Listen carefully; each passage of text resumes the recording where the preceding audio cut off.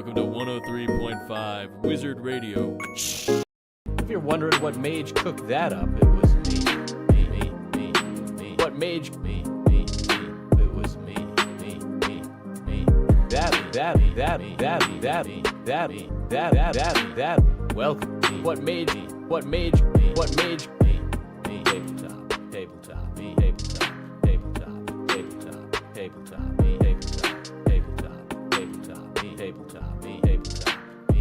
What mage? What mage? What mage? What mage? What mage? If you're wondering what mage cooked that up, it was me. What mage? What mage? What mage? What mage? What mage? What mage? What mage? What mage? What mage? It was me. What mage? It was me. What mage? It was me. What mage? What mage? What mage? What mage? What mage? What mage? What mage? What mage? What mage? Welcome to me. What mage? Welcome to me. What mage? What mage? What mage? What mage?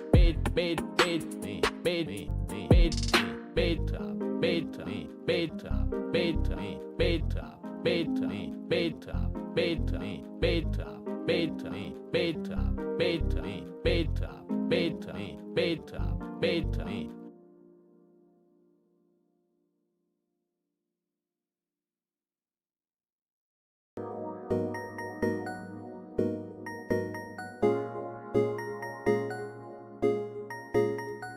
Welcome to 103.5 Wizard Radio, where we only cast the meanest of spells.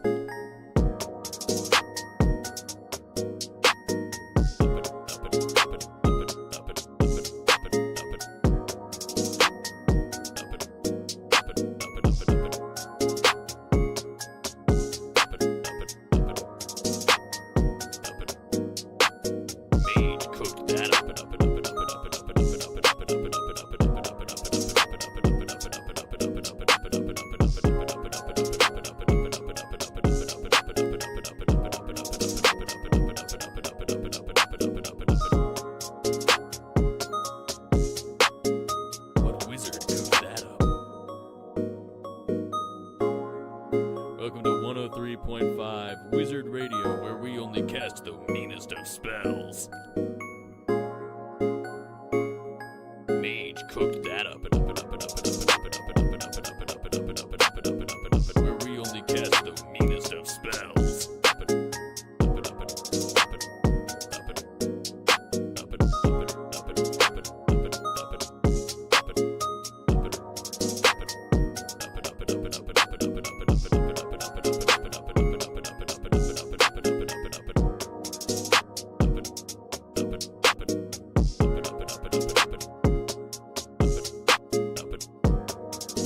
Mana potion coffee brews so good you'll be wondering what mage cooked that up.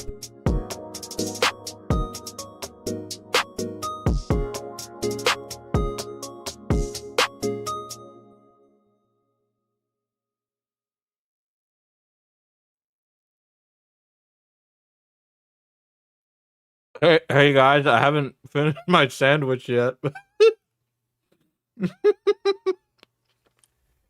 Hi chat.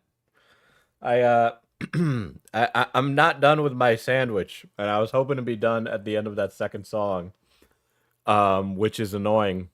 But yeah, I want to get started streaming as soon as possible. But yeah, yes, you did catch this motherfucker on stream. What the fuck is up? What's up, bestie?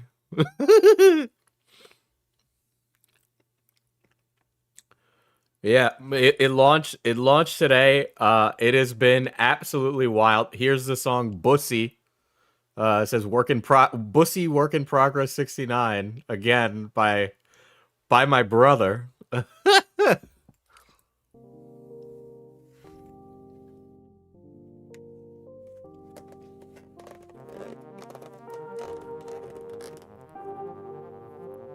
My pussy pregnant. Sorry, I didn't mean to say that out loud. I just thought it. God, I hope.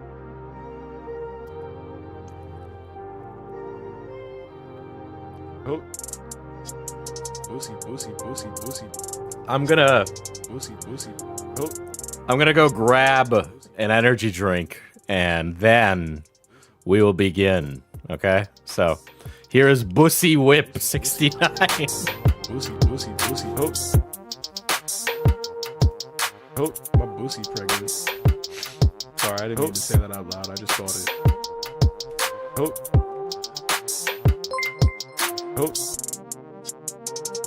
The new pillow covers has straight up yocking it. And by it, haha, well. Let's just say. My peanuts. Oh. Pussy. Oh. Pussy. Oh. Pussy. Oh. Pussy. Oh. Pussy. Oh. Pussy.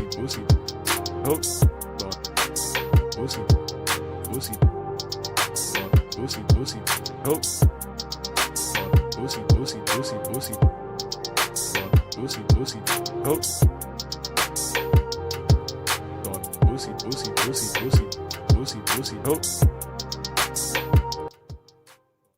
Hello, chat. Okay, now I'm back officially for realsies.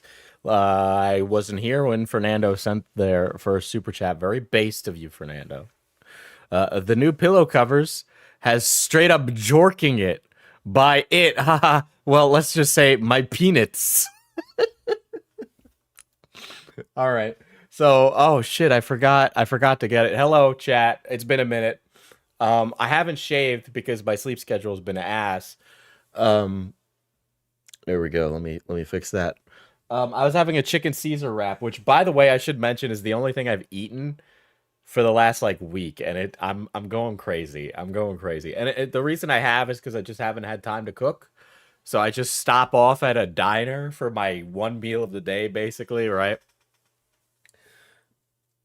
There we go. Gonna zoom in on that a bit. But yeah, I haven't shaved at all, so I'm looking like I am looking like Poppy. I'm looking like Juan, the lawnmower guy, okay? That's what I'm looking like today, and I could make that joke.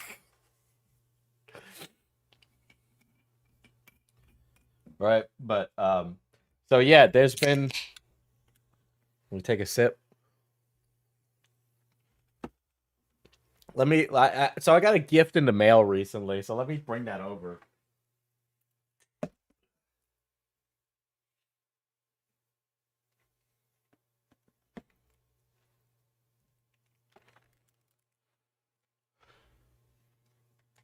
The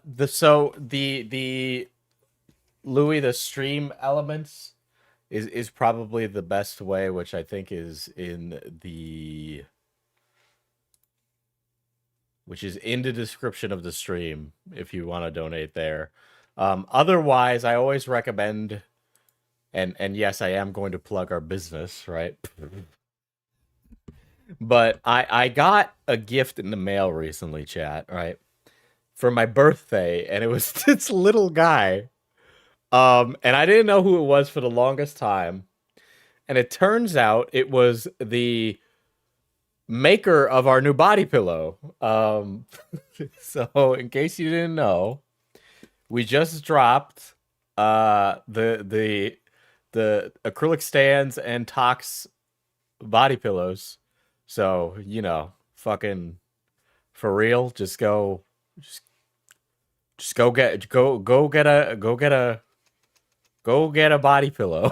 Oh, go buy one. But yeah, Toxic sent this to me as a gift, and like this this is such like a girl thing to like send a friend a plushie. It's such a girl thing to do. I thought it was really sweet. I think he's super cute, so he'll probably go on my bookshelf behind me. But yeah. Sad Keanu, thank you for becoming a member of the gas station. But yeah, if you can't afford a body pillow, we have acrylic stands as well. And if not that, and you've always been looking to buy coffee, we just put out the fucking decaf coffee, okay? So you can go and check out the new stuff.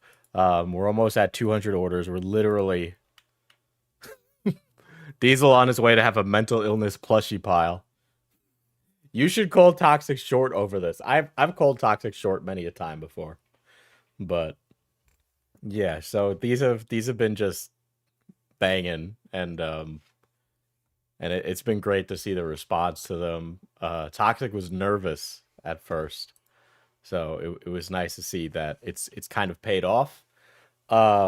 I'm stoked about it. We're all stoked about it, honestly, that it's done so well. So definitely get it. If you are on twitter.com, right, chat? If you're on Twitter, formerly known as, or you're in a Discord server, right? If you send a picture of your order number, right? If you send a picture of your order number by either tweeting at the Twitter account at Mana Potion Tabletop or in the Discord server, right? I will throw you into a raffle, right? Now you have to buy a body pillow to do this, but we have some Diesel body pillow covers left for Goblin Diesel. So if you send your order number with that, you'll be put in a drawing, and some of you will get an extra body pillow cover with your body pillow. So, do that if you're down. But we have them, and then if you're not in the community server, there you are. I've learned to never insult a person who can draw you getting railed by a creature of their choice.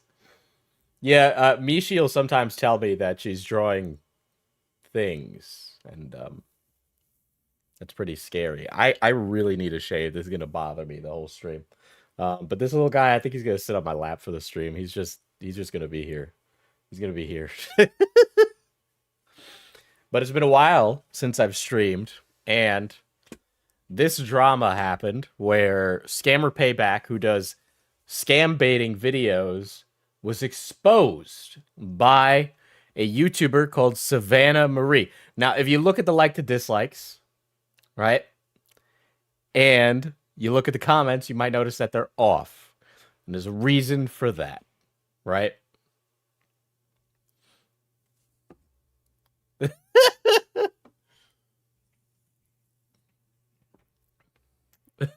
Hey, chat, please like the stream so that the trickle-down economics will hit the mod squad.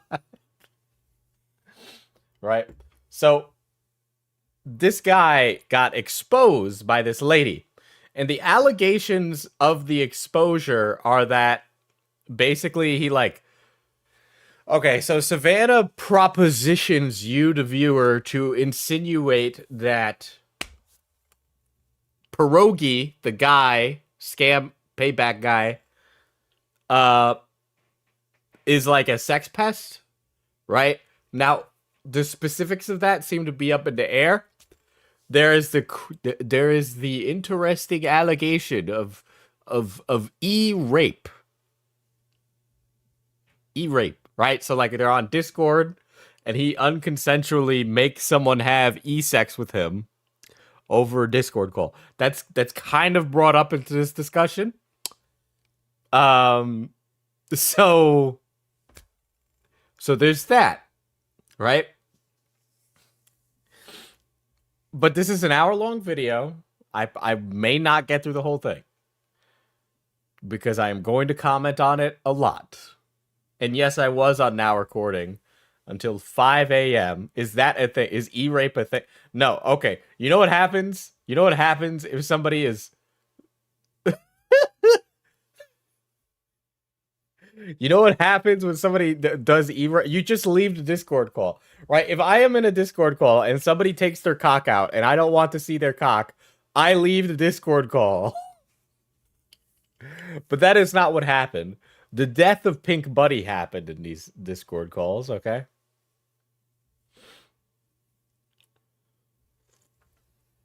But, yeah, with that, I'm just going to get into it.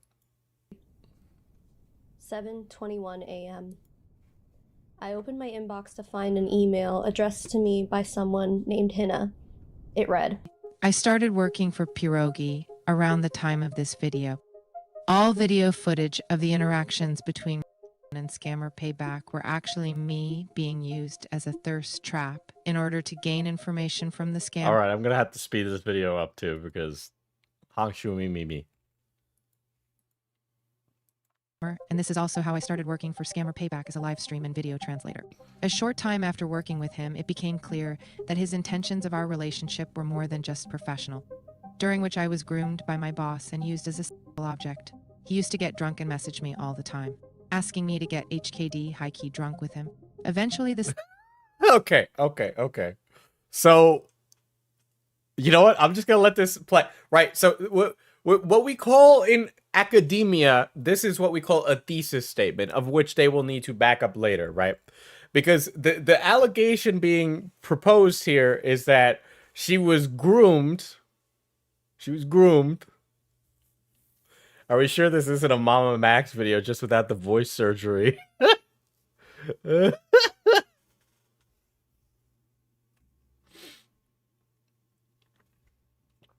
So he was groomed. He groomed her and then used her as a sexual object, right? So, okay. The allegation is like sexual harassment, really, when you boil down to it, right? You need to put a label on it. There's that. Shall we, Hina? Oh, man. Strikeout 2, Hina. Last call, doobie-doo. Yeah, I know we're all lost, but that's because this isn't a very good essay that she's produced for us, okay? led to him asking for videos and nudes and poses to reenact for his sexual fantasies. I would like to add that he is married with children and his public image relies highly on him being a man with Christian values.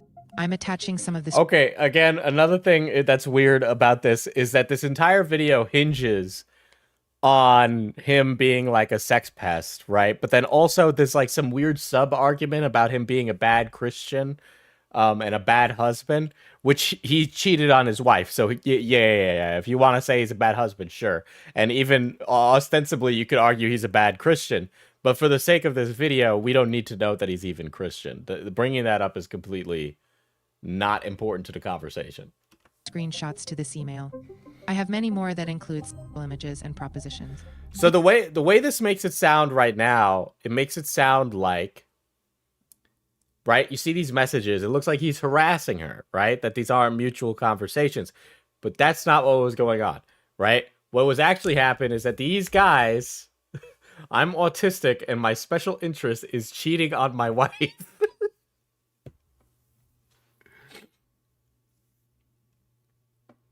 These are the screenshots showing how obsessively he behaves and the fact that he would not take my silence as an answer. I'm from a third world country. I was getting paid in dollars and not complying felt like it would jeopardize my job and source of income. Thank you for your time, Hina.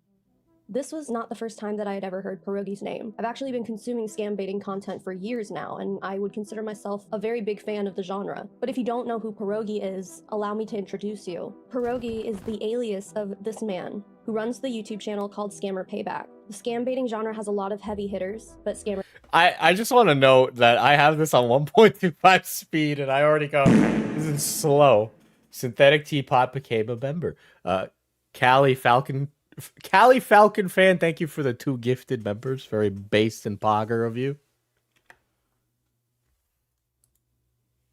Payback, having over 7 million subscribers on YouTube, is arguably one of the most popular ones. Perhaps the most important thing I want you to take from watching this video is that I do not want you, nor do I expect you, to immediately end your support of Scammer Payback because of this video. While Scammer Payback did originally start now with we got Pierogi, 3 gifted, very based and pog. That employs many people. There are employees of this company who rely on Scammer Payback for their livelihood, and I would be remiss to say that, oh, they don't even do that great of work, because Scammer Payback does amazing work. They have helped victims of these scams by recouping their losses or even stopping the scam before it even gets to the point where the scammer can access the victim's bank account in the first place. Scammer Payback has helped a lot of people. It has helped bring... Guys, this entire business is predicated on this one guy.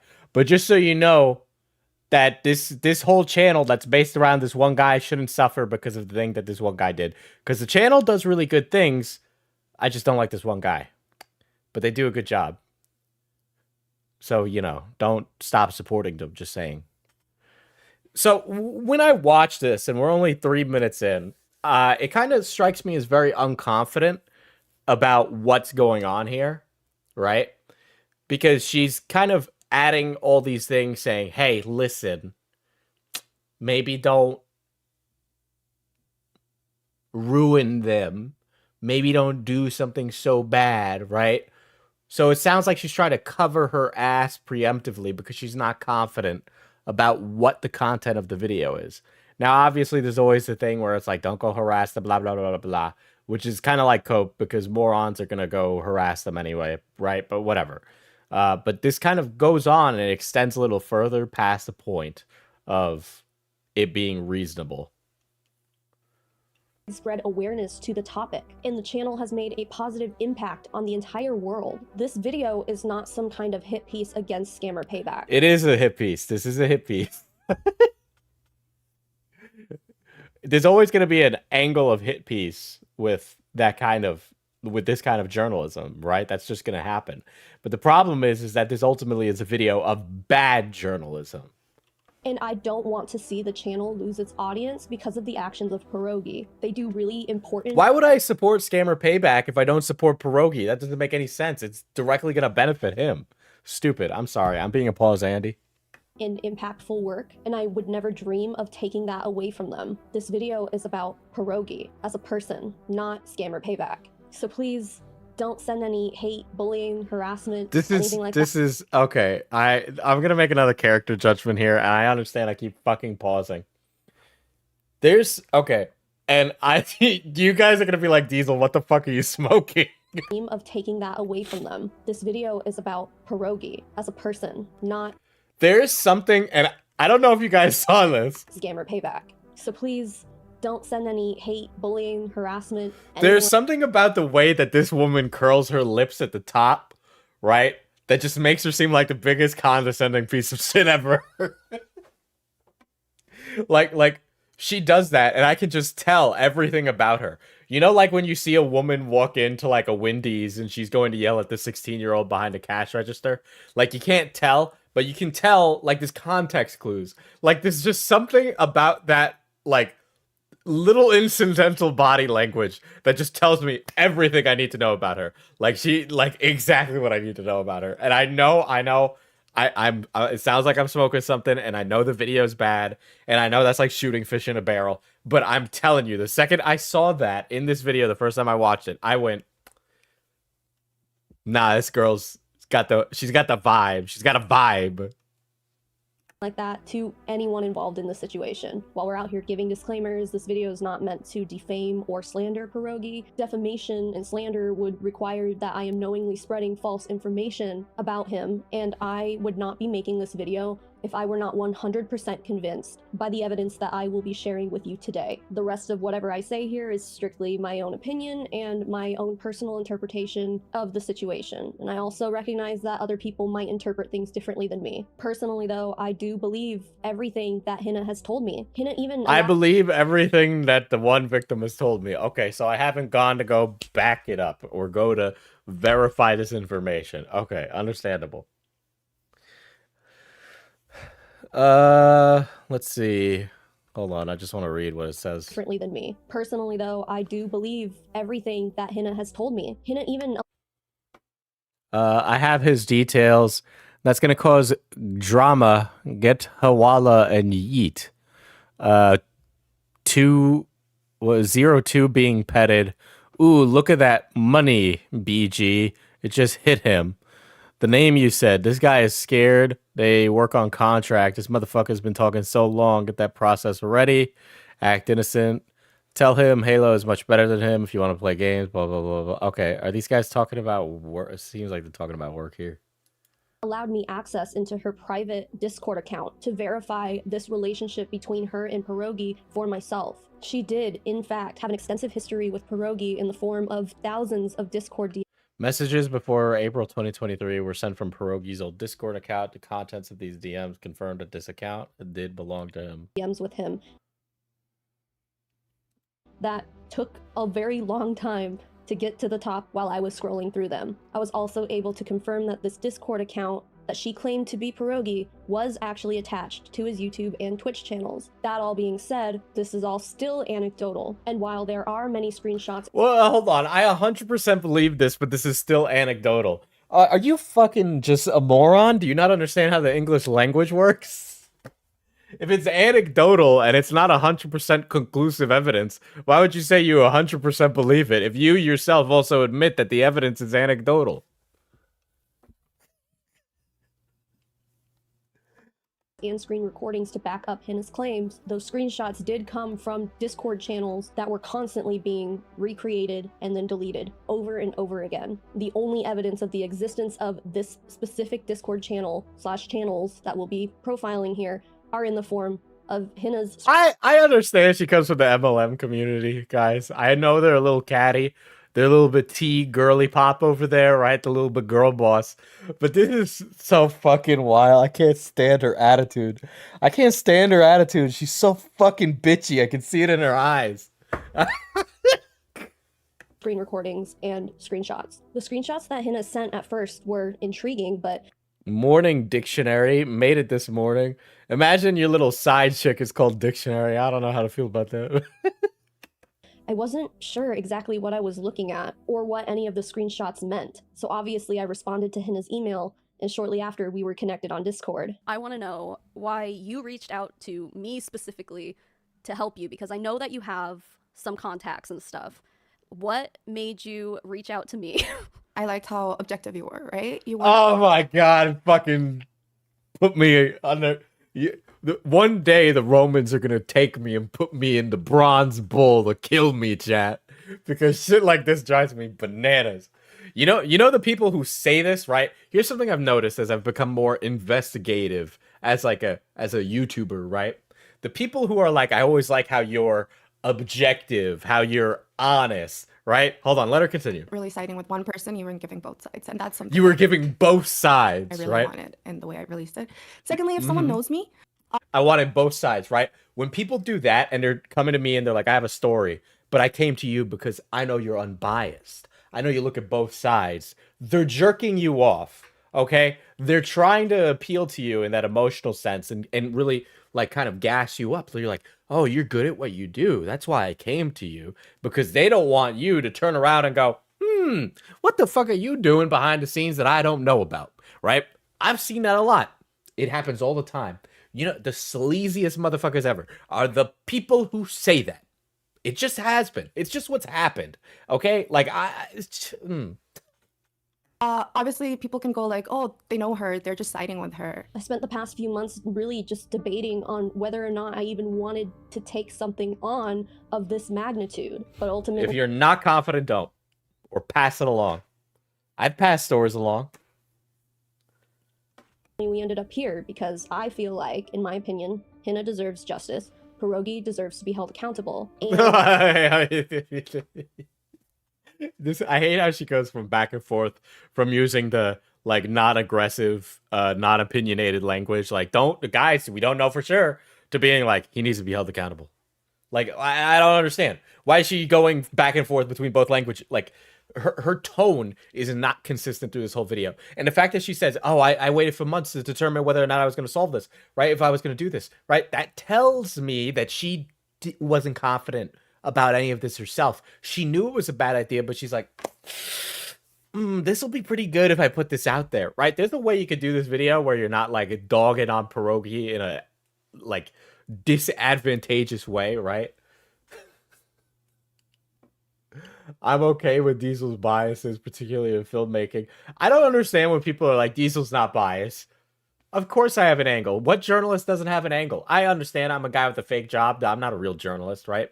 But like that whole thing where it's like, oh, he's unbiased, he's neutral. No. It's just that I'm good at giving my opinion in a way that makes you agree with me. That's the point. Okay? I'm trying to present it in the best light possible. I think that there's a lot that humanity as a whole can learn from this situation. And humanity as a whole, you're not Himothy. You're not Himothy. I'm sorry. I know we're 6 minutes in. This is gonna be longer than the fucking now recording stream.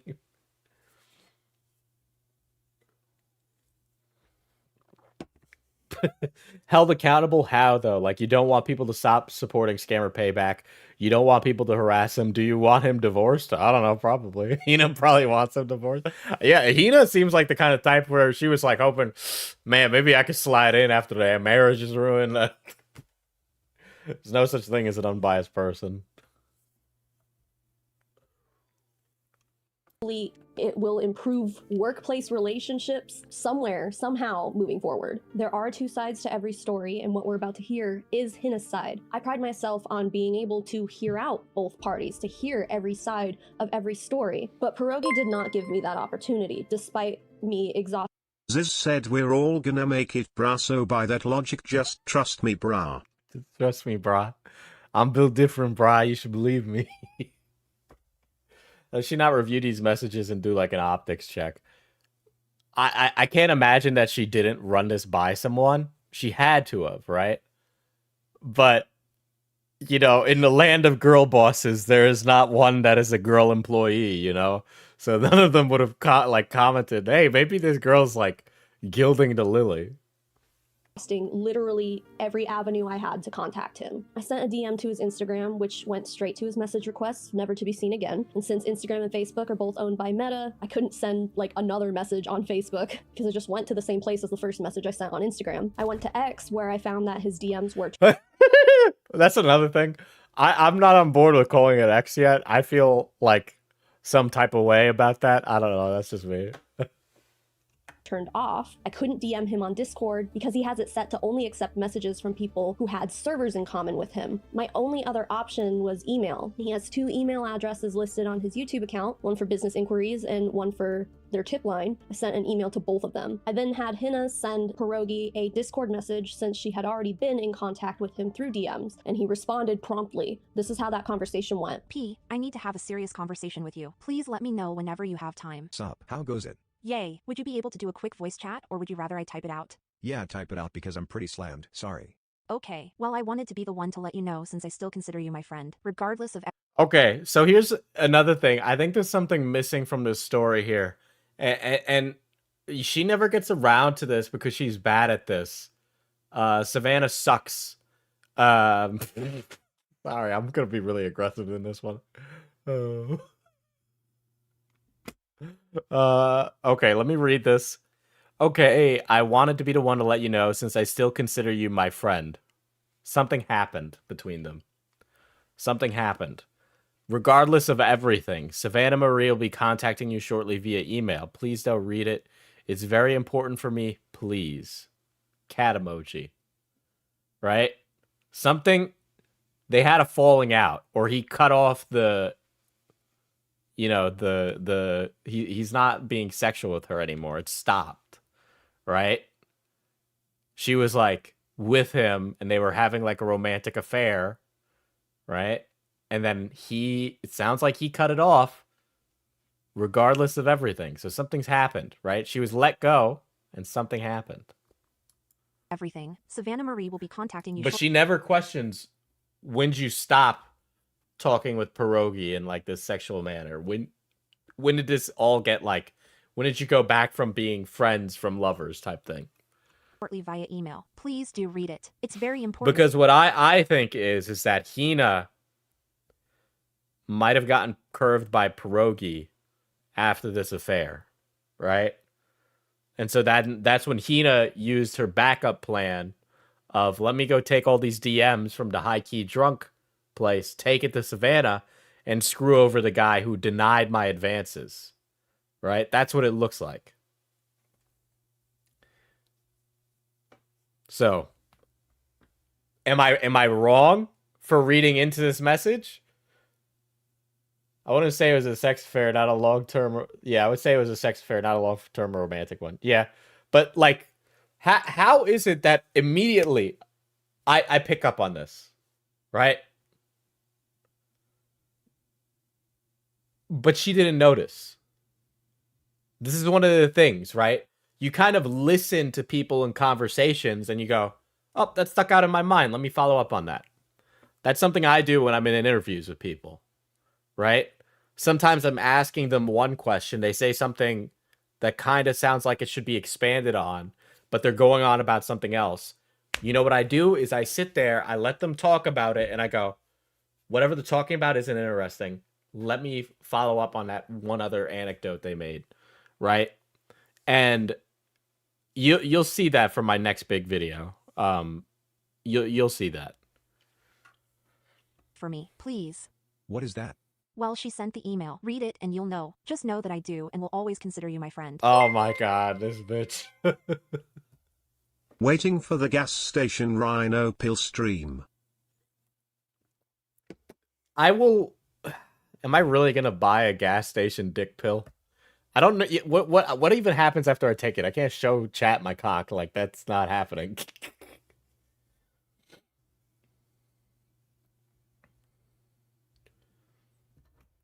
What do you mean? I'm gonna say with the conspiracy that she was a mole for the companies that have been shut down due to yeah. That's possible that she's a mole. That would be outrageous. I'd love that story. I'd love that story. I hope she was paid well if that was the case. Wanted you to hear this from me first, since I respect you and I really want you to be able to give your comment. I'm exposing you for workplace sexual harassment. That's insane. That's an insane message. This bitch is tripping. This bitch is absolutely fucking phenomenally insane. This is an insane thing to say. After that last message, silence. Neither myself or Hina have heard. Guys, I'm not getting an OF yet. I'm not at that point. My biggest gripe, why didn't she reject his advances or talk to his wife about it? If she wasn't that bothered by it, why reciprocate? If she needed work, she could ask for a reference. There's so many things that she could have done differently, okay? Like, there's so many. All right. She was enjoying the love affair that she had going on with Pierogi, all right? Anything from Pierogi since then. But needless to say, he knows this is happening. He has knowledge of this video being created. And he had every opportunity I don't understand. Why does he have to address his, like, romantic relations? This isn't... Like, if he was a serial cheater and he abused his position, right? If he was, like, a social repose type guy, I get it then, right? But if he's just, like, a guy who cheated on his wife... Why the fuck are we talking about it? Because that's what this is, okay? But provide a statement to me or even defend himself. Not even to me. He could have just talked to Hina if he wanted to. It's been over a week and I've been expecting a cease and desist letter or some sort of... Nobody's going to send you a cease and nobody's going to send you a cease and desist letter for doing something like this. It's just not going to happen. Because what happens when you send a YouTuber a cease and desist letter is they go, oh, this is a piece of paper. Oh, I don't fucking care. And then they go and make a video anyway. Sorry, I don't care, little guy. You're good. You're good. He's good. He's my homie. Legal correspondence, but I have heard absolutely nothing. Some might say that this is just him playing it smart, but in my opinion, his silence is a statement in and of itself. That's such cope. That's so stupid. The email I sent to him was basically just like, hey, Hina is going to be exposing you for sexual harassment in the Bro, this chick, I guarantee you, did not take like months to do this video. She did not give ample time. She ran as fast as physically possible to get this done, right? And at that rate, then there's as little time as possible for fucking Pierogi to respond. As if he would. I doubt he would. Here's your opportunity to speak to me on the situation, to provide a statement, etc. Please respond, basically. Literally, I just wanted to give him the chance to give me a statement. That was the extent of my intentions in reaching out to him in the first place. So he absolutely has knowledge of my attempts to contact him, and I have not heard from him. I think part of that is probably because I didn't even initially tell him exactly what Hina had sent me, what evidence I had, etc. So he didn't want to further implicate himself by essentially... What do you say if someone says they're exposing you for something? At that point, anything you say is going to look incriminating or sound manipulative. 100%. I wouldn't respond. Like, why would you? I took one before. You'll have a wild-ass headache. Oh. I took one before. You'll have a wild-ass headache. Yeah, but what if I'm built different?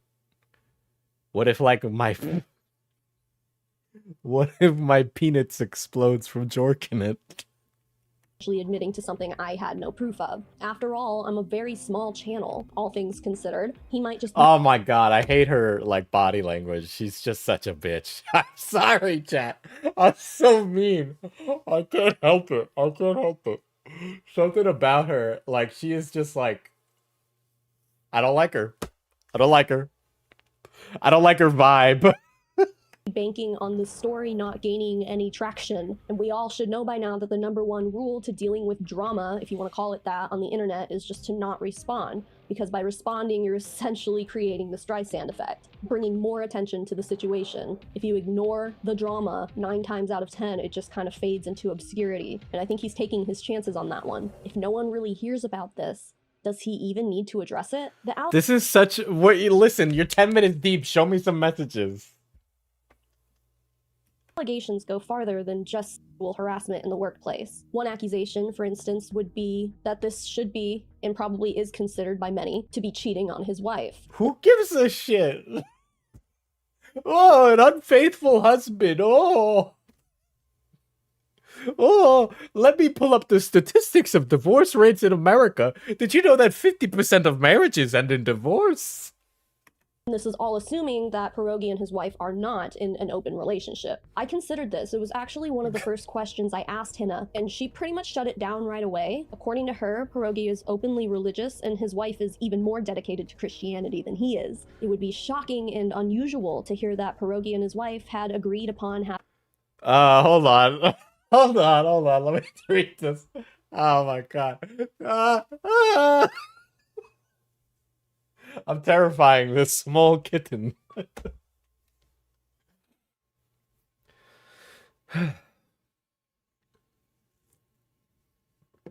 Okay. So, let me read this.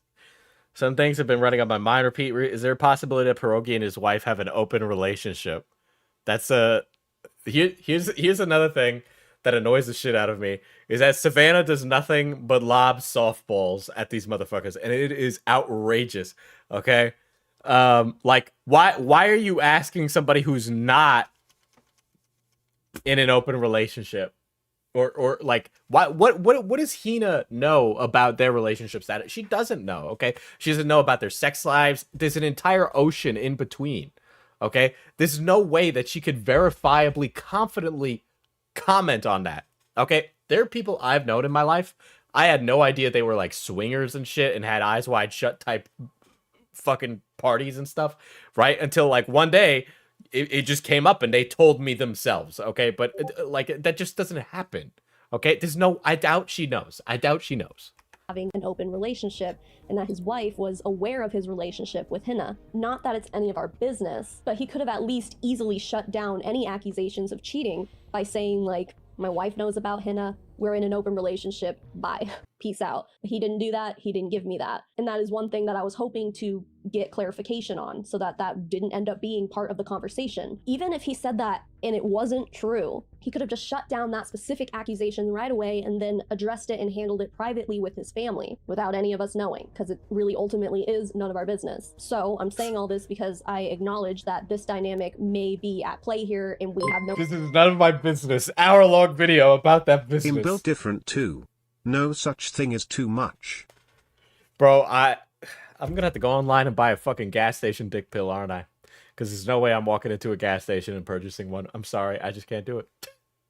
Way of knowing, even though I personally believe that it is a small likelihood that that would be the case. Anyway, I know this has kind of been a long introduction here, but I figured the best way to present this story is to let Hina just tell it for herself using my platform. So the following interview is Hina's side of the story. I will provide evidence on screen where necessary, but ultimately, please don't take anything from this video as anything more than anecdote. While I honestly don't believe that there are other people right now in similar situations with Pierogi. Very, very, very based of you to say or to do. And have been a member of the gas station for 8 months. You're a little pog champ, okay? Aren't they amphetamines? I don't know. Yes, thank you, Oil Baron Slaw. Hold on, I gotta listen to what she says again. is Hina's side of the story. I will provide evidence on screen where necessary, but ultimately, please don't take anything from this video as anything more than anecdote. While I honestly— That's insane. What an insane statement, you fucking unconfident motherfucker. Pick one. Pick one. There's a local sex toy sort of shop. Those usually have them, and the vibe is more chill there. Used to go there drunk to laugh at the superhero parody film boxes. Chat, why are we encouraging me to buy a gas station dick pill? I just honestly don't believe— I'm very susceptible to peer pressure. If we haven't noticed. There's two streams going on right now. The one where I genuinely critique this woman's journalistic video, and the one where I contemplate buying cock pills. that there are other people right now in similar situations with pierogi specifically. This is an insane statement that she makes, right? Where she like insinuates maybe there's other ones, maybe there's other women that are being sexually harassed by pierogi. I don't know. There might be some other women that are being harassed by pierogi. Think that Hina is the only one. I still feel like this video is important to— Okay, even if he was banging bussy in the back of a fucking Hooters, okay, that is like not like that's for him, God and his wife to sort out, not for me. Like, why do that? It's caffeine and Viagra. I mean, I've never had a Viagra before. I mean, I could get hard on command, but like, I mean, I guess I could try it out, right? Like, you know, what's the harm? Unless I end up having to go to the hospital, and then we're all gonna have to deal with that. I don't know why I didn't do the farts. I should have done the farts by now. It should have happened. But yeah, Slaw, thank you for the 5 gifted. Publish because of the admittedly unlikely possibility that there could be others who are too scared to speak out. There could be others, guys. That's such a load of horse shit, right? The thing is, there always could be others in these type of situations, but when you say it like that, it's like you're saying there are others, right? Because the people listening are stupid, right? So when you say this, it sounds like I can get hard on command. I feel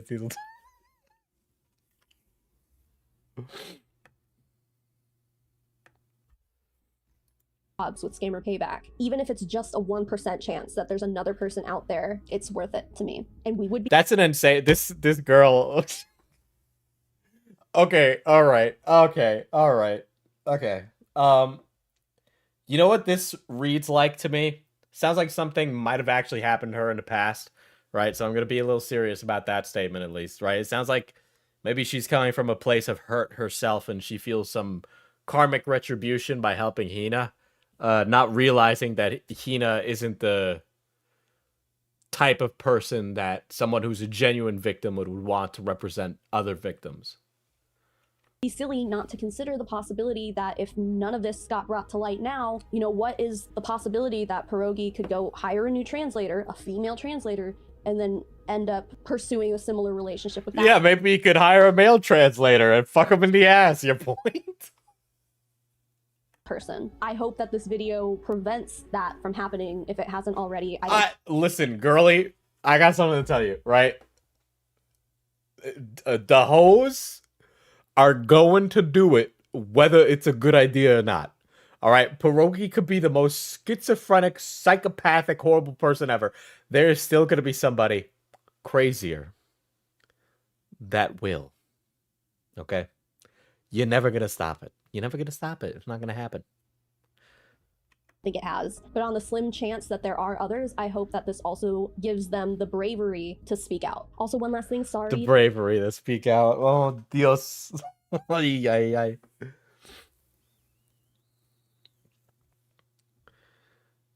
That the recording of the interview is a little bit choppy. I think my graphics card needs replacing.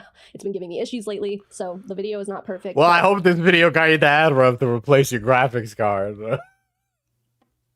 Potential hospital stream. Ultimately, the audio is what matters the most. So anyway, here's I hate her body language. There's something so off about this woman. I swear to God, something is wrong inside of her. My name is Hannah. I go online by the name Dictionary. The dictionary thing. You told me the story before, but do you want to explain how you got Potential that name? hospital Well, stream. there was like a live stream going on, and I was translating in the background, and the scammer suddenly went like, "Hey, do you have a dictionary next to you or something? Like, how are you constantly able to tell what I'm saying to you?" So I just took the name from there. He was like, "Yeah, I have a dictionary," so I became Dictionary. You are the dictionary. What is life for you like? How did having this job with Pierogi improve your living situation over there? That is not a question that's pertinent to this story whatsoever. Okay. I will throw softballs that I know the answer to. All right. This is like, you're getting into the psychology of how you question somebody when you're doing stuff like this. She got a demon in her hair. She's holding it back with the bars, her bangs. They call her barcode, okay? So what you do is that you throw out questions you know the answer to get them comfortable.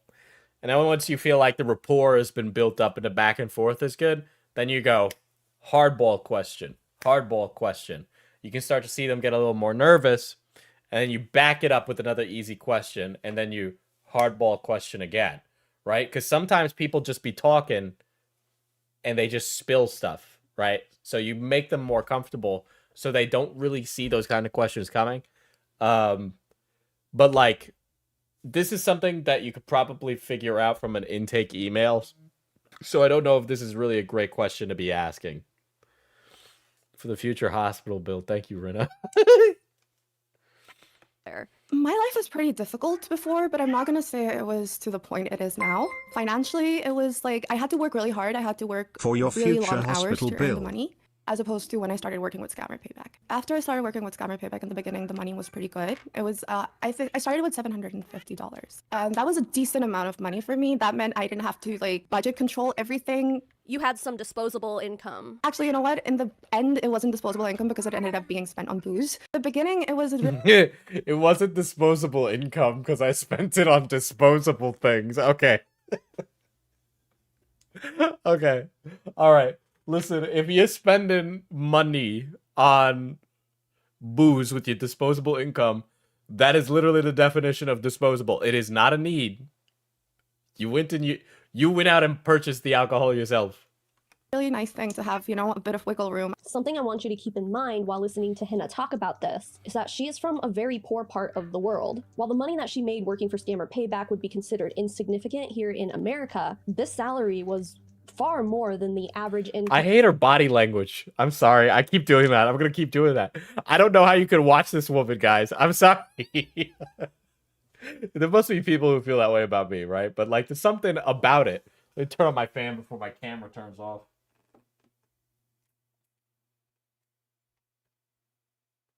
There we go. I have a little computer fan I put on the back of my webcam so that way it doesn't turn off.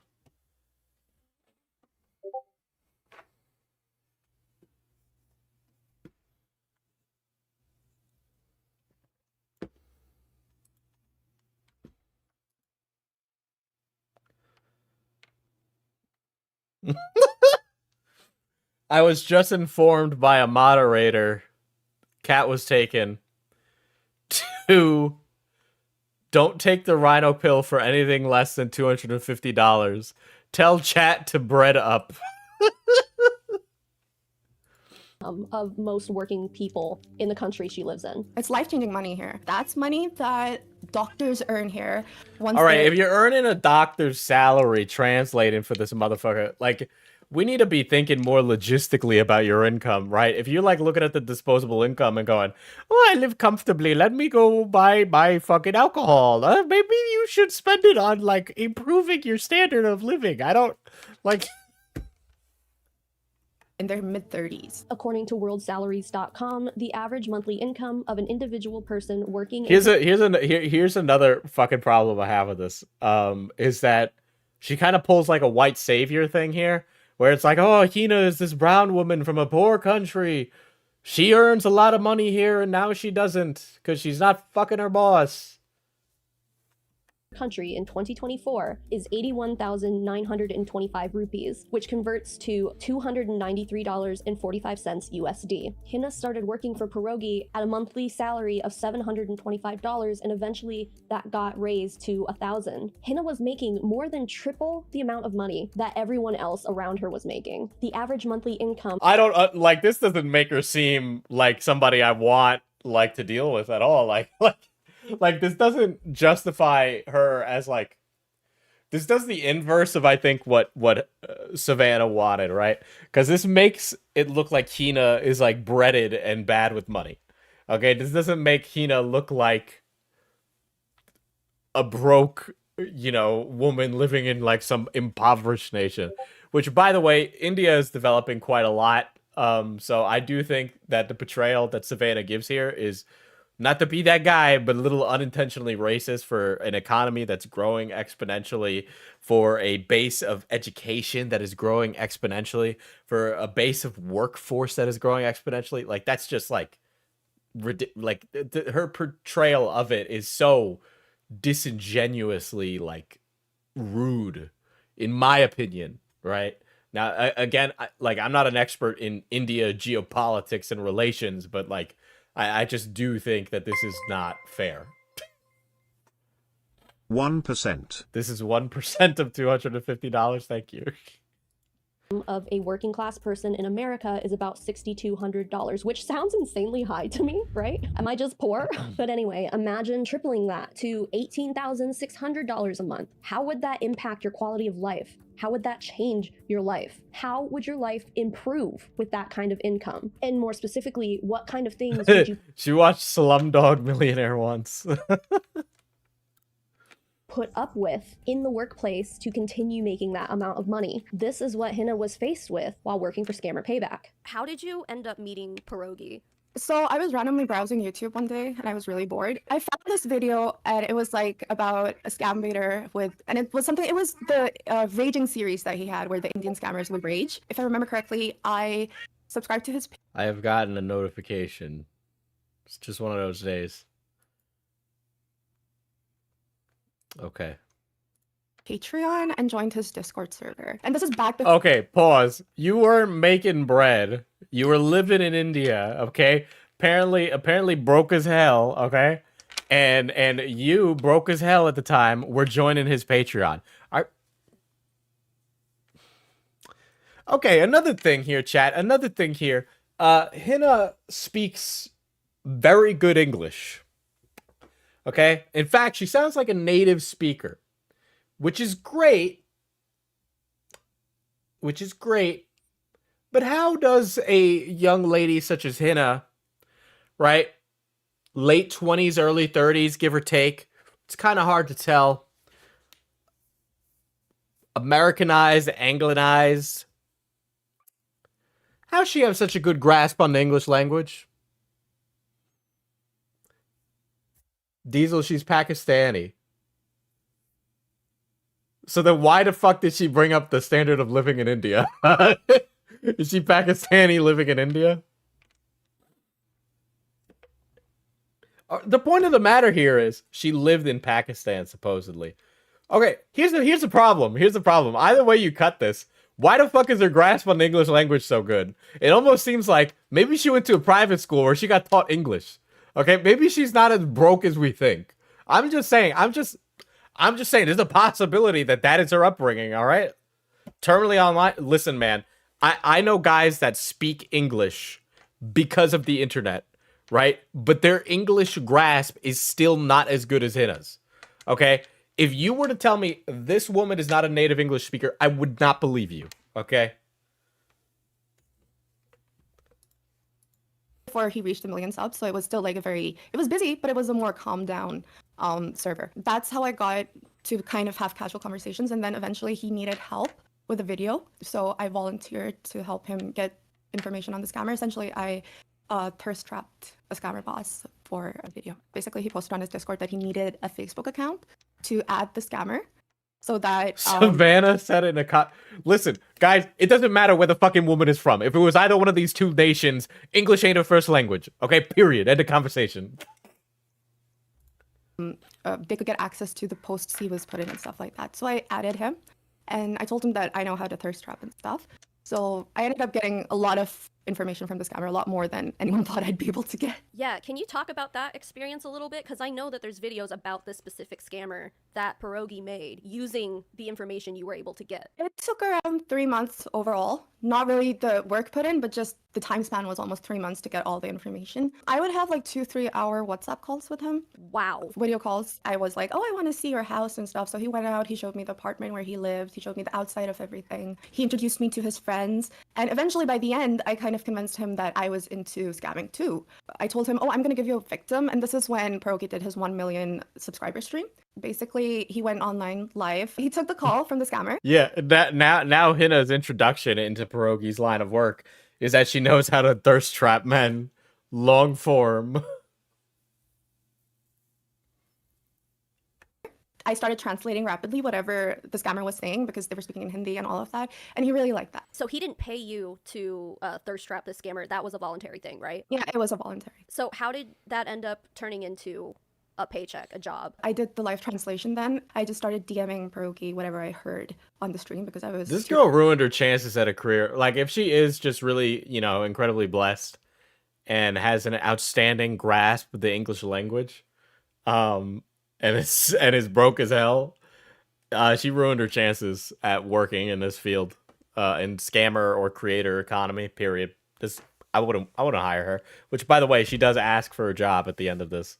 Into the streams for a very long time, and after a couple of months I just couldn't manage freelancing. I wasn't even freelancing, I was volunteering, translating at night and then going in the morning to work. It just wasn't feasible for me, so I told him that he should get either a new translator or you know, I need some compensation.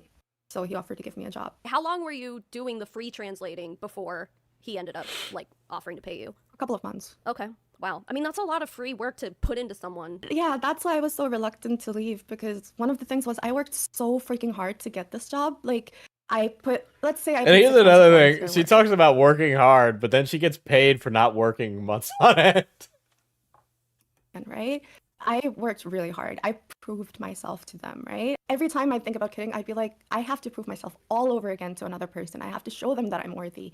And that is so much time and effort. Do I still have that in me? I don't know, because I'm still kind of collecting myself after everything that's happened. Here's why you won't work in an investigatory passion. Like, God, I can't speak English. She's not going to work in anything that requires investigation. She couldn't work in anything I do because she leaks. Okay, like that's not gonna happen. She's not gonna work with another scam baiter because she leaks, because she turns tricks. Okay, like why the fuck would you work with somebody like that? When was he streaming? Like how many times a week, let's say, were you translating for him? When I started off, he would stream almost daily, maybe 4 streams a week or stuff like that. By the end, he barely streamed. You've sent me screenshots, and obviously by the time this comes out, you'll have posted a lot of them. So in a lot of those screenshots you sent me, you could see the Discord server that you guys were in called the SP Intel Hub. Who used that server? Was it just you and Pierogi? Just Pierogi and I. We were the only people in that server. Okay. And what did you I guys... made it. Oh, you made it. Okay. What did you guys use it for? I was consistently messaging the translations in his DMs, right? So that's why I made the server, so that we could have like different, we could have it more organized. Oh, the girl's got a cat, and she's apparently in I'm sorry, like that's like another thing where it's like an extra expenditure, right? Something is rotten in Denmark. This Savannah fumbled the bag here, right? There's something interesting about this Hina lady that never gets addressed because Savannah fumbled the bag.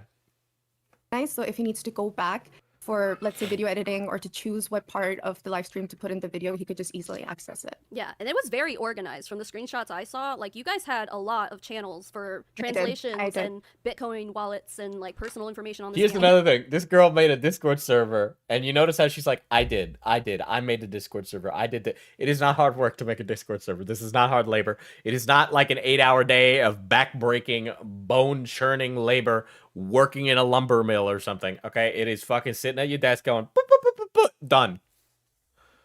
All right? And she's like, I did that. Okay? Scammer Payback works because of me. No. You realize how many people could take your fucking job if you're a translator? You are not special. That is not special. On top of that, this is you're not. No. Stop. Fuck. God, this woman annoys the shit out of me. I did all of that. This is when it's gonna start getting a little spicy. That is not how you handle this conversation. Oh shit.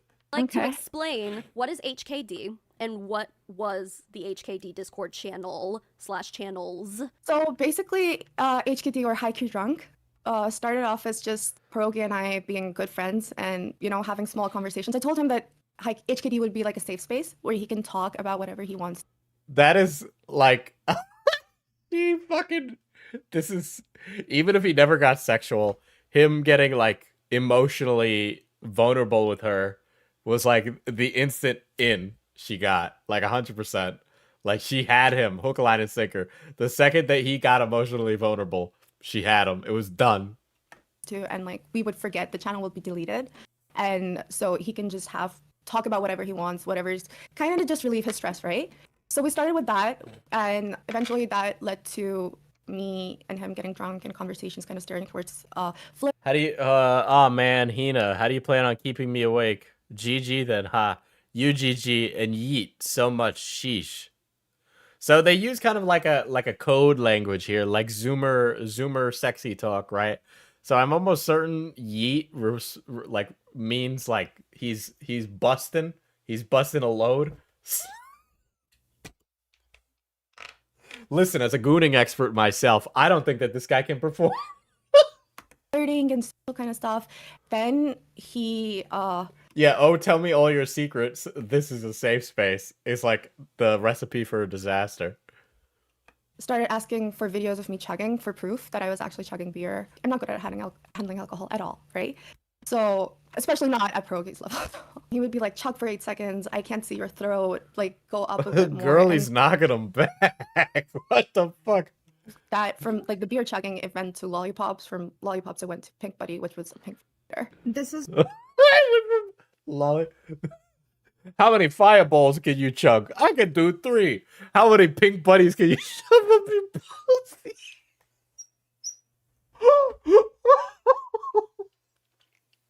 and then calling a pink buddy is just the icing on the cake. Poor pink buddy. He did so much work, pink buddy. Shut up, pink buddy. I miss you, pink buddy.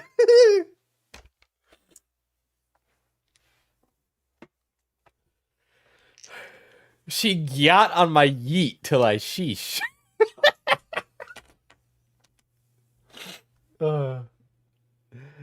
She got on my.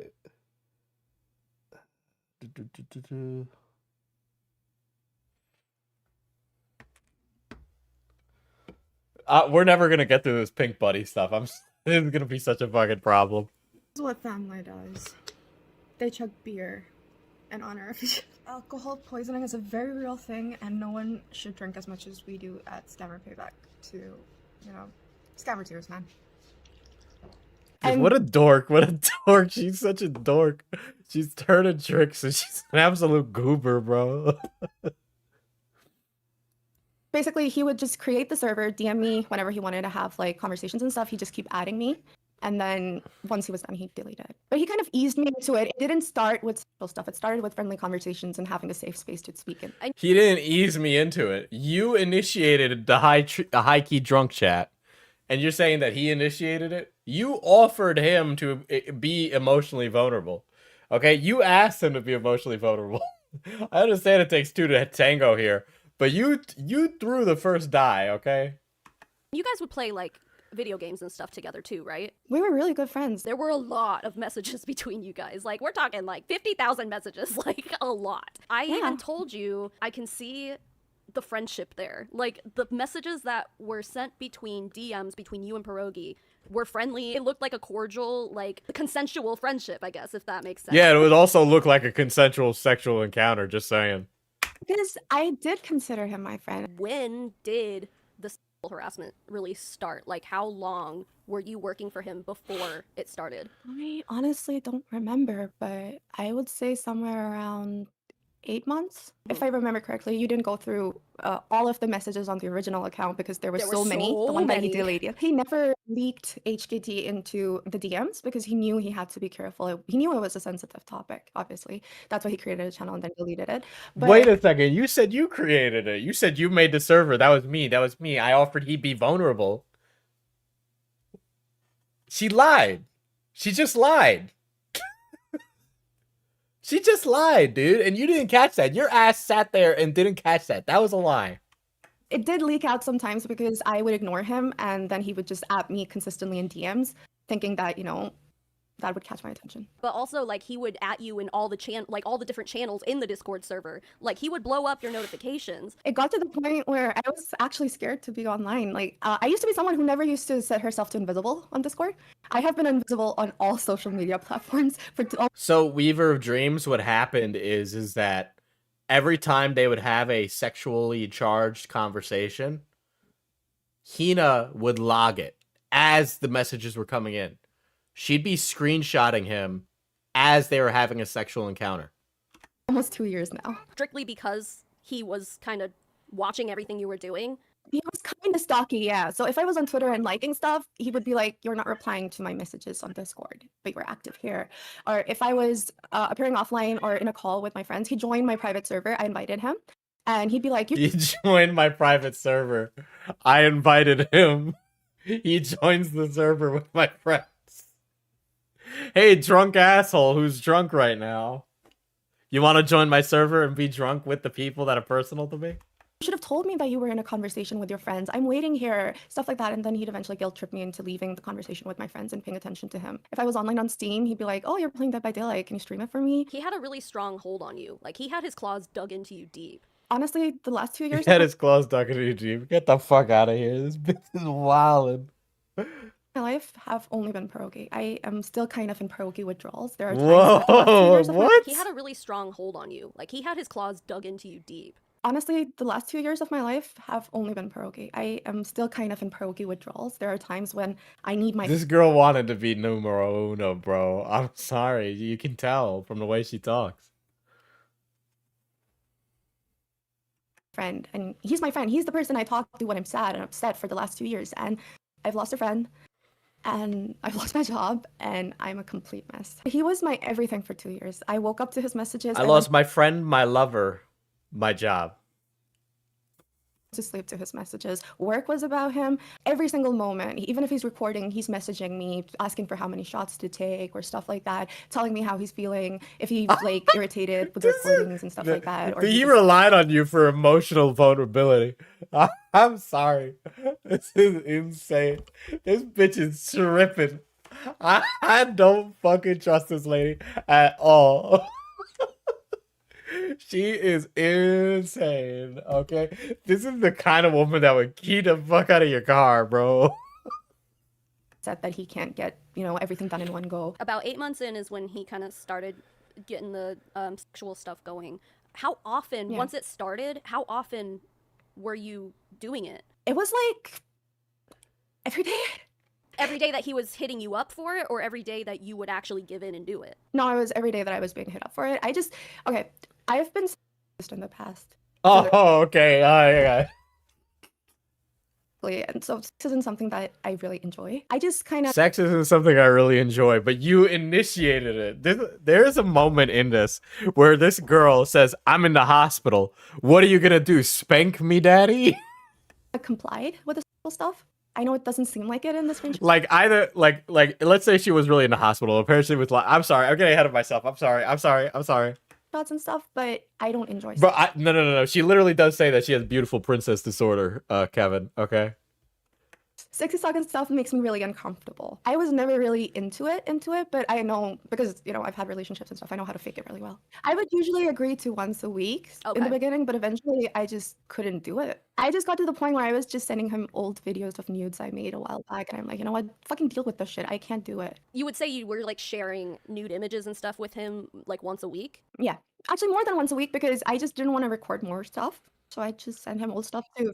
wank too, yeah. And I told him that this is old videos and stuff, and like, reruns is what we would call it. Wait, okay, so reruns, that's a good thing that Oh you brought my it up. 'Cause god, that they have like this whole fucking like language. I can't wait to see some more messages that I like. is something I wanted to clarify, because there are multiple screenshots where he's saying reruns, and I didn't know if that meant like you were sending him old videos, or if he was just Yeah. like thinking about you, or I was just sending him old videos because I can, and you'll notice that reruns are pretty common in the DMs. They and are, messages yeah. because I could not, I just couldn't, like, at least for the last 6 months, I just could not. So I would just make excuses consistently. would you guys ever like video chat live together, or was it always just The sexual messaging? stuff was only like messages. He wanted to do live when he would go out of city or somewhere. He'd say he'd get a private hotel room and we could live video call, but I'd say yeah, totally, and then I would not reply. This was around the summer of 2022, and Pierogi tells you he's going out of town, he's gonna have a private room to himself, and then he says like, we're gonna have to plan. This guy, I just okay. So even if okay, Pierogi is cheating on his wife. This is cheating, okay.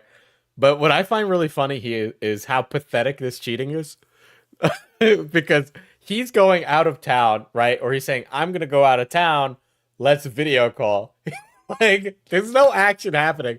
This is a guy sitting on Discord with his phone with one hand on his cock, yanking it to a chick halfway across the world.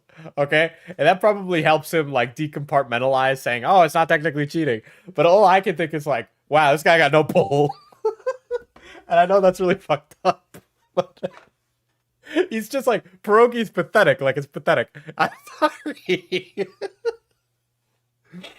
I'm really mean today. I don't like any of these people. Many HKD sessions, many high-key drunk sessions. It's time. Hina, let's go. I'm here. Haha. Lol man. Yo, fam. I wanna, but Well, he's like clearly drunk when he's like messaging her, right? Like, that's high key drunk. You're both drunk. And he has an alcohol problem. really can't. My depression is at an all-time low. I don't even have the desire to live anymore. Oh dang. I'm sorry. What can I do to help? Be there. He's immediately, the tone immediately changes. He's like, "How can I help you?" Right? So now they're sharing their emotional vulnerability with each other, which builds personal rapport. For me, there's no one. Remember all the people you help. I'm all alone, and it's suffocating. I'm sorry, fam. Just know that you're helping people. I know, Bossman. And that's something to be proud of. We saved 2 huge-ass wire transfers last week. A good HKD will help for sure. A good HKD. Trying to make you laugh, fam. After the first, I'm broke again. He's so fucking corny. No riz, no riz. like I've completely moved on. Like, yeah, bitch is a snake and he's a fucking bastard for cheating on his wife. But like, if we're just talking about riz here, none. Again. Well, I'll pay ya. Ooh, then tomorrow, beer. Bro, he literally advances her payments that way they can hang out together. That's insane. Time. Gotta buy lube. LOL. I want to kill myself. Anyway, I'm gonna buy lube.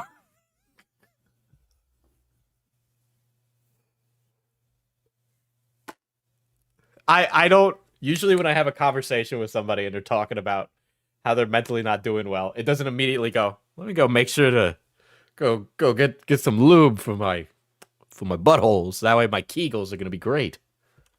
I gotta fly tomorrow, fam. No. So time to plan multiple HKDs, LOL. My only companion. While out of town. Oh my god, bro. Oh my god. You guys are fucked up together. ONG. Live HKD, yes. Daddy. Bro, here's another thing. She's like, "Oh, I never wanted it." What the fuck are you fucking for real right now? Like, daddy? Possibly so. Yeah, she made the conversation sexual. She initiated the sexual conversation in this video. Xylie's in the chat, everybody. Xylie, what's really interesting about this, I don't know if people noticed before, but in the interview with Hina, she lies about who makes the Discord server and who's in control of what. And that just doesn't get addressed. I didn't notice that when I was watching this with the Now Recording boys, but that's wild, right? That's like a really easy to catch lie.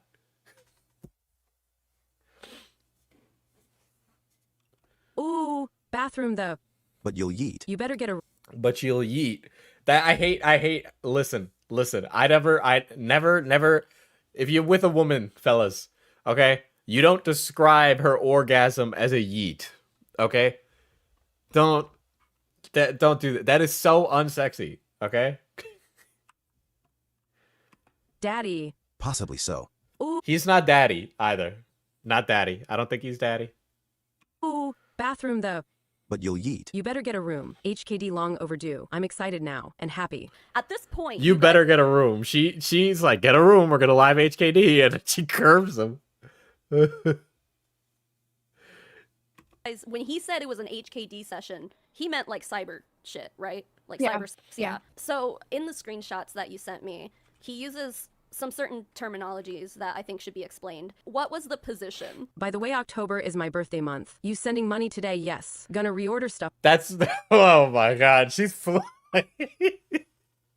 He's like, I'll advance payments. I'll just give you money. I'll do whatever. Hey, sugar doll, you're for me. Oh my god. Yeah, it sounds like how a millennial would text. I don't listen. Point of the matter is this is not sexy. Not sexy. There's nothing sexy. Oh yeah. The fucking volcano emoji's pretty bad too.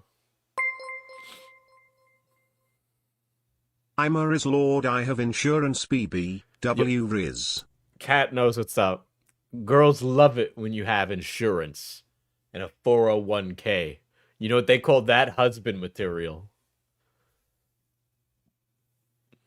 From AliExpress and ask them for discreet packaging. And if I pay extra for shipping, it should arrive soon. Never got the position, haha.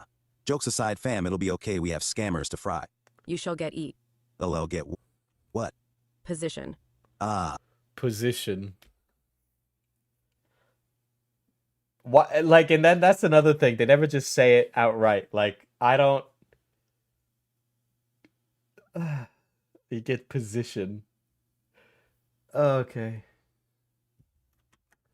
You sure? Yes, sir. But I gotta order first. Position with Pink Buddy is difficult. Yeah. I don't understand. What position did this girl get in? What is this? What does this mean? What does this mean? Yes. Well, thought you would have had by now, haha. I'm sorry. Okay, yeah, that's another thing. Okay. If I am looking to buy a sex toy as a man, and I am going to buy a fleshlight or masturbatory aid, I am not buying it from AliExpress, okay? Because you know that silicone's gonna come with that weird rubber dust on it, right? I'm just not putting my parts near anything from AliExpress, all right? Because I'll put my dick into AliExpress fleshlight, and it'll be like a Chinese finger trap. And every time I try to pull myself out, it gets tighter and tighter. And I'm gonna need to call the 911 to rip me out of the AliExpress fleshlight.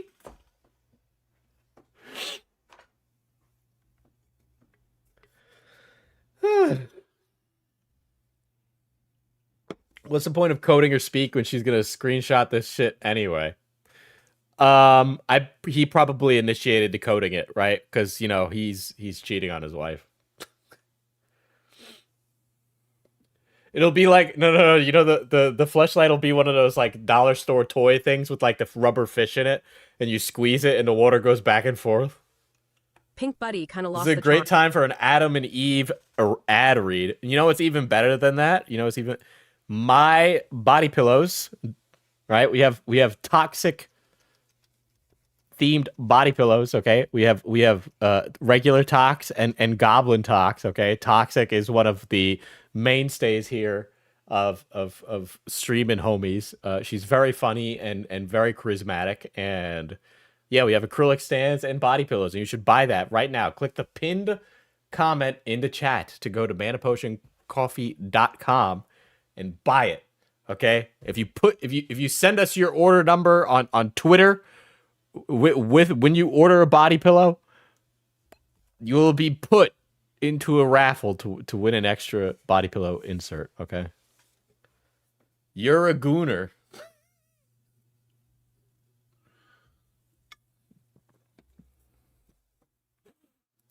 There you go. That's what we call an ad read, ladies and gentlemen.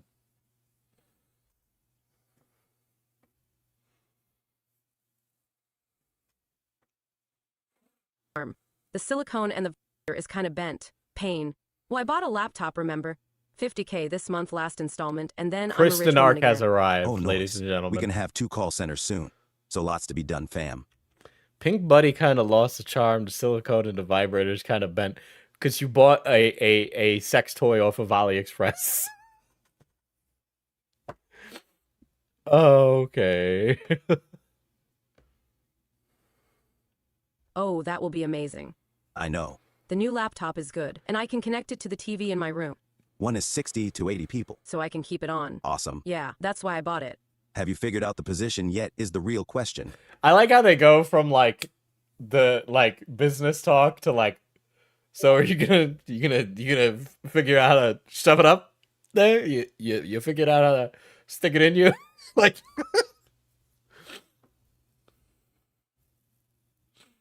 isn't you're a gooner a piece of evidence in one of the newer Ace Attorney games?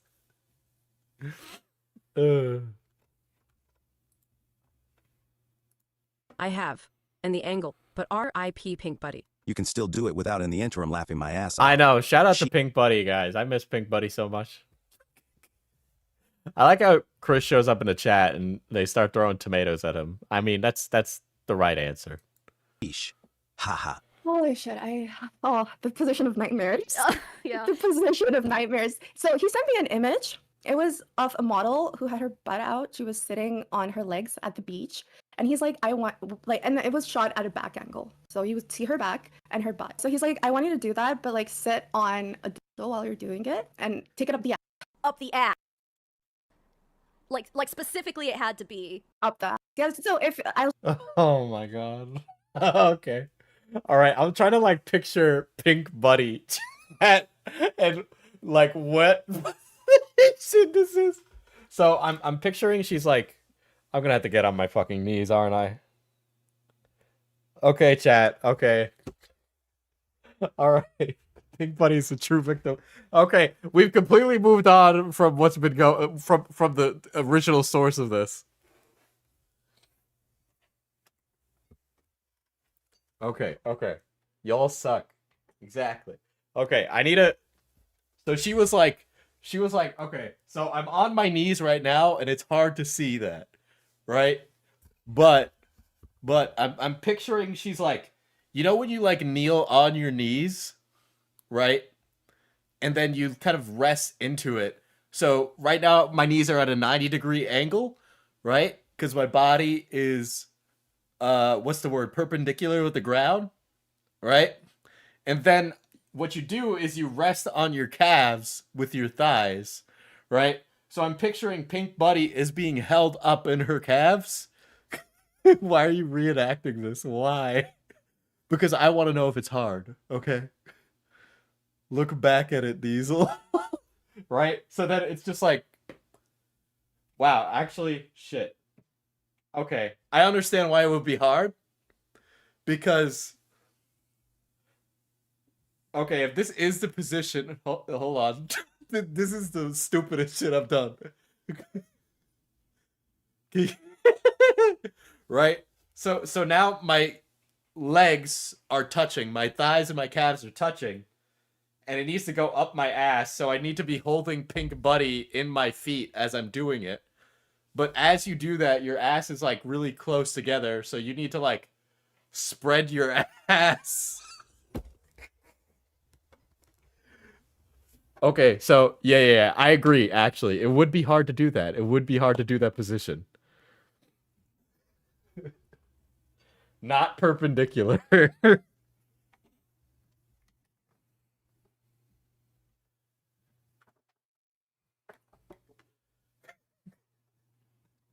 Spread your ass, dude. Spread that shit. Dude, it's thug shaker. It's a rump shaker.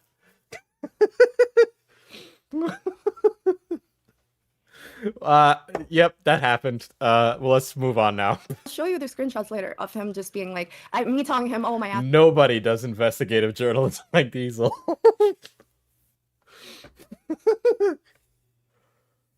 Too small, I need a plug, stuff like that. I mean, this time it'll happen. Trust me.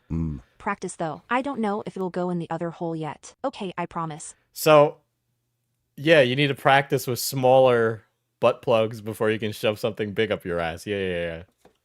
What's the practice? You need to loosen the entryway in order to take the biggest ships, you know? I've never promised before. Well, I have two plugs. Like I thought you got the real thing. On the ground reporting, ain't that right? Gotta open loophole up. I did. Oh, okay, so you haven't tried it yet. Hina sends Pierogi a screenshot confirming the delivery date of the new toy that she bought. That's a really cheap sex toy. $10.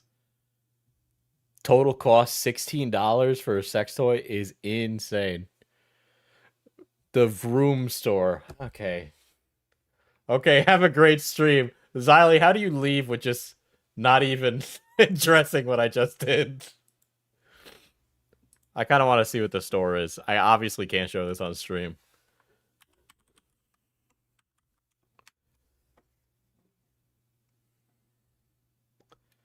Gotta go to AliExpress. Hold on. I'm just kind of curious.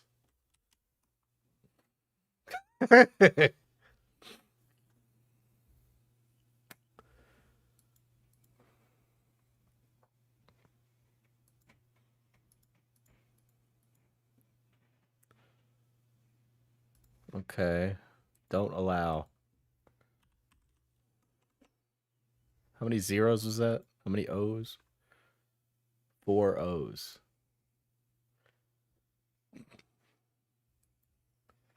Why'd it take me to Russian AliExpress?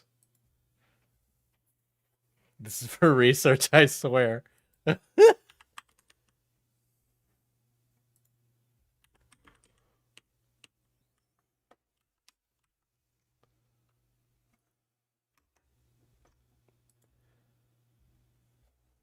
I am over 18.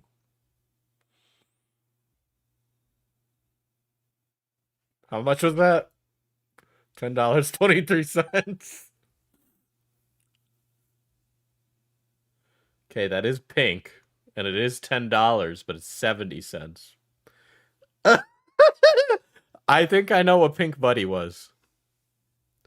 Hold on, I can do it by dollar amount. I can't show any of this on stream.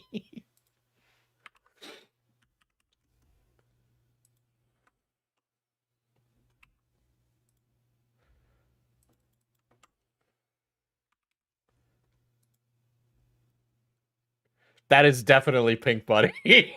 That is definitely Pink Buddy. She was buying... Oh, shit. Oh. You can go look this up yourself, chat, right? But I was just curious to see if it was real. $10.70. 6-piece set, anal trainer kit, butt plugs beginner set, silicone prostate massager for beginners, advanced adult anal toys for gay men. That has to be it. There's nothing else it can be. But how's it going? Hi.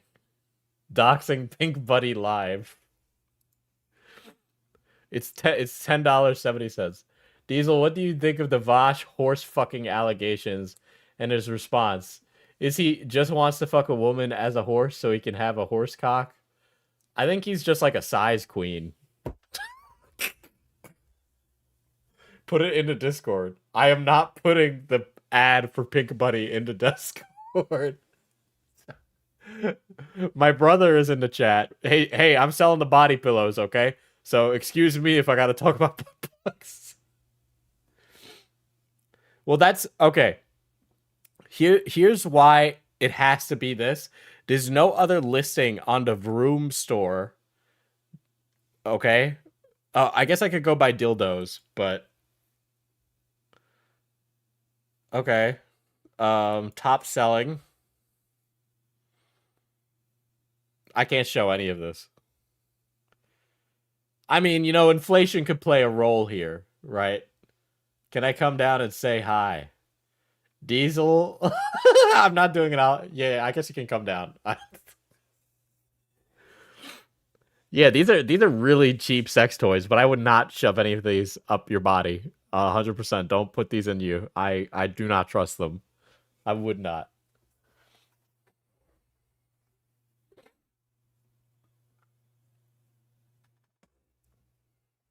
But yeah, it has to be that because that is the only.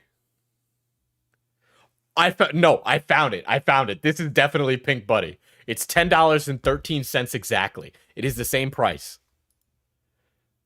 Okay, it has to be this. It has to be this. It's literally a pink dildo. So it might be realistic dildo with strong suction cup, lifelike penis for hands-free play. Are you going to order one? No. I am not going. I feel I've started something today. How much do you have to donate to get you to order one? I'm not. Well, somebody's knocking. Yes. It's me. Hi. Oh no! He's on AliExpress too. Let's make sure my credit card doesn't go. Sorry, chat's in the way. Yeah, chat's in the way. You can't really. Sorry. Do you want me to just? I'm not going over you with the the Sorry. very illicit content there. Hi. That's the other part of Mana Potion. Why are we looking at that stuff? Why are we looking at dildos? Yeah, can you go back? Because we're trying to figure out which one of them was Pink Buddy. What's that? Pink Buddy? Yeah, what's that? What do you mean? What's that? What did you just say? Pink Buddy? Yeah, what's that? I Pink- don't want to say it out Pink loud. Buddy is the code name for a dildo. It's $10.23. Yes. Can you go back? Is that from AliExpress? Yes. Okay. Yes. I don't know why it has like the weird little toy. I don't know why that's there. Are you buying those? That doesn't even look like it feel good. That looks weird. You can't show that. I feel like you can show the little. I can't show this on stream, Johnny. Did you explain what it looks like? No, hold on. I could definitely screenshot that and show that.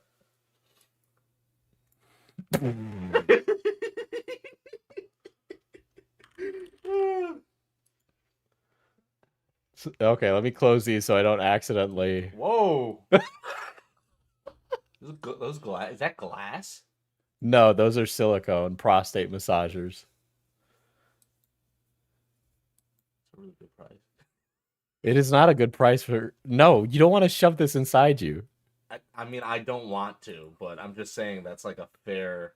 That's a fair price. You're so business built. Okay, I can show this, chat, because it's just like these are finger toys.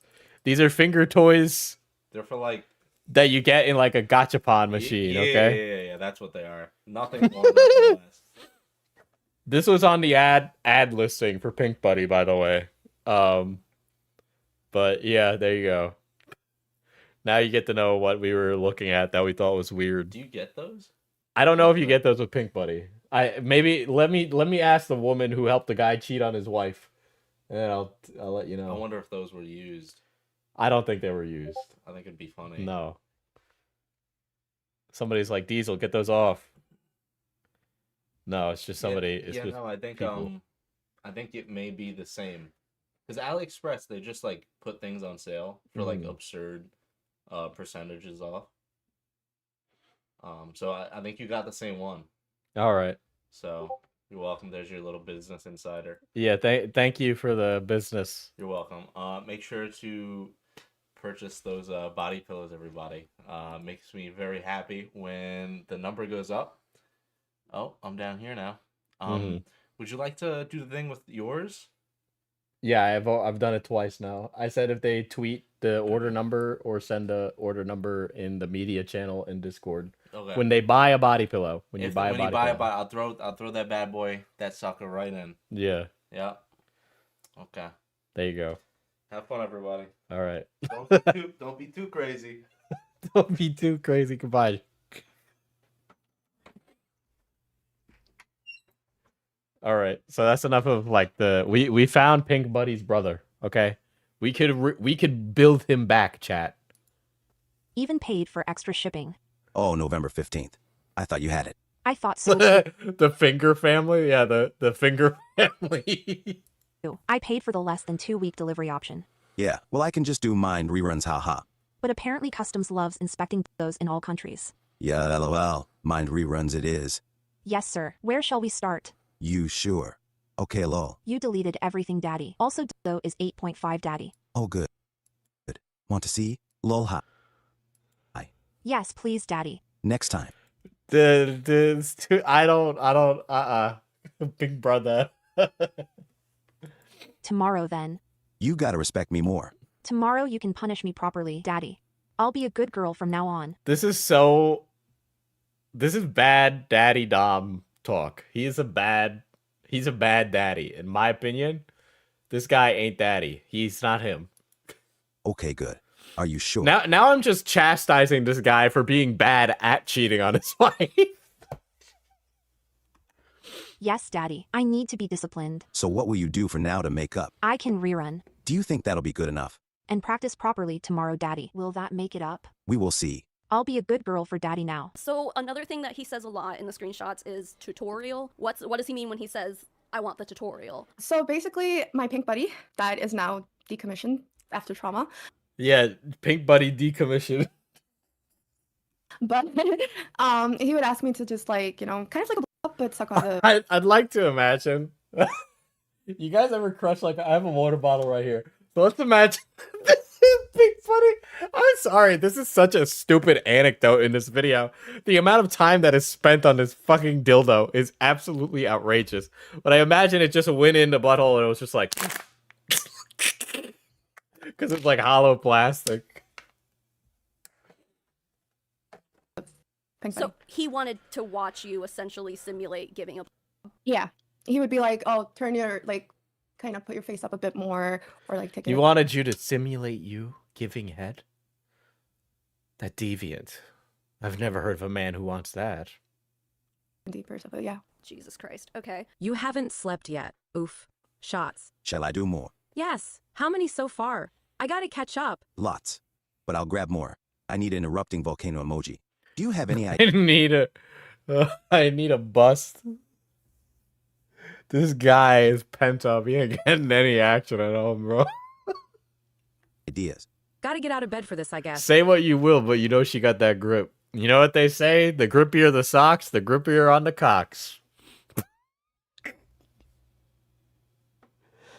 Oh, God. I think I gotta end the stream soon. I don't know. It's just... Let me just get through this fucking video. It's okay. I will just take a shot and go to sleep. Oh.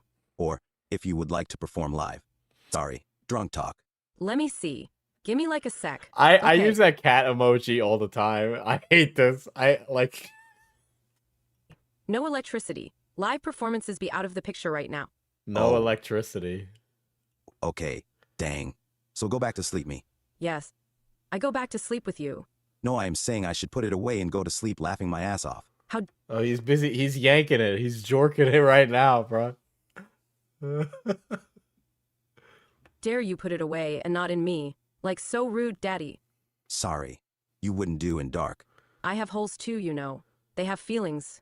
LOL. I have holes too, you know. They have feelings.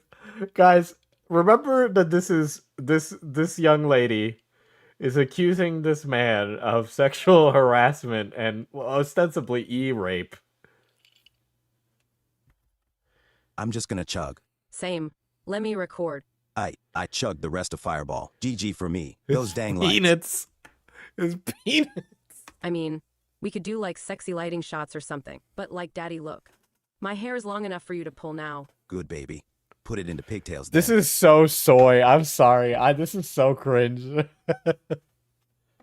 Yeah. You can't have e-sex on Discord without it being cringe. Both sides. I got you. Perf. I feel like I'm in a really bad Metal Gear Solid roleplay skit. This sex thing's gonna get me pregnant.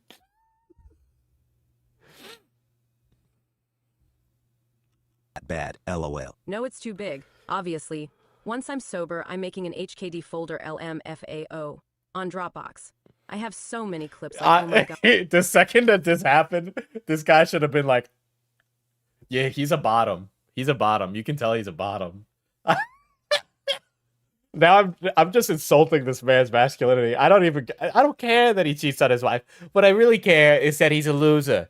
Okay? Pierogi the P man. More like the small penis man. Okay? Pierogi, I've got more scammers than you. Okay? I am the best scammer catcher that ever lived. Pierogi, you're going to be boy breggers. This Donald Trump impression is so bad. God. Even I use them to explode sometimes. Really? Like I go back and I'm like, yeah, we did this. And then I fap, like recalling the whole thing. In my hole, yes. I should just volcano emoji, I assume. Nor. Give me something, daddy. To work with. So I chug then. Yes, we chug. Okay, I will find more. Yes. Don't leave me behind, daddy. Okay, I'm not. I'm catching up to you for like my explosion too, daddy. I'll be a good They're both like e-sexting right now. And they're both like giving live commentary that they're jerking it right now, okay? I didn't even know who you were doing. That's how bad it was. Shit. I can do so many accents, but I can't do him. girl this time and wait to volcano emoji with you. Okay, I'll wait. Okay. First can down, daddy. Should I drink more? Or get the headband? Or maybe pink buddy? Tell me what you want me to do, daddy. Good girl chugging. I don't know is one enough. Okay. I get more, daddy. Okay. Daddy, are you drinking with me, though? Oh, God. This is so dorky. Bro, okay. He can't even be daddy because she is directing the sexual encounter. Okay. This is the worst e-sex I've ever read. Oh, God. like he can't be daddy because she's going like she's daddy. I had Fireball and found more. Ooh. I want to drink Fireball. I did more chugs. Headache, here I come. It's okay. We have a day to deal with being hungover. Chug, chug, chug. Chug, you say. Oh my God, she's naked. I command laughing my ass off. Your wish is my command, daddy. Implants when I got the ick. I got the ick. Costs too much. I'm fairly wasted, to be honest. I'm extra wasted. Like 2 He's days ago. topping from the bottom. Drinking. GG explode time. Go. Okie requests. No long pose, or is that prohibited? Long pose. I know she was just sitting there in her lazy day pajamas, chips in hand, while texting this, and he was so into it. Oh gosh, creep! You've killed him. He's already dead, but you killed him. Tell me. I try. Ass to can. Girl, I'm pogging Wojak right now. I'm pogging Wojak. Are you crying Soy Jack? I'll be your crying Soy Jack Sigma. I can't wait to put my gyat on your yeet till I riz all over the place.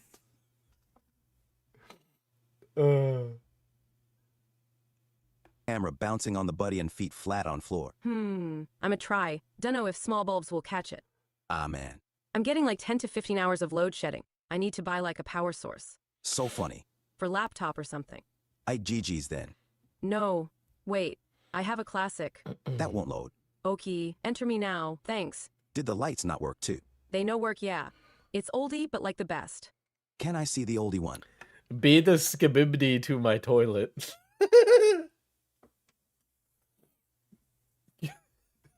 Jorking my peanuts till I eat. Okay. Which one? The doggy style pose. Yes. Pierogi. No. Those are best. HKD was not about being a comfortable space after 8 months in. Like, it was not. Did you ever initiate it with him, or was he always the one? I'm not sure, honestly, but I would say You know the answer to that question, lady. I think you answer it later. Why are you saying I don't know for sure? that yes, I might have initiated it a couple of times. I'm not gonna like act like I'm an innocent Bro, I can read those messages and know that you initiated it a bunch of times, bro. Andy and all of this. I mean, in general, it was usually a him thing. Let's just say if there were 100 times, 95 times with him was him just doing it, and maybe I would do it 5 times if I wanted him drunk, because if he's drunk, he passes out. Oof, that was so fun. I wanted him drunk. His inhibitions were lowered. It was easy to take advantage of him. Here's a picture of his cock. now. I pass out now. I know explode though. Okay, go. Okay, speak dirty to me, daddy. he jorks it, and then he's like, "I'm going to bed." what a guy. That's how you can tell he's got the Christian values, because once he's done, he's done.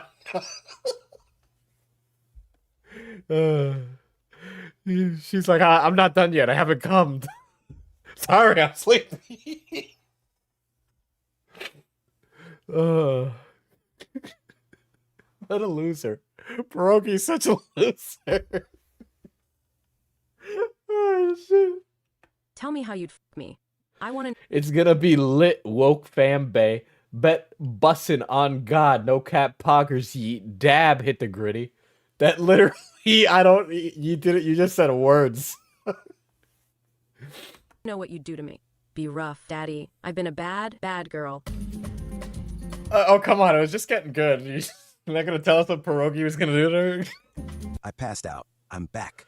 No. Bro, are you fucking kidding me? This guy came and then didn't even reciprocate. I swear. Oh my god. I'm like, what a boring ass guy to have an affair with. Missionary Andy over here can't even dirty talk his lover.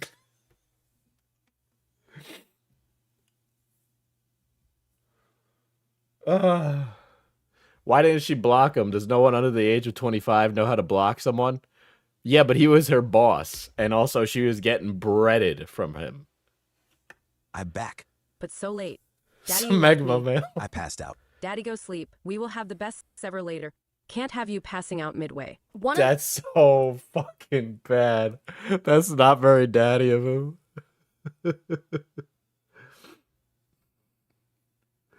Oh, this guy stinks. I don't want to feel bad for Pierogi at all, just because he's such a loser. Oh, shit.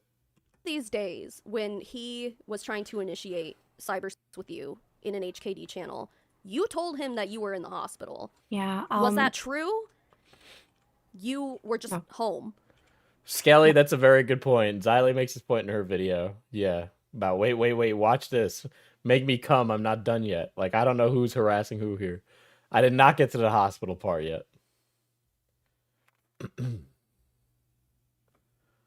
Yeah, but this girl's story is all kinds of not fucking straight. Okay? This girl's story is like as straight as an FPS Diesel viewer. I had to go to really extreme excuses to make him stop. So my excuse then was that I had a heart problem and I was in the hospital for that. Small excuse. Epus so good he strayed from God. Epus so good he strayed from God. This boy could not. He couldn't focus. He couldn't focus. His Christian values took a back seat when he became daddy. Just stopped working by that point. So I was like, you know what? I'm gonna die. I have a heart problem, and he still wanted to do HKD. Hey, Hina, daddy here. Heart problem for that. Small excuse. So my excuse then was that I had a heart problem and I was in the hospital for that. Small excuses just stopped working by that point. So I was like, you know what? I'm gonna die. I have a heart problem, and he still wanted to do HKD. Hey, Hina. Okay. So you told your boss, I'm dying from my heart problem. Daddy here. Hina. Hello, Hina. Daddy, you gotta wait. I'm at the hospital, but I have been a bad girl. You got. Okay, so here's what I think. Okay. Interesting. So he's like blowing up her phone. So either she hit him with this out of the blue, right? And he was already drunk when this message happens. Hello, kitten. Daddy here. Oh, God. So I guess it would be late where he is. So he'd be drinking. And he's like DMing for some spanking time. Or he told her, hey, I'm dying. I'm in the hospital. But then she's getting sexual while in the hospital.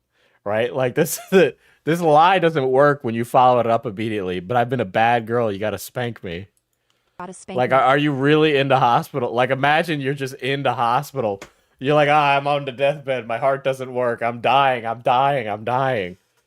Also, can you spank me? Like, what? Like, this woman's phone in the hand, hospital gown on to perform a surgery on her. We go to the vet. I wanted you to see my dick. Daddy, I want to see you so bad. See your it. Let it enter me. Well, where have you been? Hospital, Daddy. Am I ever gonna get you the implants? Also, how long? Dude. I'm gonna die. I'm dying, bro. This guy's such a dork. This guy, you know what? If Hina was a real girl boss, she would have kept this shit going until she got the implants. All right, a real girl boss would have gotten the new boobas and then dropped them. Is the hospital for? I've been a very bad girl, Daddy. Promise to punish me later. That's not a good girl. Hospital for at least a year. I'm gonna be in the hospital for a year. No e-sex. I'm gonna be in the hospital for a year, but I'll be home later.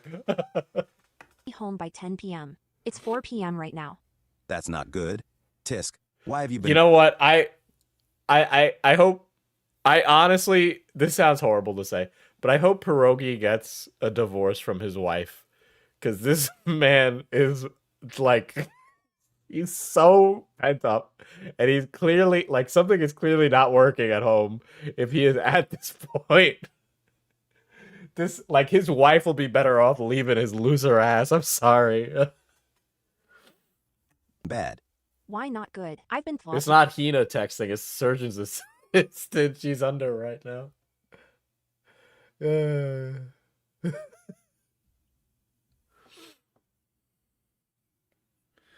How is this supposed to make her look? Like, I had to tell him I'm dying to get him to stop when she's initiating the sexting. Exactly the problem.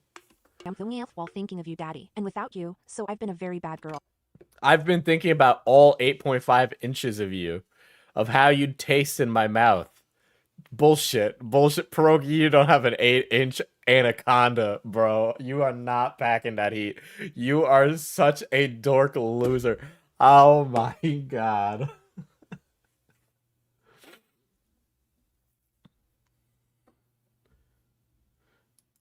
Okay, what have you been thinking? I've been thinking about all 8.5. We making it out of the divorce with these logs. I Dude, they need a divorce. They need a divorce. It is clearly they are not sexually compatible. Pierogi is totally gonna cheat on his wife again, 100%. Inches of you, of how you'd how you'd fill me up with your rough. Let me see. Holy shit. Yeah, 8.5 inches of lies. Like, this guy is just like a loser. I don't believe it. I don't believe it. You don't have an 8.5 inch cock, Pierogi. Pierogi, fight these allegations. Where's the cock reveal, okay? What do you want to see, Daddy? Everything. Position. Tutorial. But Daddy, I'm in the hospital. You're not being obedient enough. I can't record. I haven't been listening to Daddy, have I? Nope. Will you punish me later, Daddy? I don't know what more I can say. I mean, I'm dying with a heart problem. And I'm dying with the heart problem. You initiated the sex thing, you fucking sycophant, bruh. I don't even know if I used that word correctly, but whatever. It was like almost to the point where that excuse didn't even work for him. That should have been like, oh shit, like, sorry, are you okay? It wasn't, he didn't even ask if you were okay. No excuse ever worked. It was like, oh, you're gonna immediately turned it into sexting. He didn't have a chance to ask you edgewise. He was edging, but she immediately moved to get sexting. home from the hospital, then you have to. But it was never, no excuse ever worked. Like, even when I tried to quit a couple of times, like, I'm not good at confrontation at all. So Why don't you ever talk like this to me, D? Oh shit. Don't worry, Core. Your Discord daddy will talk as dirty as you need. wanted to make an excuse to kind of leave the job. So I'd be like, I can't do it. I can't work this many long hours, blah, blah, blah. And he'd just try to accommodate my requests rather than actually taking them as excuses. Okay, now there's a cock question. Their cock conversation in the chat. Okay, so let me tell you a story, chat, right? So I, in college, knew this girl, and it was like an on again, off again thing. And she was interested with me, but she had like an e-boyfriend that she met on League of Legends. He was a piece of work. But she would constantly come to me and be like, Diesel, I'd sleep with you, but... And then she would follow that up with like talking about the cock size.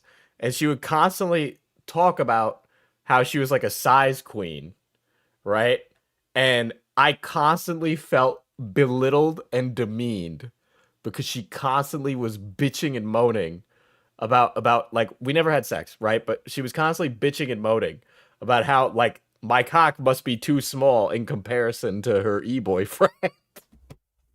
And I can't even begin to tell you how much of like a demeaning situation that was, right? Or better yet, she would say like I was too short at 5'9". Bitch, you're 4'11". Everyone's taller than you. It doesn't matter. Why does bad stuff involve League? It's the birth of the Discord e-girl kitten daddy scenario, okay? That's just where it is. Like, that's what this reminds me of. Leave.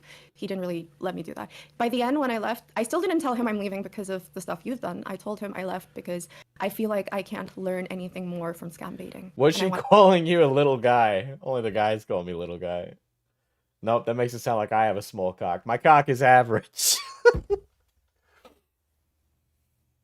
I wanted to expand my horizons. Ultimately, your reason for leaving was because of the sexual harassment, and you couldn't handle it anymore. Yes. So she stopped. So she left the business when she felt she was done. He was still like, he was like, oh, but we'll still be your, I'll still be your bhaiya, right? Bhaiya means brother, and I used to call him that. So he's like, you'll still be my behna, and behna means sister. So Oh I guess my god, daddy, kitten, sister, brother, what's going on here? Kind of trying to see if I'd still help him drink or not. But as soon as I quit my job, it was a day or two after, he just completely stopped with all of that. Hey, little guy, HKD after the stream. only if I can riz on your yacht, and then you can yeet on my skabibdi. So he never tried to initiate cyber sex with you after you quit. Was No, he trying to never. initiate it all the way up until you quit, like the day before you quit kind of thing? Or so it hadn't slowed down. It was still going in full force and you finally decided. The only thing that had slowed down was him streaming. There would be a month where he wouldn't stream or 2 months where he wouldn't stream. I didn't do anything that month. What am I taking money for? And those months were the hardest. Like those months were the ones where I actually had to cave in properly and do the videos. Like Really? not do reruns and stuff. Yeah, not do reruns, actually record new stuff. You were getting paid not to do work at your job? I understand that there's a sexual exchange going on here, but this guy clearly would have put out money even if you didn't even perform. There were months where he wasn't streaming and you weren't doing translating. This gives credence to the I'm sorry I said poggers during sex. Work for him. So like in order to justify him paying you, you would give in to more bullshit with him. No, he would offer. You'd be like, I'll only send you a. You literally were like, I'll only send you a video if you send me money. Like you did that. Eventually it became like, he'd be like, I'm sending him your salary, so let's do HKD after. I'm more interested in the cat now. Let me hear what the cat has to say about the situation. Hold on. Bullshit with him. Eventually it became How are you? I'm so happy now. Thank you, mommy. Now this seems more accurate, am I right, guys? This makes more sense. Okay, all right. Dog ain't a switch. Ready for your shots? Is that what will make you happy with me? I start every morning asking, begging for head emojis.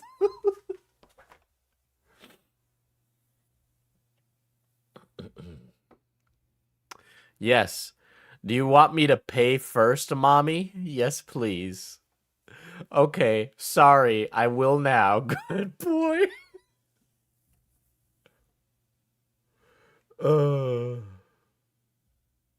Pierogi, the type of dude to give you a high five after finishing on your back. Like, you know, he'd be like, I'm sending him your salary, so let's do HKD after. So, In my opinion, It kind of, I don't know if you're like, it just kind of seems like he's paying for services rendered. Maybe you got a future career as an OnlyFans dommy bommy lady. I don't know what to tell you. and that's not okay. That's not an okay relationship to have with your employees. I mean, I never thought of him as my employer. I always thought of him as my best friend. I always Were you- thought of him as my lover. Afraid that if you didn't comply with his advances that you would lose your job? He never said it openly, but I was afraid. I've always been insecure about my position at Scammer Payback. It's not something Pierogi did. It's just me. You should be a little worried about your position at Scammer Payback because it can be replaced easily. And my insecurities. But I was always insecure about my position at Scammer Payback. I always felt like I was very easily replaceable. Go to therapy. Go to therapy. Go to therapy. Take your meds. There you go. That's it. That's for you two, chat. Do those things. It's important. So I always felt like I had to go above and beyond to make sure I kept my position. Every time you bring up a screenshot or stuff like that, I'm just like, oh my god, did that actually happen? There are times. As an asexual, what possesses people to have these duplicitous sexual relationships? Why are people allergic to communication? Sometimes it's a cultural thing. Sometimes there's like a barrier there that just can't be solved. When you're in a marriage, there's a lot of obligations that you're entitled to first, of which sex does not take priority usually, unless that's kind of a very strong basis. Like physical intimacy is an important thing. Usually those things should be communicated earlier, but a lot of young people, when they get married, don't have that conversation and end up not feeling great about their situation, of which physical intimacy for a lot of people is important. Not everybody, but a lot of people. So think about it like this. Pierogi is in a pretty typical heterosexual Christian-based marriage. They probably only have sex for procreation, right? If the religion takes that much of a hard stance in his life, his wife probably doesn't want to have sex with him like that. He might be more encouraged to have a more risque sexual relationship, right? He might want more of that. He might want to experience things like BDSM or anything like that, to the point where she might not want to communicate about those things with him, and he might not want to either, for fear of making the marriage more toxic. So he goes out and he looks for it in a way behind his wife's back, because you can't get a divorce because you're Christian. You can't get a divorce because you have children. So now you go and you try to solve that by going and starting a sexual affair with a woman over Discord. Anyway, that's the point of why you got to talk about those things in a relationship, even sex stuff, because it's clear that Pierogi ain't, you know, he's not super vanilla. I mean, it's not really that unvanilla to be like, I want to do daddy dom stuff or like mommy stuff. But it's clear that something that I'm gonna guess he much wanted a much more adventurous sex life, but he wasn't getting that. But yeah, that's a lot of why over Discord though, because it's safe, because his wife probably has a normal job or she's a stay-at-home mother, so she's not going to be bothering with checking those things. You might also feel a lot of guilt about going and getting a physical relationship. So if he's just like jerking it over the phone to a woman he knows and he's getting like this emotional intimacy as well, that might be all he needs, right? So that's why. Anyway, this is why when you get in a relationship early on, do things like talk about whether or not you want kids or not. Talk about things that you feel are important to you in a relationship. Talk about sexual intimacy and what's important to you and be clear about it. And also, don't be afraid to be like, I'm into these things. Because if they like you, they'll accommodate. And if you like them, you'll accommodate theirs. But if those things, you know, don't have those conversations, don't be surprised if, you know, they're like, what the fuck? Where's this coming from? You got to talk about your feelings. You got to talk about your wants and your needs. There we go. I played it serious for like 5 fucking seconds. Are we glad? When my friends would share screenshots of stuff I said to them, or like a screenshot of stuff that P said to me, and I'd be like, holy shit, I really didn't want to go along with it. But I don't remember those stuff. I just remember me complying. Also lived together for a while before getting married. That's yeah. Oh, date somebody before living with them as well. I don't really remember. So, like, if you were to look back at the screenshots the next day, like, would you have, like, hazy memories of it at all, or? If it was the next day, it would be hazy, but, like, let's say a month from now, I won't remember anything. One very important thing here that I'd like to emphasize is consent. I appreciate that Hina is very open and aware of her involvement in all this. However, in the United States, for example, there have been many court cases and criminal trials, not saying that this is a criminal trial at all. It's obviously not, never will be, but anyway, there are cases galore, essentially establishing that someone who is intoxicated, especially someone who is heavily intoxicated. Okay, all right. So she makes the assumption. This is like, here's where she's making the argument for e-rape. Okay, she's implying, what if all this drinking Hina doing means that she was e-raped? Okay, that his jorking it through Discord somehow is gonna get her e-pregnant unconsensually. Cannot give consent. Hina Pierogi was also drunk, you fucking idiots. often found herself waking up the What? next morning with very hazy memories of the previous night's HK. Yeah, it was just crazy fucking Discord e-sex. You should have seen it. Hina was gooning all over the place. Pink Buddy was bent in ways that I wouldn't have imagined. Session, if not totally forgetting the whole thing entirely. A good rule of thumb that most articles that I've read on the topic suggest that if someone is Guys, she did a little Googling. She's somewhat of an expert herself. intoxicated to the point where they're incapable of Getting making e-abortions. The E-child is yours. I took the E-test. It came back positive. We're going on E-Mori to talk about this E-pregnancy.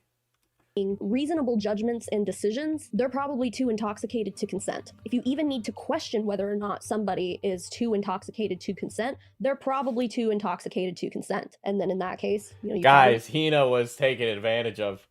Pierogi, basically. you should not pursue anything with that person. While personal responsibility is something that should be practiced in all aspects of life, if you're being pressured to drink excessive amounts of alcohol, if you're literally chugging... Dog, they were pressuring each other, okay? They were like going shot for shot. Multiple beers to the point where your memories of that previous night are totally wiped out, you're probably too drunk to consent to sexual activity. And there's no objective level of intoxication to where someone can no longer give consent. That has not been established. But what has been well established is that alcohol and drug consumption plays a big role in determining whether She's going to get e-roofied. You think they raise virtual babies together? Yeah, those are called Neopets. a victim can consent to sexual activity. So given all of this, would you consider all of this to be cheating? Because as we know, That's not for the lover to decide. as he's very open about, according to you, I don't really watch his stuff, but according to you, his wife is like a well-known person in the land of pierogi, and we also know that he has a family. He has kids. Yes. Yeah. Yeah. I would This woman is crazy. consider it cheating, yes. I would And I would too. also consider myself a guilty party in that, so I'm sorry. There was a power dynamic there. Even if there was a power dynamic, at the end of the day, I'm the person that ended up being a guilty party and kind of destroying, I hope it doesn't destroy his family, but What do you mean? What do you mean? You just exposed that he was cheating on his wife. Yeah, you ruined his family. His kids are they're gonna remember this. They're gonna remember, guess what? They're gonna remember all the nights that daddy was drunk because he was talking to his Discord e-kitten. Okay? They're gonna remember all the times that mommy and daddy argued over the Discord e-kitten that he was gonna buy breast implants for. Okay? If they get a divorce after he leaves rehab, which is possible, then all those kids will remember is the arguing and how much everything fell apart. Pierogi has a lot of responsibility on that end, 100%, I agree. But so do you.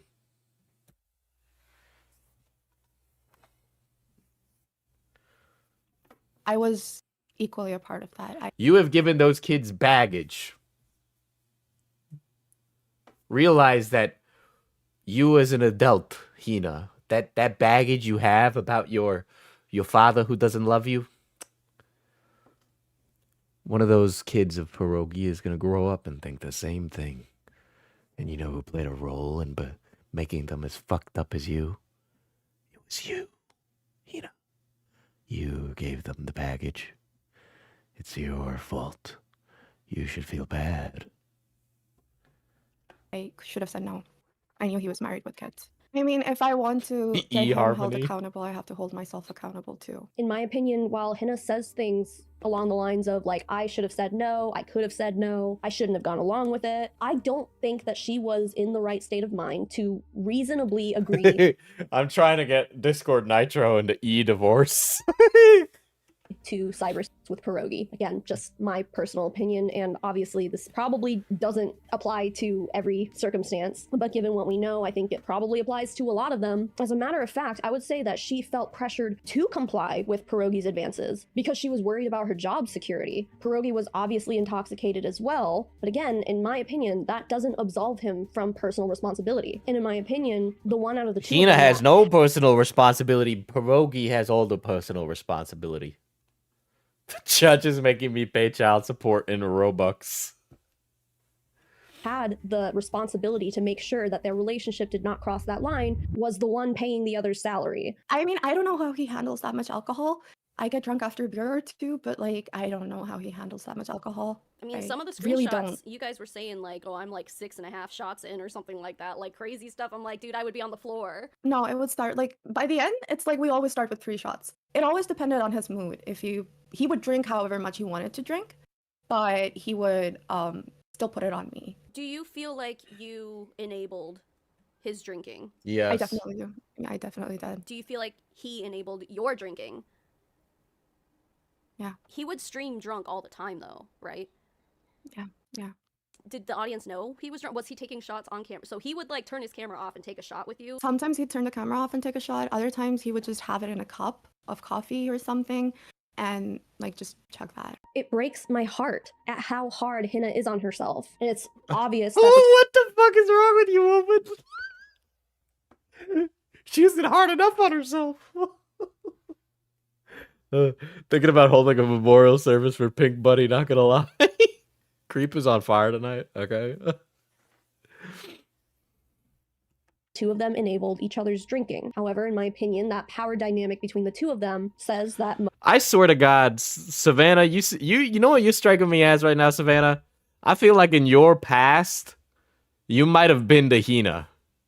I feel like you might have been a Hina in a past situation, right? And you feel a lot of sympathy for Hina. Not realizing that you and Hina wouldn't be good people in those situations. most of the responsibility lies on Pierogi to make sure that these things don't happen. Yeah, kudos to Hina for being able to take all those screenshots when she was so horrendously drunk, 100%. Say that again, in my opinion, because Pierogi regularly works with people who are from the same part of the world as Hina. He is aware of the economic conditions of that part of the world. He is aware of how desperate people are for money, given that his entire job is to expose and shut down scam call centers that employ people who are so desperate for money that they're willing to make their living by stealing it from innocent people. I just find it hard to believe, again, my opinion, that Pierogi never My opinion, considered guys. this power dynamic that he had over Hina. Being her boss was at least a partial contributor to her willingness to go along with everything. Also, Pierogi is the married one. He has children, he has a family. He supposedly takes his faith so seriously that he's dedicated enough to go to church every Sunday. I'm not a religious man at all, but like, what about, remove the log from your eye before you help your brother take the splinter out of his, okay? Like, Savannah fumbles this so hard and then doubles down after this event, a lot. And she doesn't claim any responsibility. She puts it all on the boys will be boys commentary guys that are ragging on her, despite the fact that Xylia is a woman and had nothing but amazing points. But it's just like you're just so almost hypocritical about it with your attitude towards it. Like, there's no reason to address his faith. That's between him and his Lord. And you know what? I worship the Holy Emperor on Terra, but like, fuck, man. Day, or at least on a pretty regular basis. So, from what I understand, his wife is the one who's mainly extremely religious. From what I've understood, he does enjoy church mass a lot. He loves Sunday church. He goes to different cities for church stuff. So, he's definitely religious. But he's kind of toned down speaking about his beliefs online because he became a bigger YouTuber and a Who bigger cares whether or not he's a religious man or not? content creator. So he couldn't really speak about religious views later on. So he would message me around 3 a.m. his time, like before Sunday Mass. And he'd be like, I'm going to Sunday Mass today. And then he'd be like, let's do HKD before that. So he'd get drunk and HKD. And then he'd come back from Sunday Mass and he'd tell me, oh, I heard the priest and I have a new look in life and stuff like that. So he was really into the religious aspect of things. Right. And then he also, if I remember correctly, he used to travel for events too that were related to his church. Hina says, according to her, that Pierogi is the one who ultimately eased her into the idea of having a sexual relationship. A married Christian man should never What is this? Like, lust after another woman, let alone initiate the sexual relationship. There are some things that we know about Pierogi, his life, his faith, and those are foundational things in many people's lives. And he went against all of them. He had the initial responsibility, in my opinion, not to engage in a relationship like this, but he did. He's probably one of those like born again type, like mega church Christians. At least that's what he strikes me as. Venomous Socks. Mainly, I don't know. I mean, I was raised Catholic, right? So we would have retreats and like we would get away to like plantations. That's a horrible phrase to use in this situation. But we would go away on like camping trips that were related to Jesus and God and stuff like that. Way. Even if she was pursuing him first, he had the responsibility to shut that down, not only as her boss, but as a husband and as a father. So while I was working with him, I ended up becoming extremely isolated. My only point of contact for work was Pierogi. Eventually, I worked online and became isolated. Many such cases. Get a hobby. I was able to contact the editor, but we didn't really have conversations. If I really wanted to have a conversation about work or anything, it would be with Pierogi. For real life, it was because I had to stay awake all night. I slept all morning. I wasn't able to go to I many was on family an events. I East wasn't Coast really time able to plan schedule because anything I with was friends working online. Okay. because I just never knew when he would stream or message me. And eventually, by the end of it, I was really isolated. I've lost a lot of friends. Yeah, if along we the want to way. add on to the Diesel was raised Catholic joke, I should also mention that I was an altar boy. There we go. I'm moving on. A lot of people just couldn't put up with me being drunk and complaining about all of this and wanting to end my life and then just going back consistently. Oh my God, she wanted to kill herself with her sugar daddy. Afterwards, after you quit, how has it affected you? I'm still kind of trying to collect myself. Every time I think about it, now that I'm not drunk, I just end up blaming myself. I'm like, why did I do that? I could have said no. Why didn't I say no? I am having a difficult time trying to find a job because I want to apply to scam baiters, but it's just not possible. I feel like he's like the king of scam baiters, so to speak. Everyone works under him. I don't think anyone would want to hire me. It would piss him off. If I could just go back to being friends with him, I would really like that. I know that's not possible, but I really would like that. I would like my friend back. And you still feel like he's your friend and stuff like that, but like, I mean, ultimately there was so much more to it. It wasn't just a simple friendship, but you felt like it was. I still feel like it is. Yeah, because it's still so fresh. When did you quit? October, end of September. 2023, so it's only been a few months. Like, It's been a you few months. You're a jilted lover. Like, dedicated years to this, so like, I don't think anyone should expect you to have everything figured out overnight, you know? I just want to talk about something that I've been thinking about recently, how there are no ways to protect people like me who work from poor countries or other okay, honey, you were a contract worker, okay? You had no, like, you were never going to have, like, as a contract worker, I do contract work. The only person who's going to guarantee that I get paid is me, right? Like, I've done contract work for a long time. What else? Fucking, you get no benefits, no sick leave. You only work when you only get paid when you work. Like, of course you're not going to have any of those rights. You're not, contract workers don't get those kind of rights. countries for freelance or, the way I was on salary, because $1 to any other currency conversion is a very good deal for anyone. And a lot of people will put up, a lot of people like me will put up with it because, you know, money means more than anything. Again, being able to feed yourself is more important than your self-dignity. There might be other people in this situation working for other people, and there's only two options. You either quit your job or you do an international lawsuit, which is completely impossible You for wouldn't win the international lawsuit anyway. That's not even on the table for you. You were a contract worker. You don't get those kind of rights that employees are entitled to. It doesn't happen for us. It just doesn't work that way. someone who's literally counting every dollar that they're So getting. expensive. And yeah, and quitting your job is an option, but then you're back to starving. So there needs to be like a third option. Content creators don't usually have HR departments. There's no one you can report to. I That's didn't have outrageous. anyone I This is could like at lady's Scammer outrageous. Payback say, this is what's going on with me, and know that I wouldn't get fired, right? So there was no fail-safe for this. There needs to be one. There might be other people who are like this, and you know what? At the end, when you quit, you just shut up. You don't want to talk about it. You don't want to talk about how you sold yourself. I think your story is just a testament to what people are willing to put up with to fucking survive, because there were no better options for you. Like, I hope that people understand that, because There's no better options for her, guys. She's just a white savior. Okay, Savannah, thank you. just not fair. The whole thing is unfair, and I don't think it's regulatable, you know? It's not regulatable, but there should be some way to at least hold a person accountable. Like if someone fucks your life over, they Are you fucking kidding me? Someone fucks your life over? Are you fucking kidding me? What? Fucks your life over?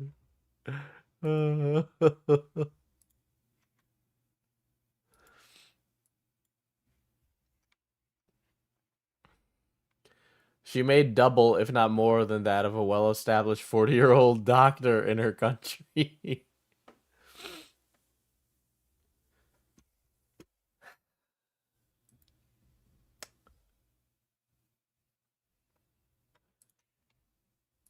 shouldn't just get to live their life perfectly without any consequences. Do you feel like your life was fucked up over all this? Her life was ruined that she was partying on the job and having a love affair while also getting paid more than some of the most important people that operate jobs in her society. Though, you know, you were more well off financially while you were working for him, you still feel like you came Yeah. out of it in a worse position than when you went in. I came out of it an alcoholic and someone who used to. He made me an alcoholic. You made me an addict, guys. To smoke joints, like almost half a pack of cigarettes worth of joints a day. I was consistently stoned and drunk. I have a lot of mental health issues. If I have a lot of mental health issues. This girl is a whole fucking... She's a whole crayon box of crazy, bro. Oh, shit. tries to paint me as someone with mental health issues, then he has the right to, because I do have bipolar, I do have ADHD, I do have high functioning autism. You know, I was Yeah, You got high funk. You're high funk. Okay. Yeah, sure, girly, sure. very suicidal during those time periods. So again, if he brings that topic up, I completely agree. I was not mentally stable. I was a crazy bitch. He can't bring that up because I know I'm crazy. She got the beautiful princess's daughter, yeah. Your Honor, my client pleads mentally ill girl. I would like to make a motion for femcell classification. Anna brings up her mental struggles. She thinks that people are going to use them against her as if her mental health makes her the more guilty party. And Savannah, look at me in the fucking eyes when you make these comments. again, in my opinion, I think that this is wrong. Hannah obviously is very hard on herself. It breaks my heart. It really does. I think this reflects worse on Pierogi than it does Hannah. Just add it to the list of reasons why I believe that the position he put her in was inappropriate given the circumstances. If he tries to paint me as someone who's money hungry, the only thing I'm going to say is everyone wants money. No one works to not have money. Right. Right? You worked your ass off to be able to prove Yeah. yourself to him. Yeah. I worked very hard. I worked really hard. I loved translating. I loved being able to help people. And I loved that this was something I could do that gave me a purpose to stay alive. Like, however little I did, it was helping people. I was constantly going through my head and like, what can Your we do? Honor, he broke my pink buddy by forcing me into the position. I demand compensation for each volcano emoji I had. me as to justify his end. So I just wanted to put that out before so I don't have to address it later. Don't send any hate to P or Scammer Payback. Yeah, guys, don't send any hate to Pierogi. Insane. Insane. Want him to be held accountable. I don't even want the internet to hate him. I just want him to be held accountable. Maybe, you know, get some help for his issues. I want Pierogi to get help for having an affair with me. I want Pierogi to get help for being an alcoholic. Oh yeah, also Pierogi's an alcoholic. I mean, I'm a prime example of you wanting I brought that exact thing up earlier, Core, where I was like, this girl speaks English like she was taught it from a young age. Like, maybe one of his parents spoke it fluently, or she comes from a very rich background. to be cautious about the people you keep around. I screenshotted stuff. He trusted me. I screenshotted. Yeah, you were conversations screenshotting from the beginning. Okay, you were screenshotting as the messages were coming in. that were supposed to be private. I think a lot of people in your situation would have done the same thing. I genuinely didn't think I had a screenshot about the boob job because I really wanted to bring that up because he really wanted my body to be the way he wanted it. He wanted me to get like Girl, he was in love with you, and he was willing to buy you breasts. Okay. a landing strip, get my like hair in a landing strip, and like the boobs, and he wanted me to get like color my hair purple and stuff like that. Like, he really wanted to make me into some kind of person that. And just to clarify, like, you guys have never met in person either, right? This was all over the No. internet. This is all over the internet. I just hope this gives the courage to other people to leave their abusive jobs. Don't turn into me. Don't become an alcoholic and drug addict just because Guys, Pierogi made me an alcoholic and drug addict. you couldn't leave. Money will come back. It's okay. Starving is easier. Trust me. Starving is so much better than hating yourself every day and not wanting to live. Oh, So boo-hoo. Oh, boo-hoo. Oh, I was working a very easy job that allowed me to work when I needed to. Oh. Boo-hoo. My name's Hina, and I had everything, but I didn't know how to finance myself at all. Oh, please, let me play you the song of my people on the world's smallest violin. Oh, I can't hear because it's so tiny, because I don't know. I don't care. I'm sorry, Hina. I just don't have the sympathy. Not even my tiny little violin will give you any. I bet you guys weren't expecting me to bring that out.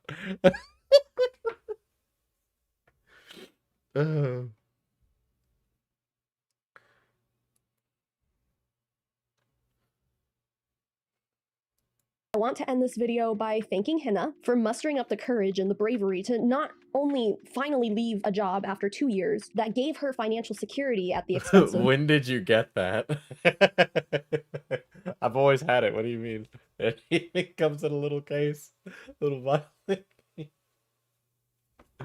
her own personal well-being, but also for being brave enough to answer all of my questions. And, you know, I didn't hold back. They were pretty difficult questions for her to answer. I don't obviously. think you held back at all. For her to do this. She I don't think you absolutely has my hardballed respect anything. and my Everything I saw appreciation. was a As far as softball. Pierogi goes, maybe he'll address this, maybe he won't. But I hope he just makes amends with I his actually, family and I comes didn't buy this. This was sent to the P.O. box. Okay. Yeah. out of this a better person, a better Christian, if that's what he wants to keep pursuing in his life. Definitely a better husband and a better father, a better family man, a better business owner. I just hope he's better after this. I hope that scammer Payback. Hey, I hope the guy's better. I've only ruined his marriage. I mean, it was gonna be ruined anyway. He ruined it the day that he decided to sex her, but like, I hope his alcoholism gets better. The guy was probably drinking himself under the table, getting ready to pull out the fucking Kurt Cobain special with the second you fucking drop this video. There's no fucking way. You don't make an alcoholic better by exposing their alcoholism to the world. Let me just tell you. An entity, as a YouTube channel, as a business, does not suffer from this. I hope Pierogi's bad decisions This is such. don't cause You're just a piece of shit, Savannah. You're a piece of shit. the business to suffer. I hope the channel can continue doing the good, important, and impactful work that it does, and that it continues to be able to help victims of scams. I really do. I'm not just saying that. This is one of the things I really struggled with when determining whether or not I wanted to make this video. You made a mistake, Savannah. That's what you did? You made a mistake. Because I don't want to see people who do important work have to end that work because of one guy's bad decisions. I have a personal investment in people taking down scams and helping victims of scams. I've literally built my YouTube channel on that in different ways. Yeah, and go back to it, okay? It's called Stay in Your Lane, sweetheart, okay? Now, see, now, I can understand why she would have a problem with my language, but I'm just a real sassy asshole, okay? Sorry.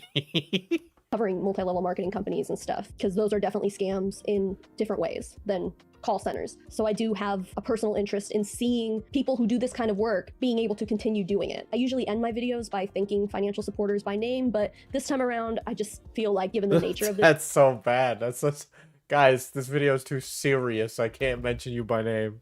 This video, it isn't the right time or place for that, but you all know who you are. You know that I love and appreciate you for everything you do. But that being said, I have every intention of releasing my extended interview with Hina to Patreon and for members only here on this YouTube channel. Sure, that sounds great. Let's go watch it, guys. I swear to God, if I join as a channel member and...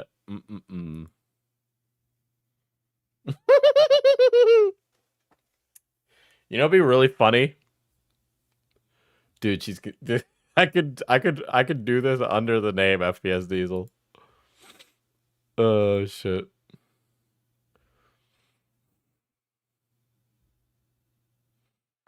You didn't speed this up too, didn't you? Yeah, I did speed this up. It felt like it took forever.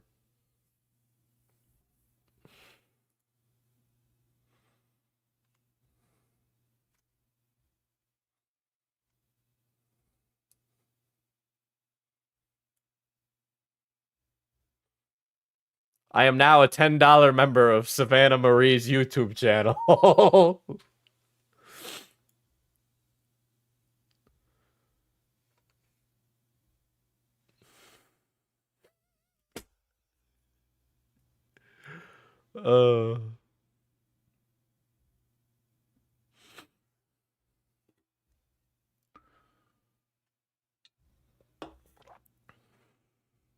Which means that I am entitled to a verbal shout out in her videos.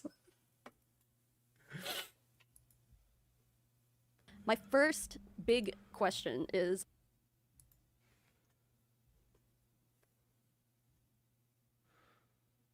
That was nice of you, yeah. I want to know why you reached out to me specifically to help you, because I know that you have some contacts and stuff. What made you reach out to me? I liked how objective you were, right? You weren't really siding with one person, you weren't giving both sides. And that's something that I really wanted in the way I released it. Secondly, if someone knows me, obviously people can go like, oh, they know her, they're just siding with her. There's also the fact that most of the people that I know are the people that are like, they're like commentary channels. They don't want to release drama, they just want to cover drama. They don't want to— What are you fucking on? What are you smoking? What are you smoking? What are you smoking? You are on drugs. What are you saying, Hina? That is insane. I would have gladly covered this, personally, in my opinion. Now, would I have appreciated you? No. But I've leaked stuff. In fact, most of my best videos last year were all leaking stuff. Be the one to be in the line of fire in the beginning. They want to wait for things to settle down, the public, see how the public reacts. And are you on drugs? I'm sorry. You rancid fucking bitch. You're lying through your teeth. Have you seen a commentary channel? Did you...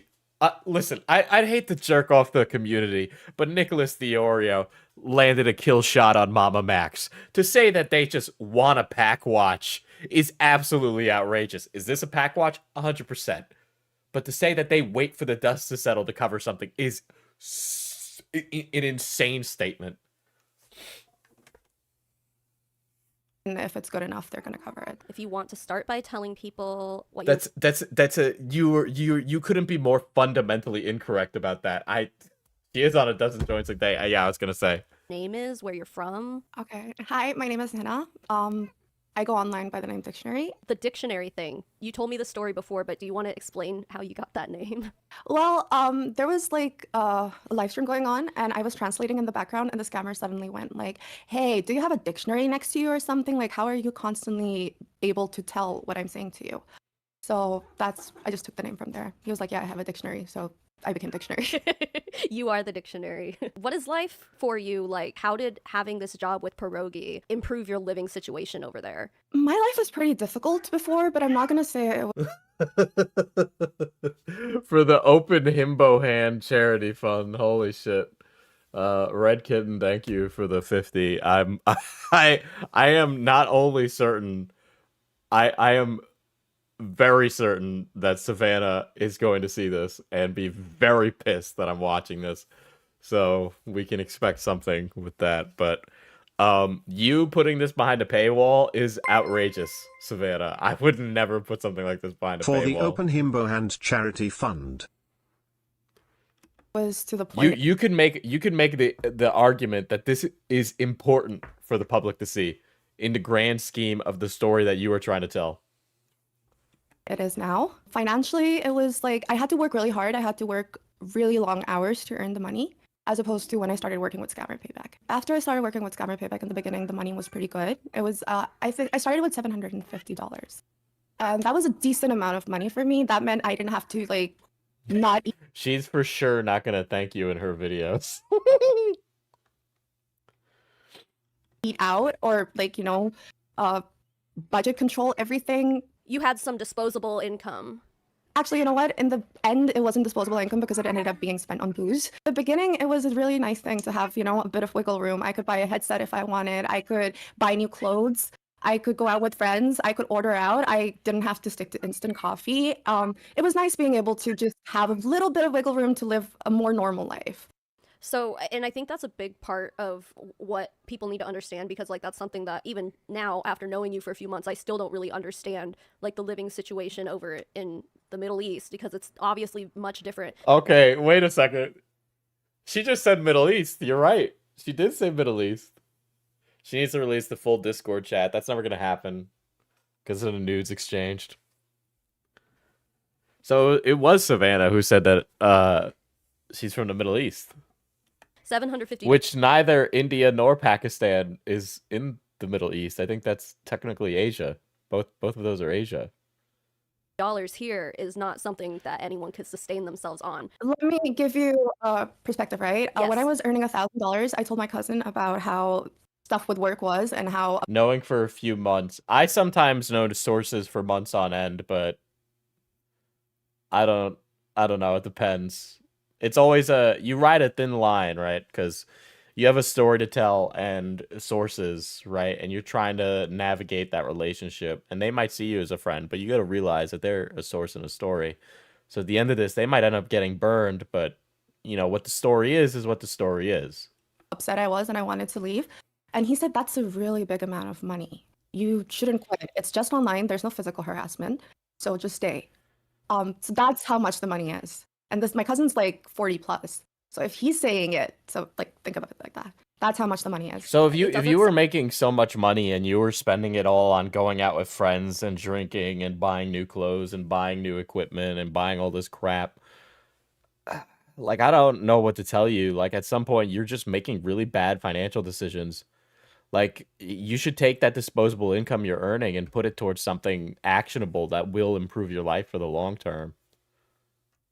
Sound like a lot to people in our part of the world, but I do want It's to. life-changing. Yeah. It's life-changing money here. Like now that I'm back to basically starving, I realized how much that money was. It was really comfortable living. I could get my mom food. I could pay the electricity bills. I could get my animals the best cat food, dog food, regular like vet visits, all of that stuff. I got them cat toys and stuff like that. I got them a little cat house, got the dogs some winter blankets, stuff like that. It was really nice. I was really able to upgrade my standard of living through that job. I think that's something that needs to absolutely be emphasized.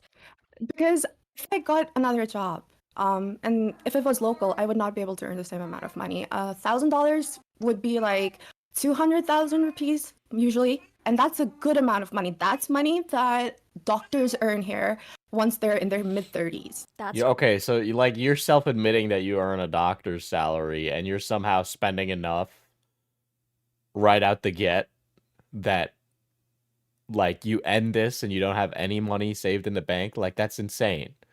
Like how like you're spending an obscene amount.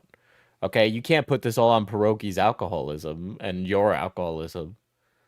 Like you were just bad with your money. Period. crazy. Animals plural. Yeah, she has 2 animals. Like if shit's in such dire straits, why is she raising 2 animals? Like you mentioned you have a mom and that you help pay for her shit. Maybe one of those animals goes to your mother.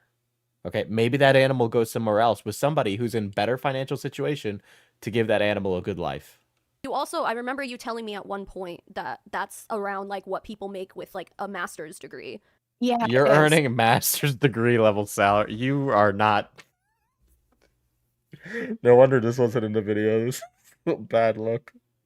It's definitely that amount of money. But the thing is, the inflation is so bad that even if you make 200,000 rupees a month, it's not enough to run a household. A household is run on average around 400,000 to 500,000 a month. And this is just the bare necessities. It's not like you living a very lavish lifestyle. Yeah. This lady has no idea what she's saying. Okay, every time that Hina mentions something about the cost and standards of living in her country, she's sitting there going, she has no fucking clue. She has no fucking clue because she's just not cultured in that way. She's never seen it. She's never lived it. She's coming from a place where she just has to take this woman at her word. She doesn't know. Hina could be lying through her teeth. Neither I nor Savannah would have any knowledge. It's just the bare necessities that end up costing that much. So I didn't really have an option because it's just my mom and I. I don't have a father. I don't have anyone. Whoa, okay, pause. So now it sounds like you live with your mom. And you have a cat and a dog. How old's your mother? Is she working? What's going on here? Are you serious? Else. My mom's on pension. She's retired. Okay, she's retired on pension, which means she makes some money. Okay. Where's that money going? So earning was on me. So when I had that money, I could get my mom good food. I could get her clothes. I could get her so much stuff. And I Yeah, I get good food. I blew it all on everything. I made no concessions anywhere. I didn't buy things on sale. I didn't do things to help save money. was so happy with that. I got her a new phone. And I got her a new fucking. What's wrong with the old one? Did the old one not work? Fatherless behavior. I was so happy. I was like, those little things that I could never do before I could. Yeah. But sometimes these little things aren't necessary. I don't go out and buy people new phones, even if I love those people to death and would take a bullet for them. And I just wanted to keep that money there. It's so hard to not have money. Like right now, I don't have enough money. You know what? I'm sorry. I don't even think this girl lives in India. I don't think she lives in Asia at all. Period. End of conversation. You're right. I think this girl lives in America. I had to borrow money to get pet food for my animals. And I'm not even eating anything. Like I'm on bread and butter right now. Are you a Oh my god. Cry me a river. caretaker for your mom? I don't know if that's like a standard thing out there to like It's a mixture of multi-generational. both, but you don't really leave your parents' house, especially She said in India. She said in India. Right there. You heard her. if you're a female, until you get married. So it's more of a joint family system kind of thing. Guys usually move out if they want to, but it's more normal for like us to just stay with our family because that's how it is here. Yeah, the culture is definitely different. So This culture is definitely different. You have no fucking clue what she's talking about. how did you end up meeting Pierogi? So I was randomly browsing YouTube one day and I was really bored. Before All that, I right, was more all right. So Savannah, we are 6 minutes deep. Hasn't been a single hardball. That's fine. We're getting to the point where I'd probably start dishing out a hardball. into true crime, and that was the genre. I was horror, true crime. But I found this video and it was like about a scam baiter and it was the raging series that he had where the Indian scammers would rage. And I saw that and I was like, oh, that's funny. And I saw a couple more clips. And then if I remember correctly, Holy shit. Get what this fucking cat she has in the background. Shut up. I subscribed to his Patreon and joined his Discord server. And over there, we started having conversations. Like there was this specific group in the a specific channel in the Discord server that was for people who were patrons or like members on YouTube. Or For the record, India is not a Middle Eastern country. Well, Savannah thinks it is because when she sees a person of Hina's complexion, she goes, "Oh, it's the same color as Osama bin Laden," because she's a white woman that lives in America. or like subscribers on Twitch, and Pierogi would actually talk in that specific part pretty often. Like, and this is back before he reached 1 million subs, so it was still like a very Savannah, in the process of trying to be a white savior, was unintentionally more racist. It was busy, but it was a more calm down server. And If she was making 400k rupees per month, what was she buying? Drugs? Apparently, literally. that's how I got to kind of have casual conversations, and then eventually he needed help with a video. So I volunteered to help him get information on the scammer. Essentially, I She lived in Indiana, India. thirst trapped a scammer boss for a video. Basically, he posted on his Discord that he needed a Facebook account to add the scammer so that they could get access to the posts he was putting and stuff like that. So I added him, and I told him that I know how to thirst trap and stuff. So I added him and told him I know how to thirst trap and stuff. Bro, he was set up. He was set up. He was set up from the get. You know what? I don't know if I'm 100% on board for the conspiracy theory that this girl is like a long-term plant for 400k, couldn't even buy a proper buddy. But that's a red flag right there. That should be a red flag to Savannah. You should follow up on that. What do you mean you know how to? Right? Like she should let him she should let Hina finish.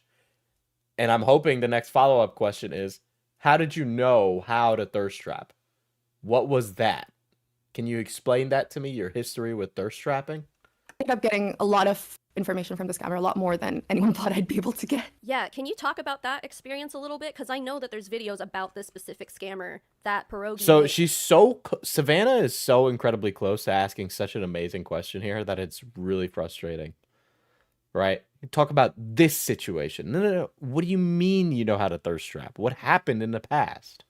Using the information you were able to get. So can you go into kind of like what you did, how long you were in contact with this scammer? It took around 3 months. Like this stuff about your beginning to work with Pierogi, this stuff is like, okay, we mentioned it once. You mentioned how you did that, and then you move on to the next thing. Because now we're getting into like how she did her job.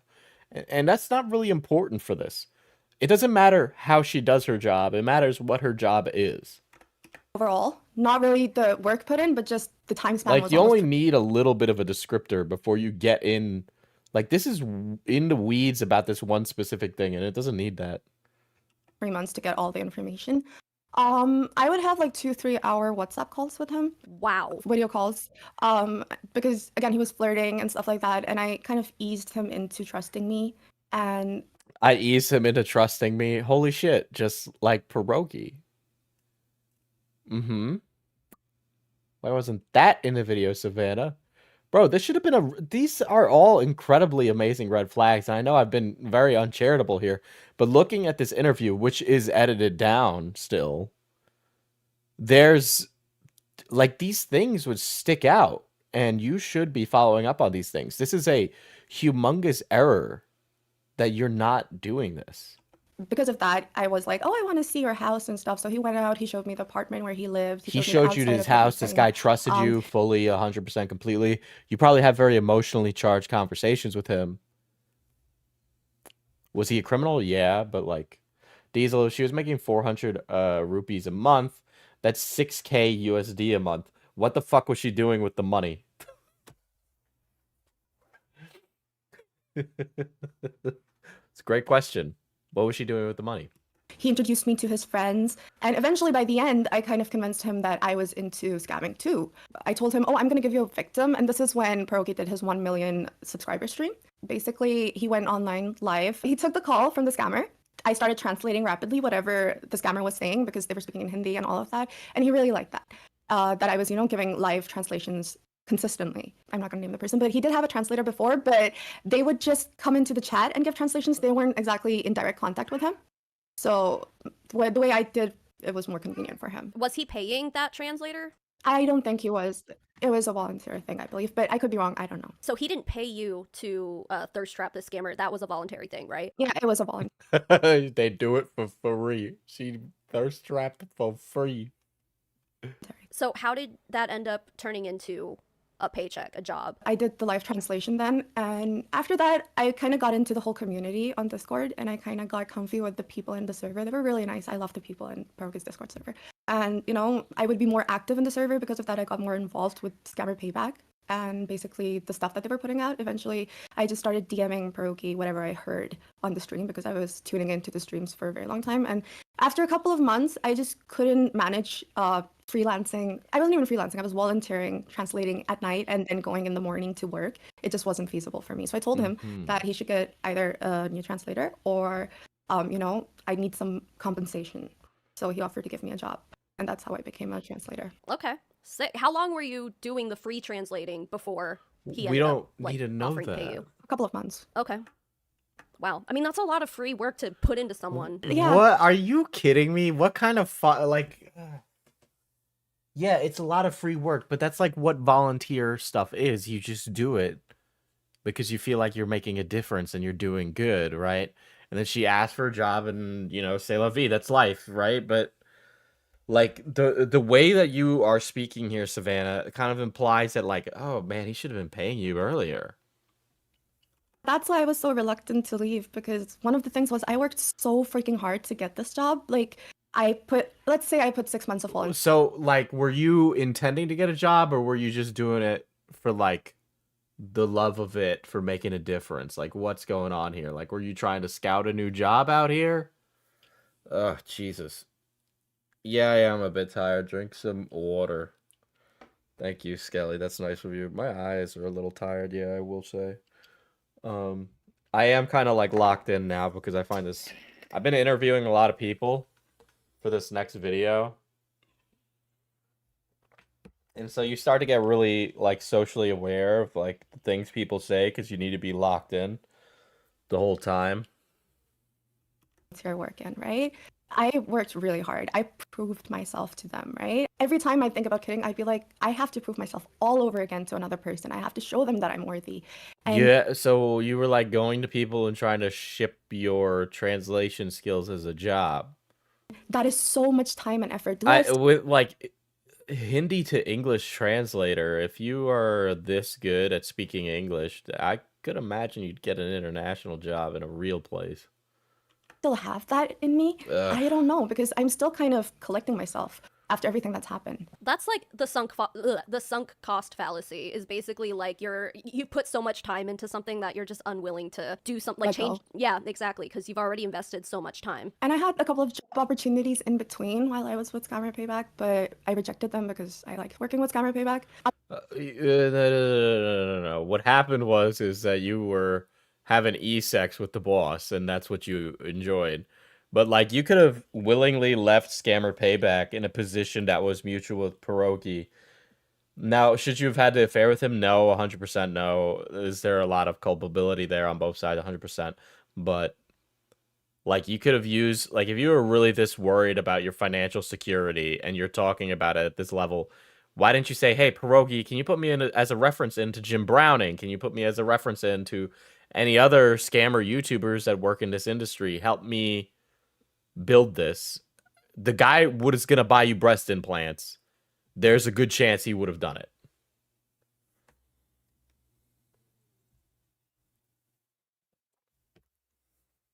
Obviously, I can't go back to these people that I said, no, I don't want to work with you for.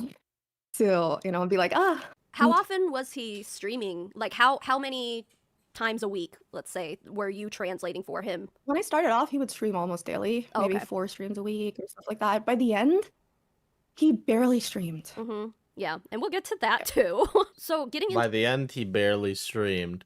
So you were getting paid regardless of whether or not he streamed or not for the translations. But you wanted to work? Kind of crazy. To more of like your personal relationship with Pierogi. You've sent me screenshots, and obviously by the time this comes out, you'll have posted a lot of them. So in a lot of those screenshots you sent me, you could see the Discord server that you guys were in called the SP Intel Hub. Who used that server? Was it just you and Pierogi? Just Pierogi and I. We were the only people in that server. Okay. And what did you I guys? made it. Oh, you made it. Okay. What did you guys use it for? I made a Discord server, so she made it. I was consistently messaging the translations in his DMs, right? So that's why I made the server so that we could have like different, we could have it more organized. So if he needs to go back for, let's say, video editing or to choose what part of the live stream to put in the video, he could just easily access it. Yeah, and it was very organized. From the screenshots I saw, like you guys had a lot of channels for translations I did. and Bitcoin wallet. I did. I made it. Okay. Interesting. And like personal information on the scammers. did. And I yeah. did. Okay, so she's trying to like justify that she does a lot of work at the business. That's what she's doing right now. Is she's being very detailed about like, I did this, I did this, I did this. I helped Scammer Payback run by doing these things. Yeah. I did all of that. This is when it's gonna start getting a little spicy. Would you like to Okay. explain what is HKD and what was the HKD Discord channels? Do you want me to start from the very beginning of HKD? Yeah, I don't know this story, so tell me everything.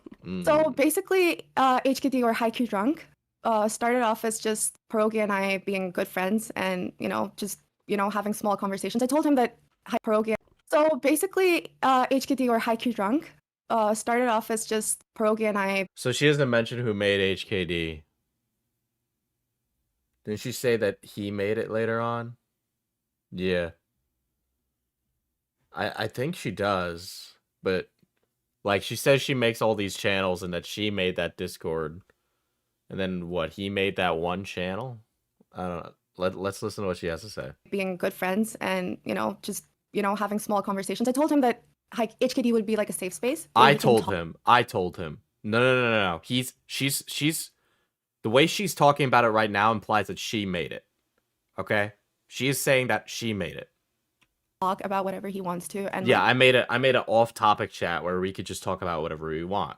we would forget the channel will be deleted. And then the channel will be deleted. And so he can just talk about whatever he wants, whatever's. Yeah, kind of- she initiated it then. She's saying I initiated the high key drunk chat. to just relieve his stress, right? So we They, started with they were probably chatting in the DMs personally for a while too. that, and eventually that led to me and him getting drunk and conversations kind of steering towards flirting and sexual kind of stuff. And then he started asking for videos of me chugging for proof that I was actually chugging beer or something. And if in the beginning, because I'm not good at handling alcohol at all, right? So especially not at Pierogi's level. He would be like, chug for 8 seconds. I can't see your throat. Like, go up a bit more. And that from like the beer chugging, it went to lollipops. From lollipops, it went to Pink Buddy, which was a pink vibrator. And basically, Pink vibrator. Justice for Pink Buddy, guys. he would just create the server, DM me whenever he wanted to have like conversations and stuff. He'd just keep adding me. And he would just create the server, lollipops. From lollipops, it went to Pink Buddy, which was a pink vibrator. And basically, he would just create the server, DM me whenever he wanted to have like conversations and stuff. He'd just keep adding me. And then once he was done, he'd delete it. But he kind of eased me into it. It didn't start with sexual stuff. It started with friendly conversations and having. Now she's saying that he made it, despite her prefacing that she made it as a way for them to chat and it be deleted and just to be personal. Like she's like now she's saying the exact opposite of what she said earlier. Fun fact, she could upload a whole HTML archive of the server and DMs to show the real messages without the images. But I wonder why she won't do that. A safe space to speak in. And you guys would play like video games and stuff together too, right? Like you guys were like legitimate good friends. We were really good friends. Like he would So talk. you would also game together and hang out together. Yeah, so they definitely had they probably had a lot of emotional, personal conversations. And she was like, oh, this is just a safe space for us. Talked to me about a lot of stuff in his life. And like, I would like to think that I was a good friend to him, but he was a really good friend to me. Like, I still cannot bring myself to dislike him. He's a really good person. And I mean, I'll say that I don't know when I'm gonna put this in the video, but like you did give me access to your Discord account, so I could verify for myself. Okay, that, like, so she didn't include that in the video, from what I remember. this Discord account does in fact link to Pierogi, and I was able to verify that for myself, and I screen recorded that verification process. And there were a lot Yeah, but you didn't spend any time going through these things. You could have checked logs. You could have checked audit logs on who made the original HKD chat. of messages between you guys. Like, we're talking like 50,000 messages, like a lot. I even told you I can see the friendship there. Like, the messages that were sent between DMs between you and Pierogi were friendly. It looked like a cordial, like consensual friendship, I guess, if that makes sense. Because I did consider him my friend, and even though I'm pretty sure he blocked me by now, I'm not sure. Did you check? But I didn't check. I will show you the message I sent him, and after that, no response. He's been kind of silent. Of course he's not going to respond to you. You try, like, what? Something happened. There is a missing part to this. Something happened.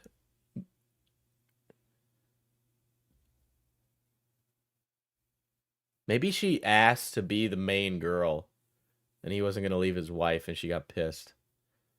I could see something like that, like, you know, because, you know, I don't know, hell hath no fury, right? But there's something missing at the end of when the relationship stopped being sexual and the job stopped that is not here. And Savannah had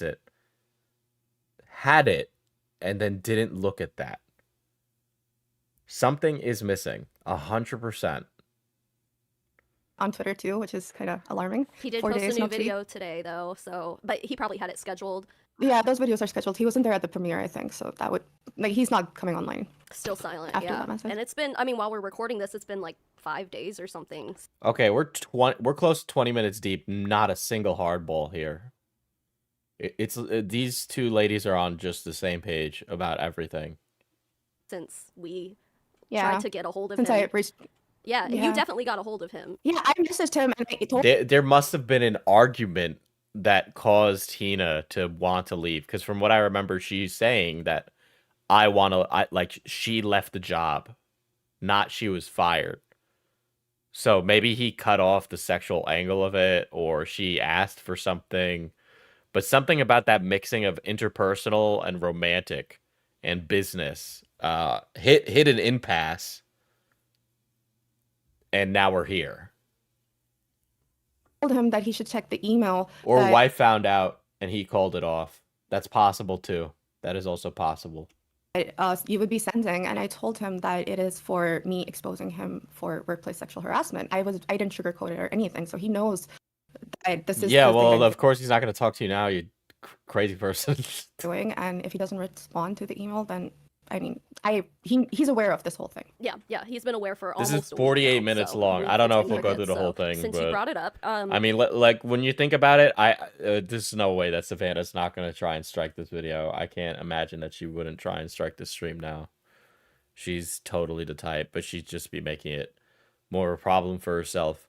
I am trying to add a bunch of commentary here to this, not for the sake of it, but rather that I do have a lot of opinions on this, because this is something I'd like to think I'm at least okay at. when did the sexual harassment really start? Like, how long were you working for him before it started? I honestly don't remember. Of but- course you don't remember. That would be an important aspect to remember. You know what would allow you to check that? Your DMs, of which Savannah has access to. Okay? She could check the audit logs in the Scammer Payback info server. All of these things can be corroborated. You can get a more accurate time. I mean, don't get me wrong. Savannah's never going to have the full story, because it's never going to happen. There's always going to be aspects of it lost in time. But she just didn't do her due diligence. I would say somewhere around 8 months, if I remember correctly. You didn't go through all of the messages on the original account because there were so many. The one that you deleted. I didn't go through all of the messages. Well, you can do Control F, and then you can search through the messages by terms. And you can use the terms that you remember from later in HKD, like the yeeting, the volcano emoji, the sexual language that they'd use to determine when those things got sexual. Yeah. Because when did she start using daddy? When did he start using mommy? These kind of things can help put together a much better timeline. careless about the stuff he said on that account. He was. So Like, if you didn't have access to these things and nobody ever said this, I wouldn't be asking these questions, and these are important questions. he had to delete that. But if you go through the messages, there's like To me, it seems like this whole thing feels like Savannah had a conclusion and then approached it with confirmation bias and tried to fit her narrative with extremely leading questions. Well, she had been talking to Hina for a couple of months. So, you know what happened is that they had a call that was off the record. 100% they had a call that was off the record. And with a not honest source like this, if you're at a one-party consent state, that off-the-record conversation, I would have been recording it. I think there would be like 50,000 messages before it actually came to, that point. Like having a formal chat channel for you guys to do things. But the thing is, he never leaked HKT into the DMs because he knew he had to be careful. He knew it was a sensitive topic, obviously. That's why He knew it was so he knew he was cheating on his wife. But it did leak out sometimes because I would ignore him and then he would just at me consistently in DMs, thinking that, that would catch my attention. But also, like, he would at you in all the different channels in the Discord server. So, okay, you're asking a leading question there, Savannah. That's a leading question. He would blow up your notifications. It got to the point where I was actually scared to be online. Like, I used to be someone who never used to set herself to invisible on Discord. I have been invisible on all social media platforms for almost 2 years now. Strictly because he was kind of watching everything you were doing. He was kind of stalky, yeah. So if I was on Twitter and liking stuff, he would be like, you're not replying to my messages on Discord, but you're active here. Or if I was appearing offline or in a call with my friends, he joined my private server. I invited him. And he'd be like, you should have told me that you were in a conversation with your friends. I'm waiting here, stuff like that. And then he'd eventually guilt trip me into leaving the conversation with my friends and paying attention to him. If I was online on Steam, he'd be like, oh, you're... Why? You gonna add your boss to your fucking private friend server? Do yourself a favor and get some separation between your lover, romance, work, and, like, the yada yada, don't shit where you eat, the phrase. Playing Dead by Daylight, can you stream it for me? I didn't feel safe being online anywhere. Like, by the end of it, I didn't feel safe? Oh my god. He was gonna reach through the computer and grab you, Hina. was convinced that the only way out was to end my life. Whoa! What? What? What?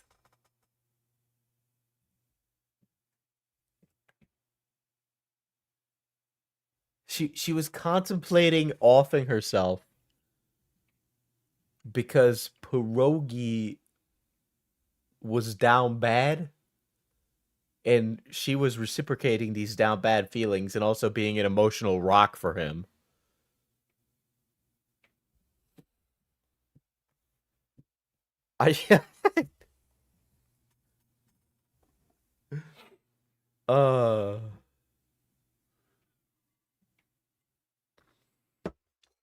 Outrageous. That's an outrageous one that was not included in the video. We'll be right back, though. I'm gonna go take a leak. I'm gonna go take a pisserino in the bathroom. I don't know why I said it like that. That was weird. I'll be right back. Hold on. Welcome to 103.5 Wizard Radio, where we only cast the meanest of spells.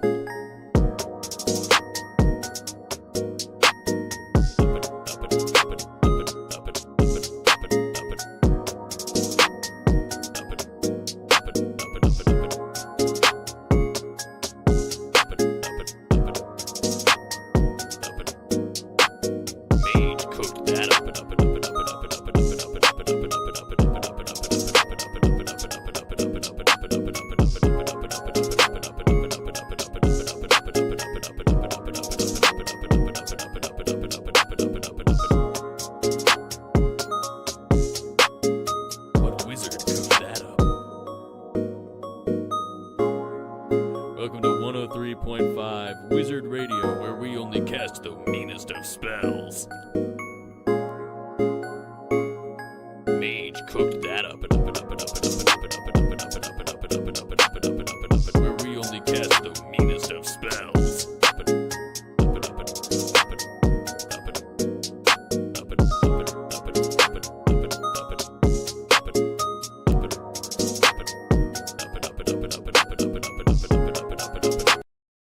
I'm back, chat.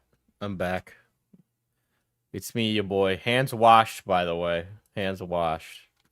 Yet again, I do want to plug Toxic's body pillows and acrylic stands. If you don't want to buy a body pillow, please buy an acrylic stand. Okay. You know, Toxic is a good homie. She worked very hard on this. And honestly, she's always wanted to do physical products. So I'm really happy that we can finally do this. And again, if you tag the Twitter or, you know, drop your order number in like the media chat in Discord, don't obviously give me your personal information when you do that, but if you did order a body pillow, we have some diesel body pillow covers, so you know, you might not want a goblin husbando, but that can be arranged. So that's for a giveaway. So I think 3 people will get one if they don't have one. And if you want to try and get one, you can. Just buy either the Goblin Tox body pillow or the Tox body pillow. And then yeah, you can do it. Yeah.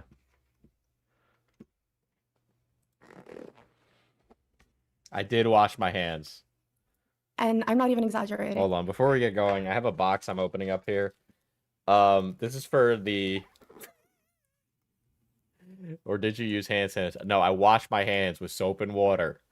Right, but unrelated, MPT video I'm working on has to do with Kingdom Death. If you guys don't know what that is, it's a line of miniatures. They're like boutique miniatures. I just got the box in. Hold on, let me switch back to... Right, so apparently there's a bunch of miniatures in this. But I was just kind of curious what was in the box, because I don't remember. Hand check.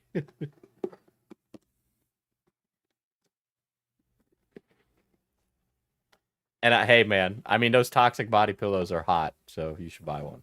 But, yeah. Fuck, I can't open this because I'm stupid. Ooh, bunga. Bunga bunga. Oh, wow, they're actually plastic. Dog, I'm gonna be broke. It's too many. Bro, my miniatures collection is way too ridiculous. The miniatures can be not safe for work. I know. I know they have, yeah, their line of miniatures is not safe for work, but yeah, there's some monster non-con stuff. Oh, can't show that on stream. Whoa. It looks really nice. Way too expensive for the starter kit for this, by the way. It's like 400 smackers, bro. But I am excited to build and paint those. Also, it's nice to not work with fucking plat or resin all the time, but there we go. It's been a minute since I've painted again. I painted some Christmas gifts and that was it. I have tons of degenerate minis. I can show you messages that I sent to a content creator that eventually helped me leave it. But I was convinced at that point that the only way out was to end my life because everywhere, he was fucking everywhere. So your thought when this guy was chatting you up a bunch of times, your boss, is not to quit your job or say, hey man, stop trying to fuck me through Discord. You're like, I'm a jump. There's so many things you could have done except for that. He had his claws dug into you deep. Honestly, the last 2 years of my life have only been pierogi. I am still kind of in pierogi withdrawals. There are times when I need my friend, and he's my friend. He's the person I talk to when I'm sad and upset for the last 2 years. And So you I've lost a also friend. use him as an emotional rock, but you see him also as a lover, and you're also so he's your friend. He's chatting. He's coming to you too much. This doesn't make any sense. What? He's my friend, but he's annoying, and he's so bad and annoying that I want to end everything. What? And I've lost my job, and I'm a complete mess. He was my everything for 2 years. I woke up to his messages. I went to sleep to his messages. Work You sound like an ex. was about him every single moment. Even if he's recording, he's messaging me, asking for how many shots to take or stuff like that, telling me how he's feeling, if he's like irritated with the recordings and stuff like that, or he's upset that he can't get, everything done in one go. Like, we were really close friends. We told each other about everything. So, about 8 months in is when he kind of started getting the sexual stuff going. How often, Yeah. once it started, how often were you doing it? It was like every day. Every day that he was hitting you up for it, or every day that you would actually give in and do it? No, it was every day that I was being hit up for it. Okay. Bro was hitting you up for gooning material every day. That's outrageous. This guy was down nefarious. I've been sexually abused in the past, physically, and so sex isn't something that I really enjoy, sadly. So I just kind of complied with the sexual stuff. I know it doesn't seem like it in the screenshots and stuff, but I don't. It does seem like you just complied. In fact, you initiated a bunch of times in the screenshot showed in the video. What do you mean? You're not comfortable with being intimate, but you initiated intimacy, the thing that makes you uncomfortable. Why did you initiate? I would ask that question. That's a question I would ask. I'm doing this as if I was interviewing her. What about those times you initiated? If you're uncomfortable with sexual intimacy, why'd you initiate at those times? Don't enjoy sex. Sexy talk and stuff makes me really uncomfortable. If sexy talk and stuff makes you uncomfortable, why did you call him daddy first a bunch of times? Why didn't you wait for him to call you his Discord kitten first? Why'd you initiate? So I was never really into it, but I know because I've had relationships and stuff. I know how to fake it really well. I would usually agree to once a week in the beginning, but eventually I just couldn't do it. I just got to the point where I was just sending. She doesn't ask any. It almost seems like these questions were prepped in advance.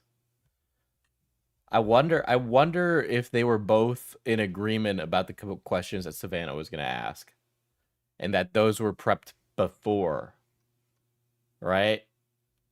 So that way Savannah knew what she had to say and she knew what she had to answer. Old videos of nudes I made a while back, and I'm like, you know what? Fucking deal with this shit. I can't do it. You would say you were like sharing nude images and stuff with him like once a week? Yeah, actually more than once a week because I just didn't want to record more stuff. So I just sent him old stuff to wank too, yeah. But it was like really old stuff. It was back when I had my hair was purple and stuff like that. So, and I told him that this is old videos and stuff, and like reruns is what we would call it. Wait, okay, so reruns. That's a good thing that you brought that up because that is something I wanted to clarify. Because there are multiple screenshots where he's saying reruns, and I didn't know if that. So you read the screenshots, so you have the same context I do, Savannah. Dad never did you not understand the context in a conversation that you didn't ask those things?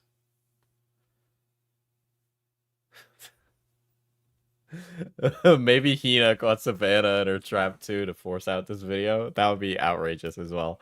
That would make this story really funny. Like you were sending him old videos, or if he was just like thinking about you, or I was just sending him old videos because I can, and you'll notice that reruns are pretty common in the DMs. They are, yeah. because I could not, I just couldn't. Like for the last year, I would say no, not the last year, at least for the last 6 months, I just could not. So I would just make excuses consistently. I'm very good at excuses now. I mean, yeah, you adapt. I'm very good at lying. That's what she's saying. To your situations, and I guess you kind of had to be. Would you guys ever like? Why are you doing that, Savannah? Like video chat live together, or was it always just the sexual stuff? Was I wonder if she looked at the screenshots alone or with Hina explaining context. Interesting. It's a great point, Tech 404. I could see those being presented to Savannah with Hina in a Discord call. And Hina going over, this is the context for this. This is the context for this. And Savannah just going, okay. Only like messages. He wanted to do live when he would go out of city or somewhere. He'd say he'd get a private hotel room and we could live video call. But I'd say yeah, totally, and then I would not reply. I know, those are definitely in the screenshots. Since you're bringing that up, I'll jump to that question I had here, because this was So these questions are pre-planned. You see how she said that? around the summer of 2022. I bet I'd hope that this isn't the case, but I'd bet dollars to donuts that Hina agreed to these questions specifically. If not, Savannah's an idiot for not being able to think on her feet in an interview. And Pierogi tells you he's going out of town, he's going to have a private room to himself, and then he says, like, we're going to have to plan many HKD sessions, many high-key drunk sessions. At this point, you guys, when he said it was an HKD session, he meant, like, cyber shit, right? Like, Yeah, cyber sex, yeah. Okay. HKD was not about being a comfortable space after 8 months in. Like, it was not. Did you ever initiate it with him, or was he always the one? I'm not sure, honestly, but I would say that yes, I might have initiated it a couple of times. I'm not gonna like act like I'm an innocent Andy and all of this. I mean, in general, it was. This girl is so terminally online. She just said innocent Andy. I so aware.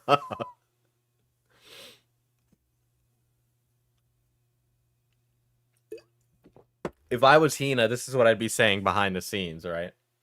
Oh, I don't know. I'm just afraid that, you know, it would really help if I had questions. I'm just really nervous about these things. So it would really help if you told me what we were going to talk about before so I don't have to re-traumatize myself. Stuff like that.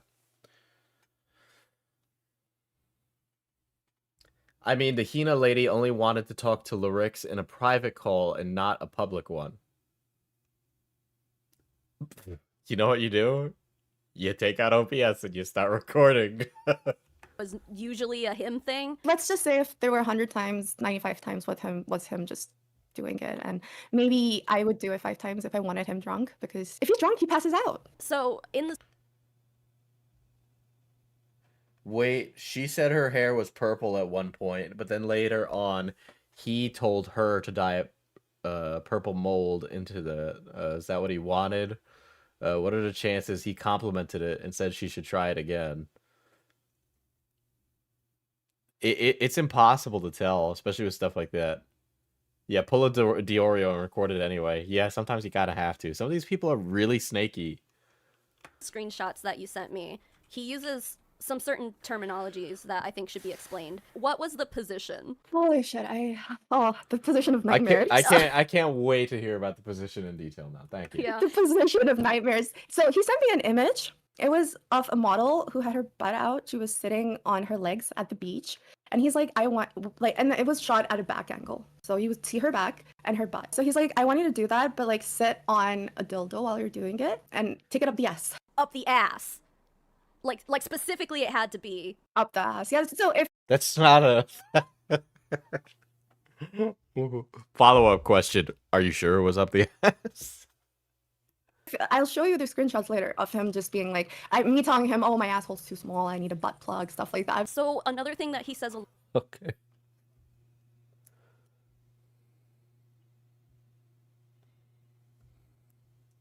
lot in the screenshots is tutorial. What does he mean when he says, I want the tutorial? So basically, my pink buddy. I want a tutorial. Was this in the video? I don't remember this tutorial conversation being in the video. That is now decommissioned after trauma, but he would ask me to just like, kind of like a blowjob, but suck on the pink buddy. So he wanted to watch you essentially simulate giving a blowjob. Yeah, he would be like, oh, turn your, like, kind of put your face up a bit more, or like take it in deeper, so yeah. Jesus Christ. Okay. So given all of this, would you consider all of this to be cheating? Because as we know... Okay, your name being Crab Rangooner is amazing. Let me just point it out. Crab Rangooner, that's an amazing name. Oh, shit. The word tutorial came up a few times, but without context. Okay. as he's very open about, according to you. I don't really watch his stuff, but according to you, his wife is like a well-known person in the land of pierogi, and we also know that he has a family. He has kids. Yes. Yeah. Yeah. I would so- consider it cheating, yes. This girl is. When Hina's like, yes. She's a bad actor. You can tell. I know I'm speaking with hindsight, but like, just that tone of voice is not appropriate. I don't know. I would And too. I would also consider myself a guilty party in that, so I'm sorry. There was a power dynamic there. Even if there was a power dynamic, at the end of the day, I'm the person that ended up being a guilty party and kind of destroying, I hope it doesn't destroy his family, but I was equally a part of that. I should have said no. I knew he was married with kids. Sure, but I wouldn't say you're equally as responsible, given the power dynamic between the two of you. Given the fact The power dynamic. All right, I like. There's one thing to be said when it's like you're sitting in a chair and like the door to the exit is like away from you, versus like a Discord message. We're talking about a Discord message, guys. All right, there's like a 10-hour time difference between them. that he was the one paying your bills, essentially. I've told you this before, but I really do. Yeah. He was paying your bills, but like there were plenty of times where she just wasn't reciprocating, and he was still doing it. He was being a pay pig, even though he was getting nothing in return. That he was the one paying your bills, essentially. I've told you this before, but I really do think you're a little too hard on yourself. I told you this regarding before, your but willingness to participate. okay, no, yeah, she went in with the confirmation bias based on that. In this stuff because I feel like there was more control over you in the situation than him. He's the one who has the wife and kids. Like, he should be the one to never initiate that in the first place. Meanwhile, he's initiating. Yeah, but what? She's literally saying you don't need to take any responsibility. It takes two to cheat on someone. It all the time. I mean, if I want to get him held accountable, I have to hold myself accountable too. So So if I want to get him held accountable, I have to hold myself accountable. This lady's insane. That I'm still a guilty party. I know you say that I treat myself really harshly, but regardless of what you say, I still think of myself as a guilty party in all of this. I know. I hope that will change for you eventually because. Oh, Savannah. Oh no. Oh boy. I think you're just too hard on yourself, but maybe I don't think so. One of these days, when he was trying to initiate cyber sex with you in an HKD channel, you told him that you were in the hospital. Yeah. Was that true? You were just home. Yep.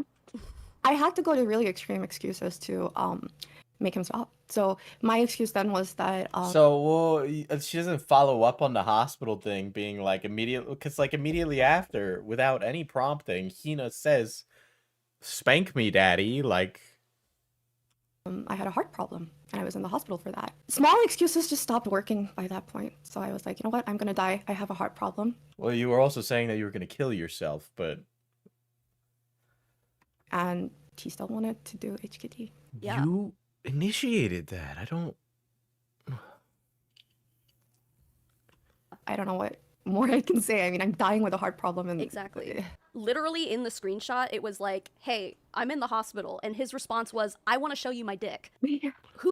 that literally wasn't the fucking screenshot. Okay, bitch. All right, you fucking piece of shit. You fucking lying asshole. You confirmation bias Andy. You fucking idiot moron. You know what's even funnier is that Savannah won't defend any of these outrageous points. Okay? That's the point. She's like, oh, it's just the commentary bros trying to put me down. Fuck off.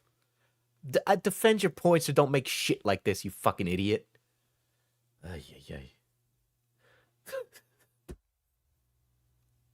Who does that shit? It was like almost to the point where that excuse didn't even work for him. That should have been like, oh shit, like, sorry, are you okay? It wasn't, he didn't even ask if you were okay. No excuse ever worked. It was like, He did. He literally did. That is in the screenshot. Is a screenshot missing? Did I miss something?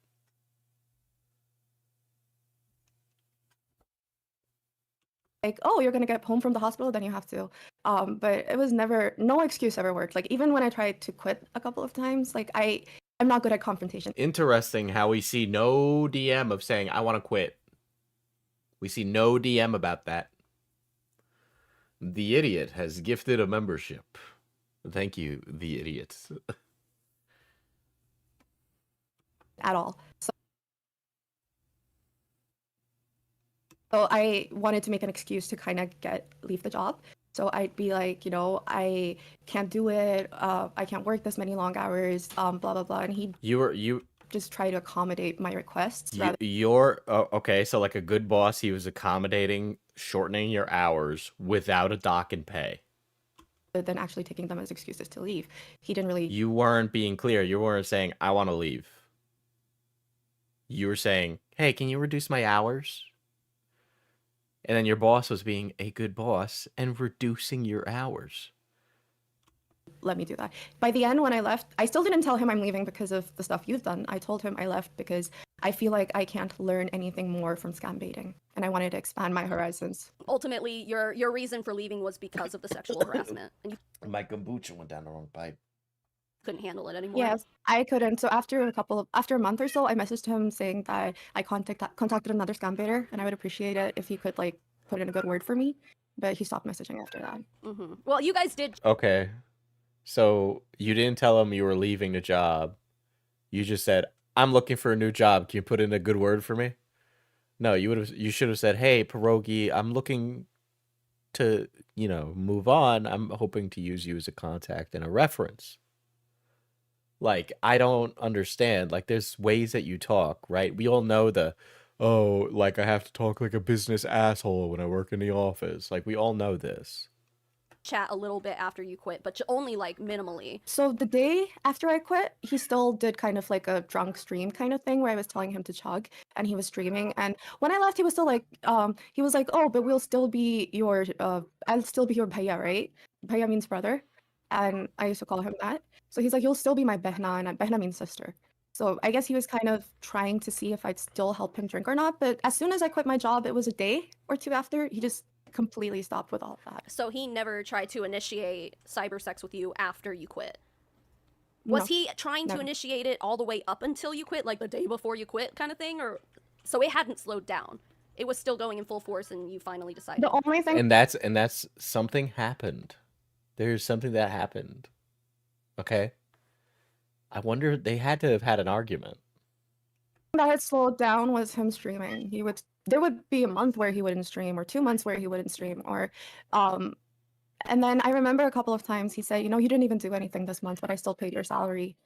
He said that to you? A couple of times, but I don't have screenshots of that, so I can't really say it like that. But that's how I felt too. Like, I didn't do anything that month. What am I taking money for? And those months were the hardest. Like, those months were the ones like that, so I can't really still pay your salary. And then I remember a couple of times he said, you didn't even do anything this month, but I still paid your salary. He said that to you? A couple of times, but I don't have screenshots of that, so I can't really say it like that. But that's Of course you don't have screenshots of that. how I felt too. Like, I didn't do anything that month. What am I taking money for? And those months were the hardest. Like, those months were the ones where Girl, you were getting paid so much. You're saying, oh, it was so hard how I didn't have any work this month and still got paid the full amount. Who says that? That's insane. You're a crazy person. I actually had to cave in properly and do the videos. Sexually. Like, not do reruns and stuff. Yeah, not do reruns, actually record new stuff. There were months where he wasn't streaming and you weren't doing translating work for him. So, like, in order to justify him paying you, you would give in to... No, you're asking that as a leading question. You're asking that as a leading question. You're adding that she's doing that to justify the payment. It sounds like she's self-justifying giving sexual favors after being paid without doing anything. It sounds like she got paid and then she followed up with, let me give you some spank bank material.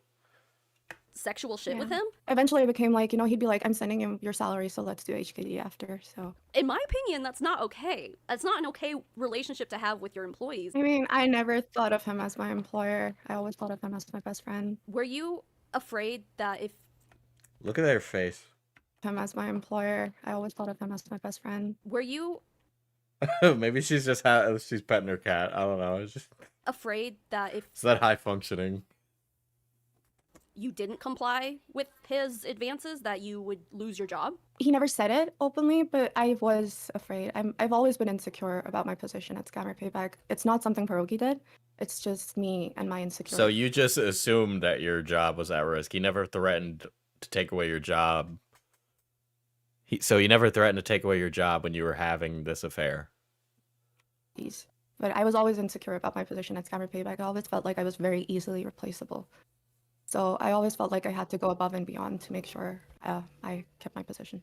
I think another thing that I wanted Savannah does sound like Lav. to ask about, like, you knowing him personally and stuff, you can probably shed some light on this. I don't really watch his stuff, so I don't know how open he is about this, but my understanding is that he's pretty open about his religious faith, his Christianity and stuff. So from what I understand, his wife is the one who's mainly extremely religious. So Savannah had this in the docket. So she had this message in the chamber, like this question to bring up.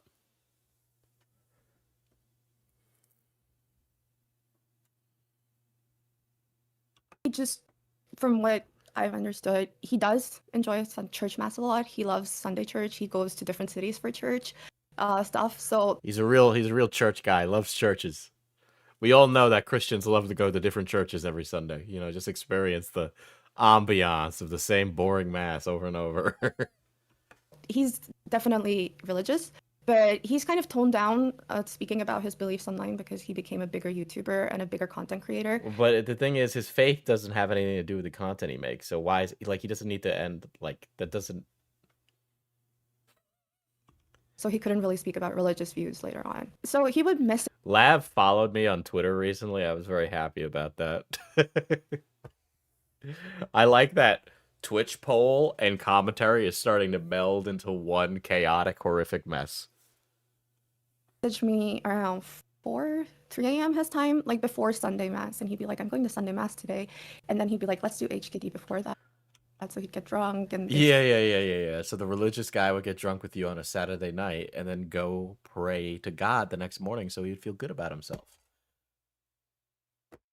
Hello? He knew what he was doing was wrong. HKD, and then he'd come back from Sunday Mass and he'd tell me, oh, I heard the priest and I have a new look in life and stuff like that. So he was really into the religious aspect of things. Right. Yeah. I mean, if you're going to Sunday Mass, like, that's dedication to something to say. I mean, Lab Pit is closer to becoming true. Matt would love that. that's probably more dedication than at least like half of the people who consider themselves to be Christians out in the world, or probably at least in America. Like, that's more dedication than a lot of people give if you're going weekly. I think a lot of people with faith out here anyway, they'll just go to church like on Easter or Christmas Eve or something like that. But like to go weekly, this is the only reason that this is here is for like character assassination. To others, and then he also, if I remember correctly, he used to travel for events too that were related to his church. I mean, I don't know how he handles that much alcohol. I get drunk after a beer or two. He's pierogi, so what? Polish ancestry, Eastern European. They know how to handle their alcohol. Okay. Well.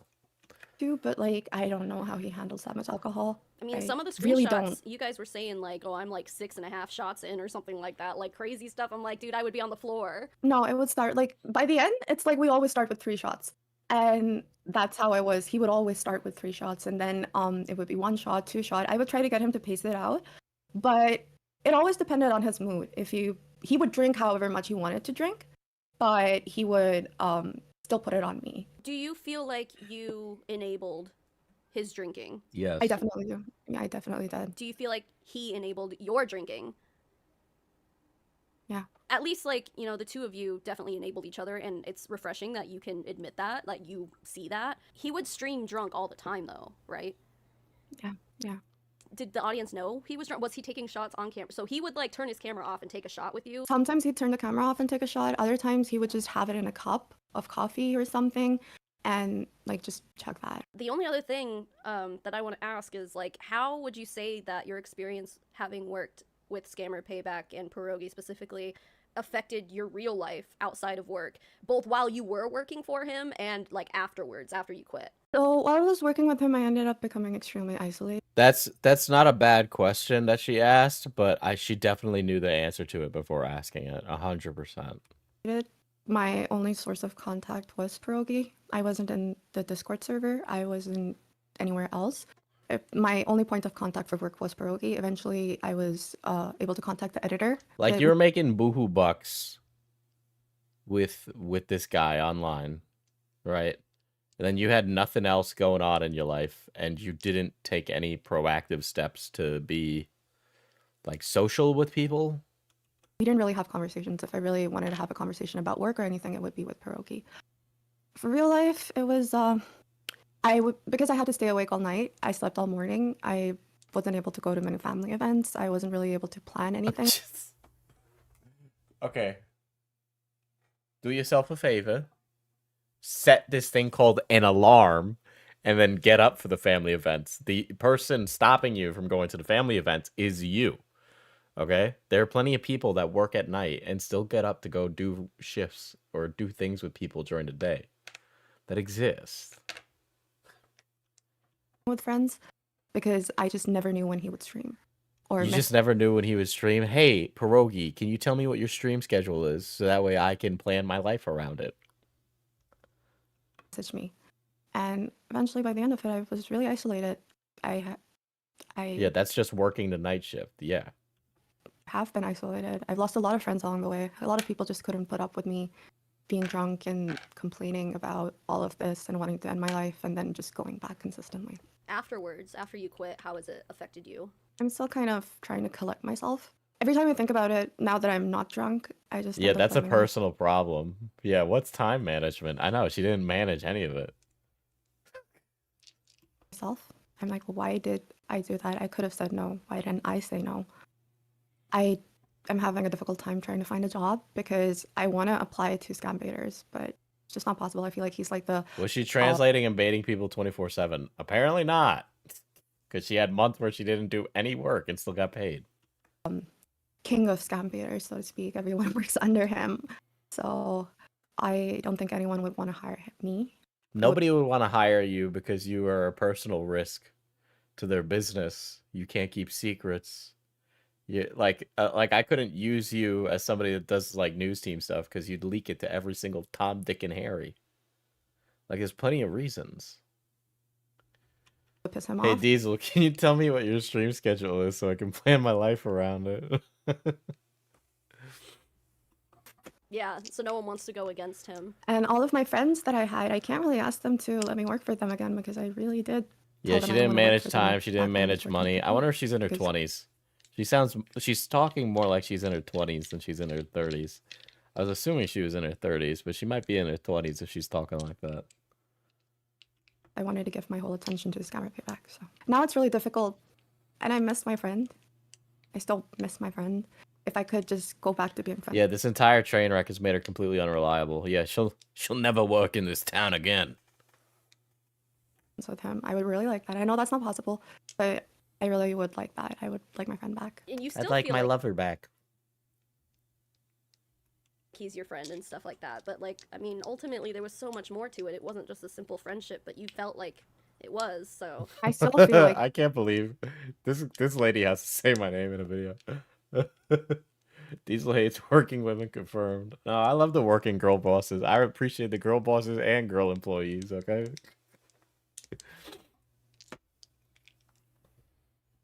it is. yeah, I feel like your situation, the way you're reacting to it, because it's still so fresh. When did you quit? October, end of September.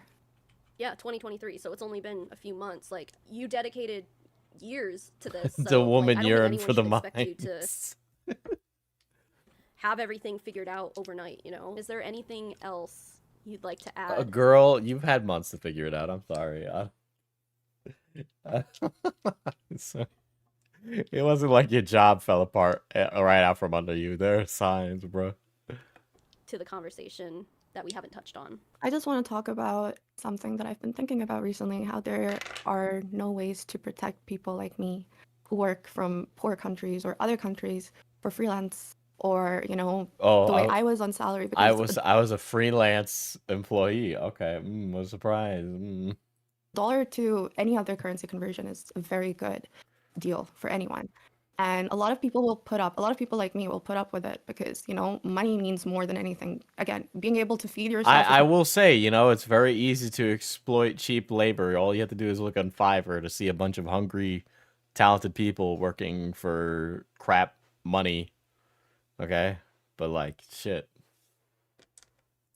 More important. Like her grasp of the English language is so good that she could easily get a job translating somewhere else, but like she's treating it like she's just been sitting down in the dumps forever as if she has no marketable skills. Like she should know better.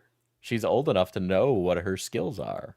So there might be other people in this situation. Yeah, the protection for freelance is contracts. You write a contract to ensure your payment, to ensure your security. Working for other people, and there's only two options. You either quit your job or you do an international lawsuit, which is completely impossible for someone who's literally counting every dollar that they're getting. Expensive. Yeah, but what this is like this is and girl boss and quitting your craziness, job bro. is an option, but then you're back to starving. So there needs to be like a third option. Content creators don't usually have HR departments. There's no one you can report to. I didn't have anyone I could like at Scammer Payback say, this is what's going on with me, and know that I wouldn't get fired. Right? So there was She should have had terms and agreements for what was being paid. Like that had to be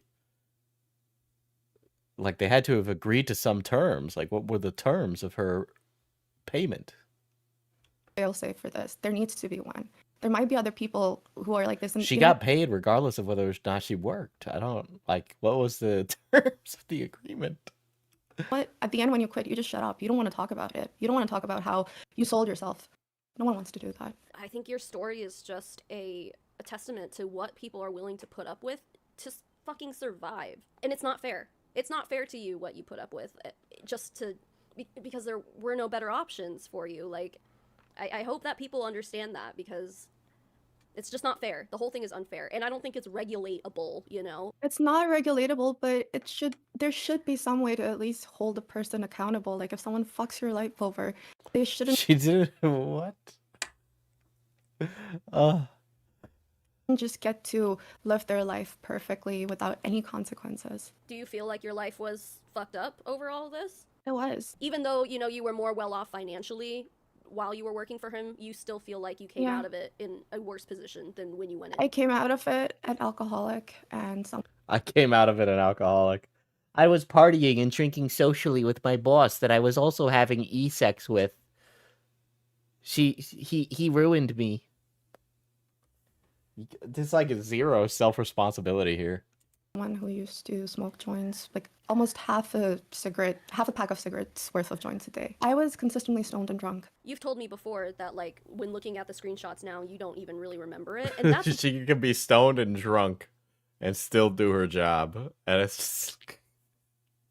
a big thing. Yeah, so can you you can verify that, like, most of those, like, crazy screenshots you don't remember I don't at even all. remember every time you bring up a screenshot or stuff like that. I'm just like, oh my god, did that actually happen? There are times when my friends would share screenshots of stuff I'd said to them, or like a screenshot of stuff that P said to me, and I'd be like, holy shit, I really didn't want to go along with it, but I don't remember those stuff. I just remember me complying. I don't really remember. So, like, if you were to look back at the screenshots the next day. Content is my brother, and he says, contract law is great. Whatever is in the contract goes, and that's it. If she wanted to sue, she could easily sue. The lawyer would take a cut from the payout of the lawsuit. How is she getting weed?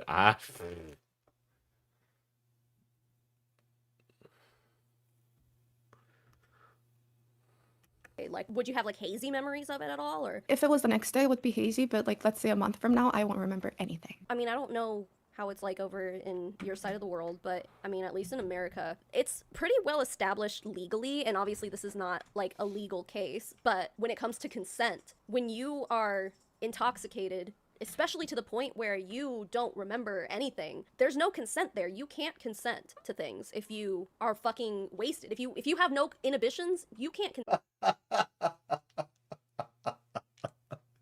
They were both drunk guys, but Hina was cybersexed unconsensually, okay?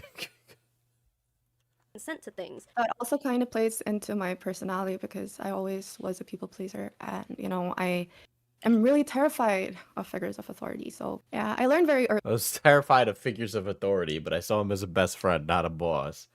Weaver of Dreams brings up a very good point in the chat. I was paid extremely well. I didn't feel like he was my boss, but my friend. He accommodated me when he wanted to work less, and I still got paid. What a monster.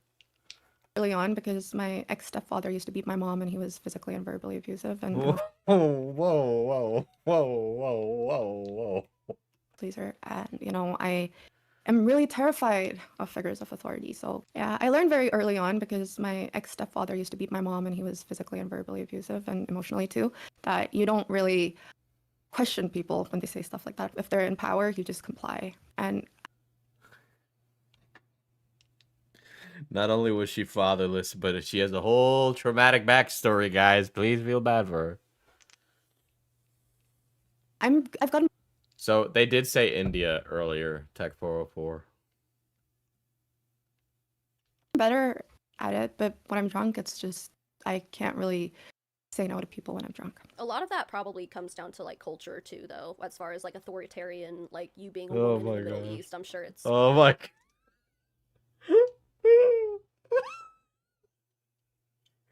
They did say India earlier, by the way, guys, okay? Hina said India. And yes, Savannah just said Middle East. And now Savannah is making a judgment call about a culture that she does not interact with at all. Savannah, you need to stop talking, honey. You're pulling the white woman. something that I don't understand. I'd also like to say that I know I have a lot of mental health issues. If he tries to paint me as someone with mental health issues, then he has the right to, because I do have bipolar, I do have ADHD. Bipolar, ADHD. I do have high functioning autism. High functioning autism. You know, I was very Okay. suicidal during those time periods. I wasn't So, gonna kill again, myself. If he brings that topic up, I completely agree. I was not mentally stable. And I was a crazy bitch. I'm still not mentally stable.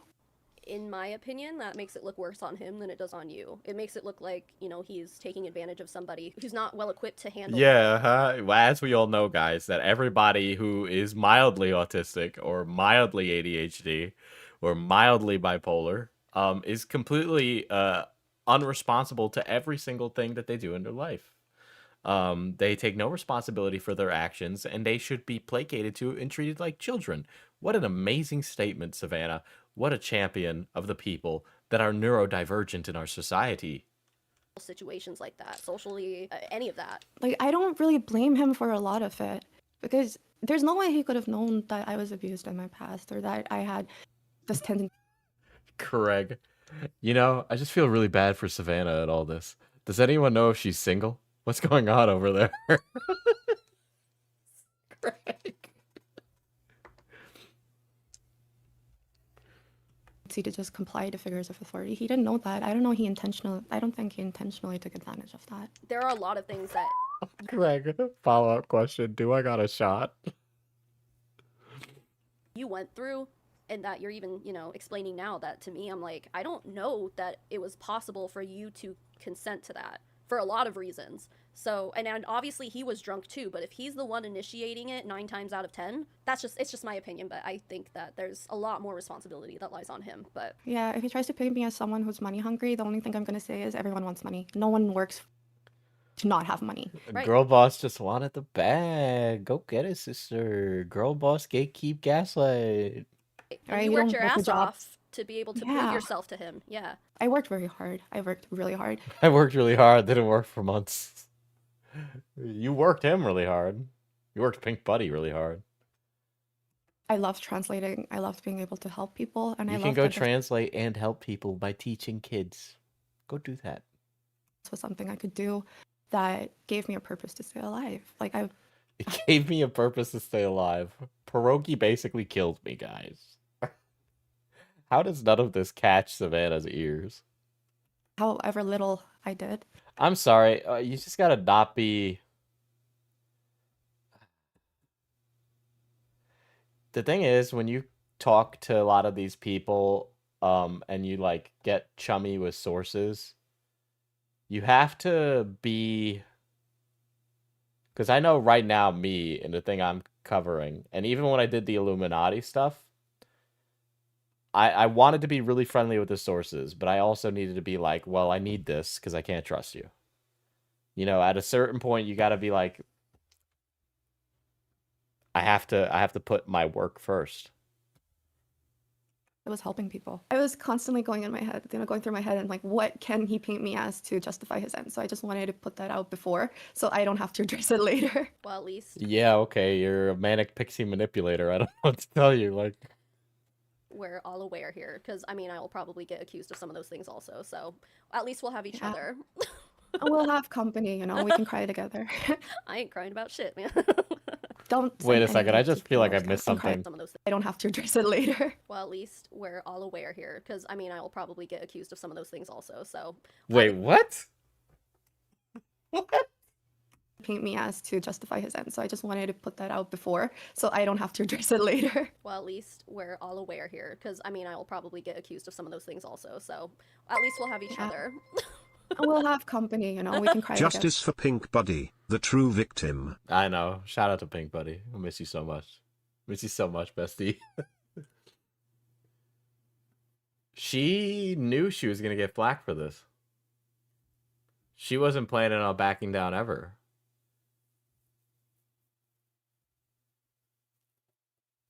Yeah. There's no reason for her to say that. She didn't know what kind of reaction there would have been from the public. Unless she ran it by someone and they said, this is going to be bad.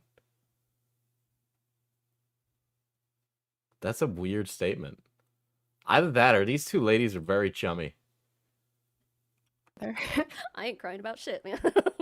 Don't send any hate to P or Scammer Payback. Yeah, I was gonna put that in my script also. So yeah, I want to absolutely make sure that it's clear. Savannah's saying she's going to be painted as mentally ill too. Well, she did a really good job of looking mentally ill.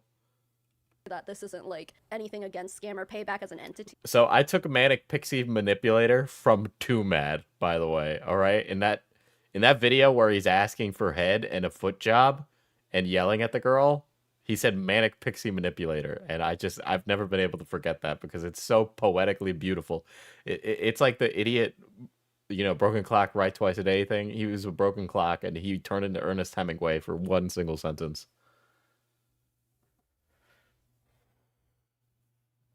She already looked bad, but Savannah swears she wanted a conversation, and this confirms she definitely did not. Yeah, she had no intention of wanting a conversation.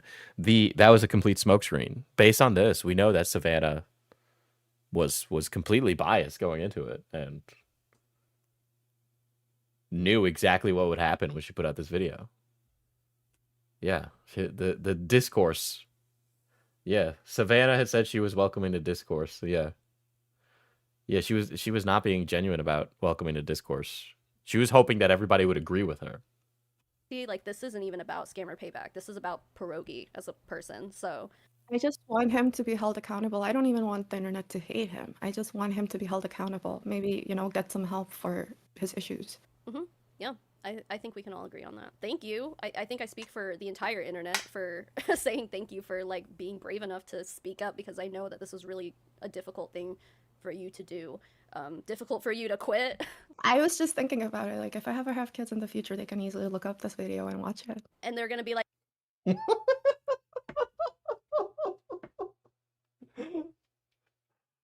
Oh, honey, you don't want them looking this up. They're like, oh shit, mom's crazy. damn, my mom was brave as fuck. So No, but what I'm trying to say is if anyone tries to say that I'm, in for the fame, I mean, it's more infamy than anything else. My children in the future will be able to look at this and be like, that's what mom did. And Yeah, that's what mom did. Mom was a home wrecker. Mom was a home wrecker. That's what they're gonna see. Oh, don't show your kids that. That's an insane thing to say. That's insane. I don't care how embarrassing or empowering. I don't want my kids to see. I mean, first of all, I don't want fucking kids. But if I ever end up with accidents, I don't want my accidents to see me wear a maid dress. I also don't want them to know that they were accidents, I guess. Whatever. and my family might be finding this stuff out, and there's a lot that I'm risking as well. So it's not really No, really. something that I'm doing There's 2 or 3 minutes left of this, and this is not good. just because, you know, I want to be famous. Because I'm not going to be famous. A thing that a lot of people need to realize is like the implications it can have for you just being in the part of the world that you are in. Like cultures are very different, and that just adds to the bravery for me to say, Oh my god. Honey, you don't know anything about her culture. That's the problem. You said she's in the Middle East. You said she's in the Middle East. It's not the Middle East. that like you really have a lot to lose here. Savannah is thinking in the back of her head, God, this woman speaking to me right now, she might get stoned to death. The Ayatollah's gonna come for her head. I have a feeling a lot of my YouTuber friends aren't going to be What do you mean? I was an accident. I turned out just fine. friends with me after that. My friends stay away from drama. They're like people who don't want to be involved in any of that. So I'm sure I'll be losing a lot of friends and contacts after this. Well, then they weren't friends to begin with, and they suck. So. Oh my god. Oh my god. Oh my god. We're so besties. We're so besties. Savannah. Savannah, are you stupid? Cut off the recording. You can cut it off. You don't need to include this. I mean, I get it. I get it. You know, with the way things are right now online, I understand them wanting to be more cautious about the people they keep around. I mean, I'm a Yeah, I wouldn't want to keep this person around. Fucking Hina is gonna turn around and fucking try and ruin. Yeah, she has other YouTuber friends. Yeah, I wouldn't hang out with this person either. prime example of you wanting to be cautious about the people you keep around. Yeah, I'm a prime example of being cautious about the people you keep around. No shit. Screenshotted stuff. He trusted me. I screenshotted conversations that were supposed to be private. I think a lot of people in your situation would have done the same thing. I genuinely didn't A think lot I of had people in your a situation would have done the same thing. Yeah, okay, go off, sis, right? screenshot about the boob job because I really wanted to bring that up because he really wanted my body to be the way he wanted it. He wanted me to get like a landing strip, get my like hair, pubic hair in a landing strip, and like the boobs, and he wanted me to get like color my hair purple and stuff like that. Like, he really wanted to So he wanted you to color your hair purple, but you said you already had your hair purple. Okay. make me into some kind of person that Diesel, my boss who I cheated with. I'll let it read. I keep doing the thing where I read it before it comes through.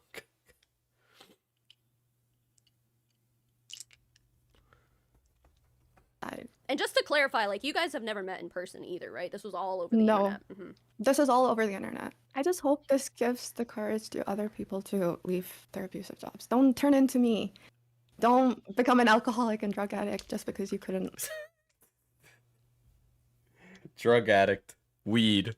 When she says drug addict, I think she's just doing like, or just like, time to shoot up. Like,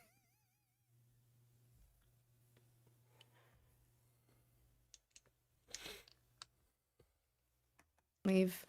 Money will come back. It's okay. Starving is easier. Trust me. Starving is so much better than hating yourself every day and not wanting to live. Thank you for chatting with me about this. Thank you for hearing my story. You're welcome.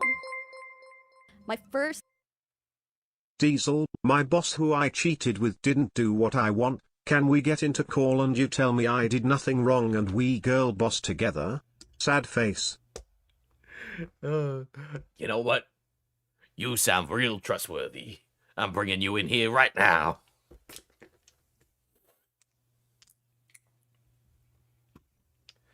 I'm glad we paid for that. We cancel my membership. Sorry, Savannah. I gave you $10. All right, I'm sure that's gonna be a beneficial one for your fucking career.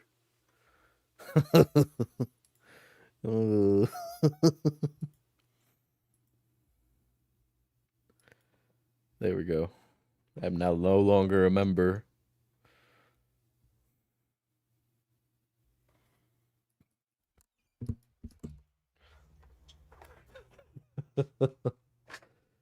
Oh, one of you idiots has to be ghetto too, man, because motherfucker comes up when I talk about him. I swear to God.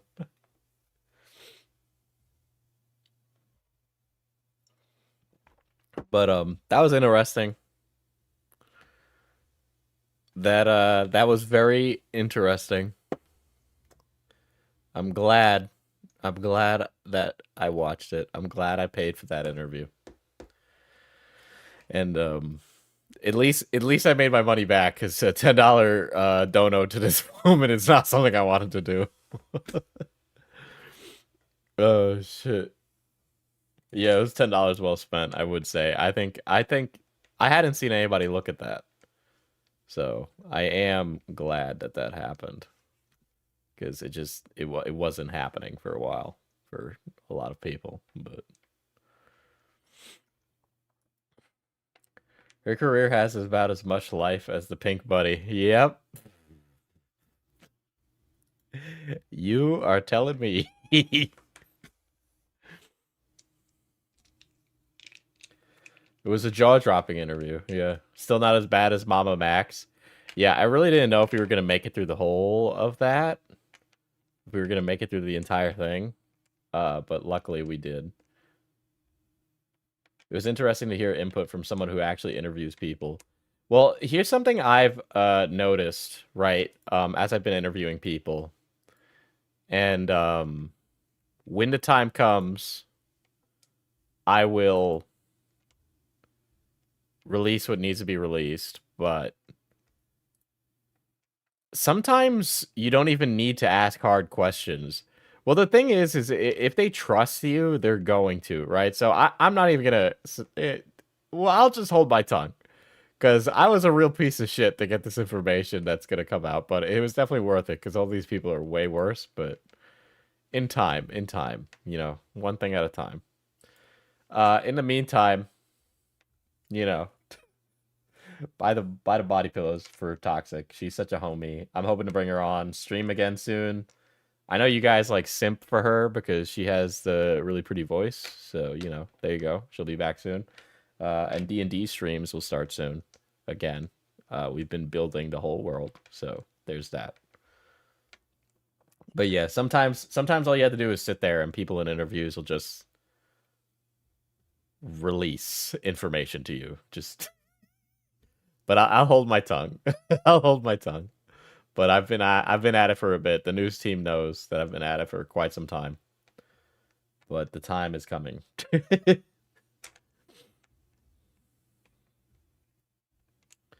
But yeah. Yeah, if you want to jork it, you can get a Toxic acrylic stand. These are compatible with mason jars. Okay? You can put her in a mason jar, or you could get a body pillow. And yes, Joker Baby will return. Oh, 7, sorry you had to give money for that. Hope this makes it better.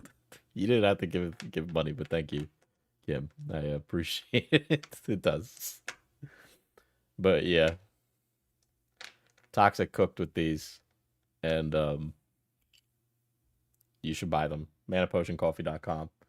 You can click the pinned comment to go right to them. And if you're just in for some coffee, we also got decaf now. Sleeping Dragon. And if you're curious, yes, I took those pictures myself. Makes my peanut hurty.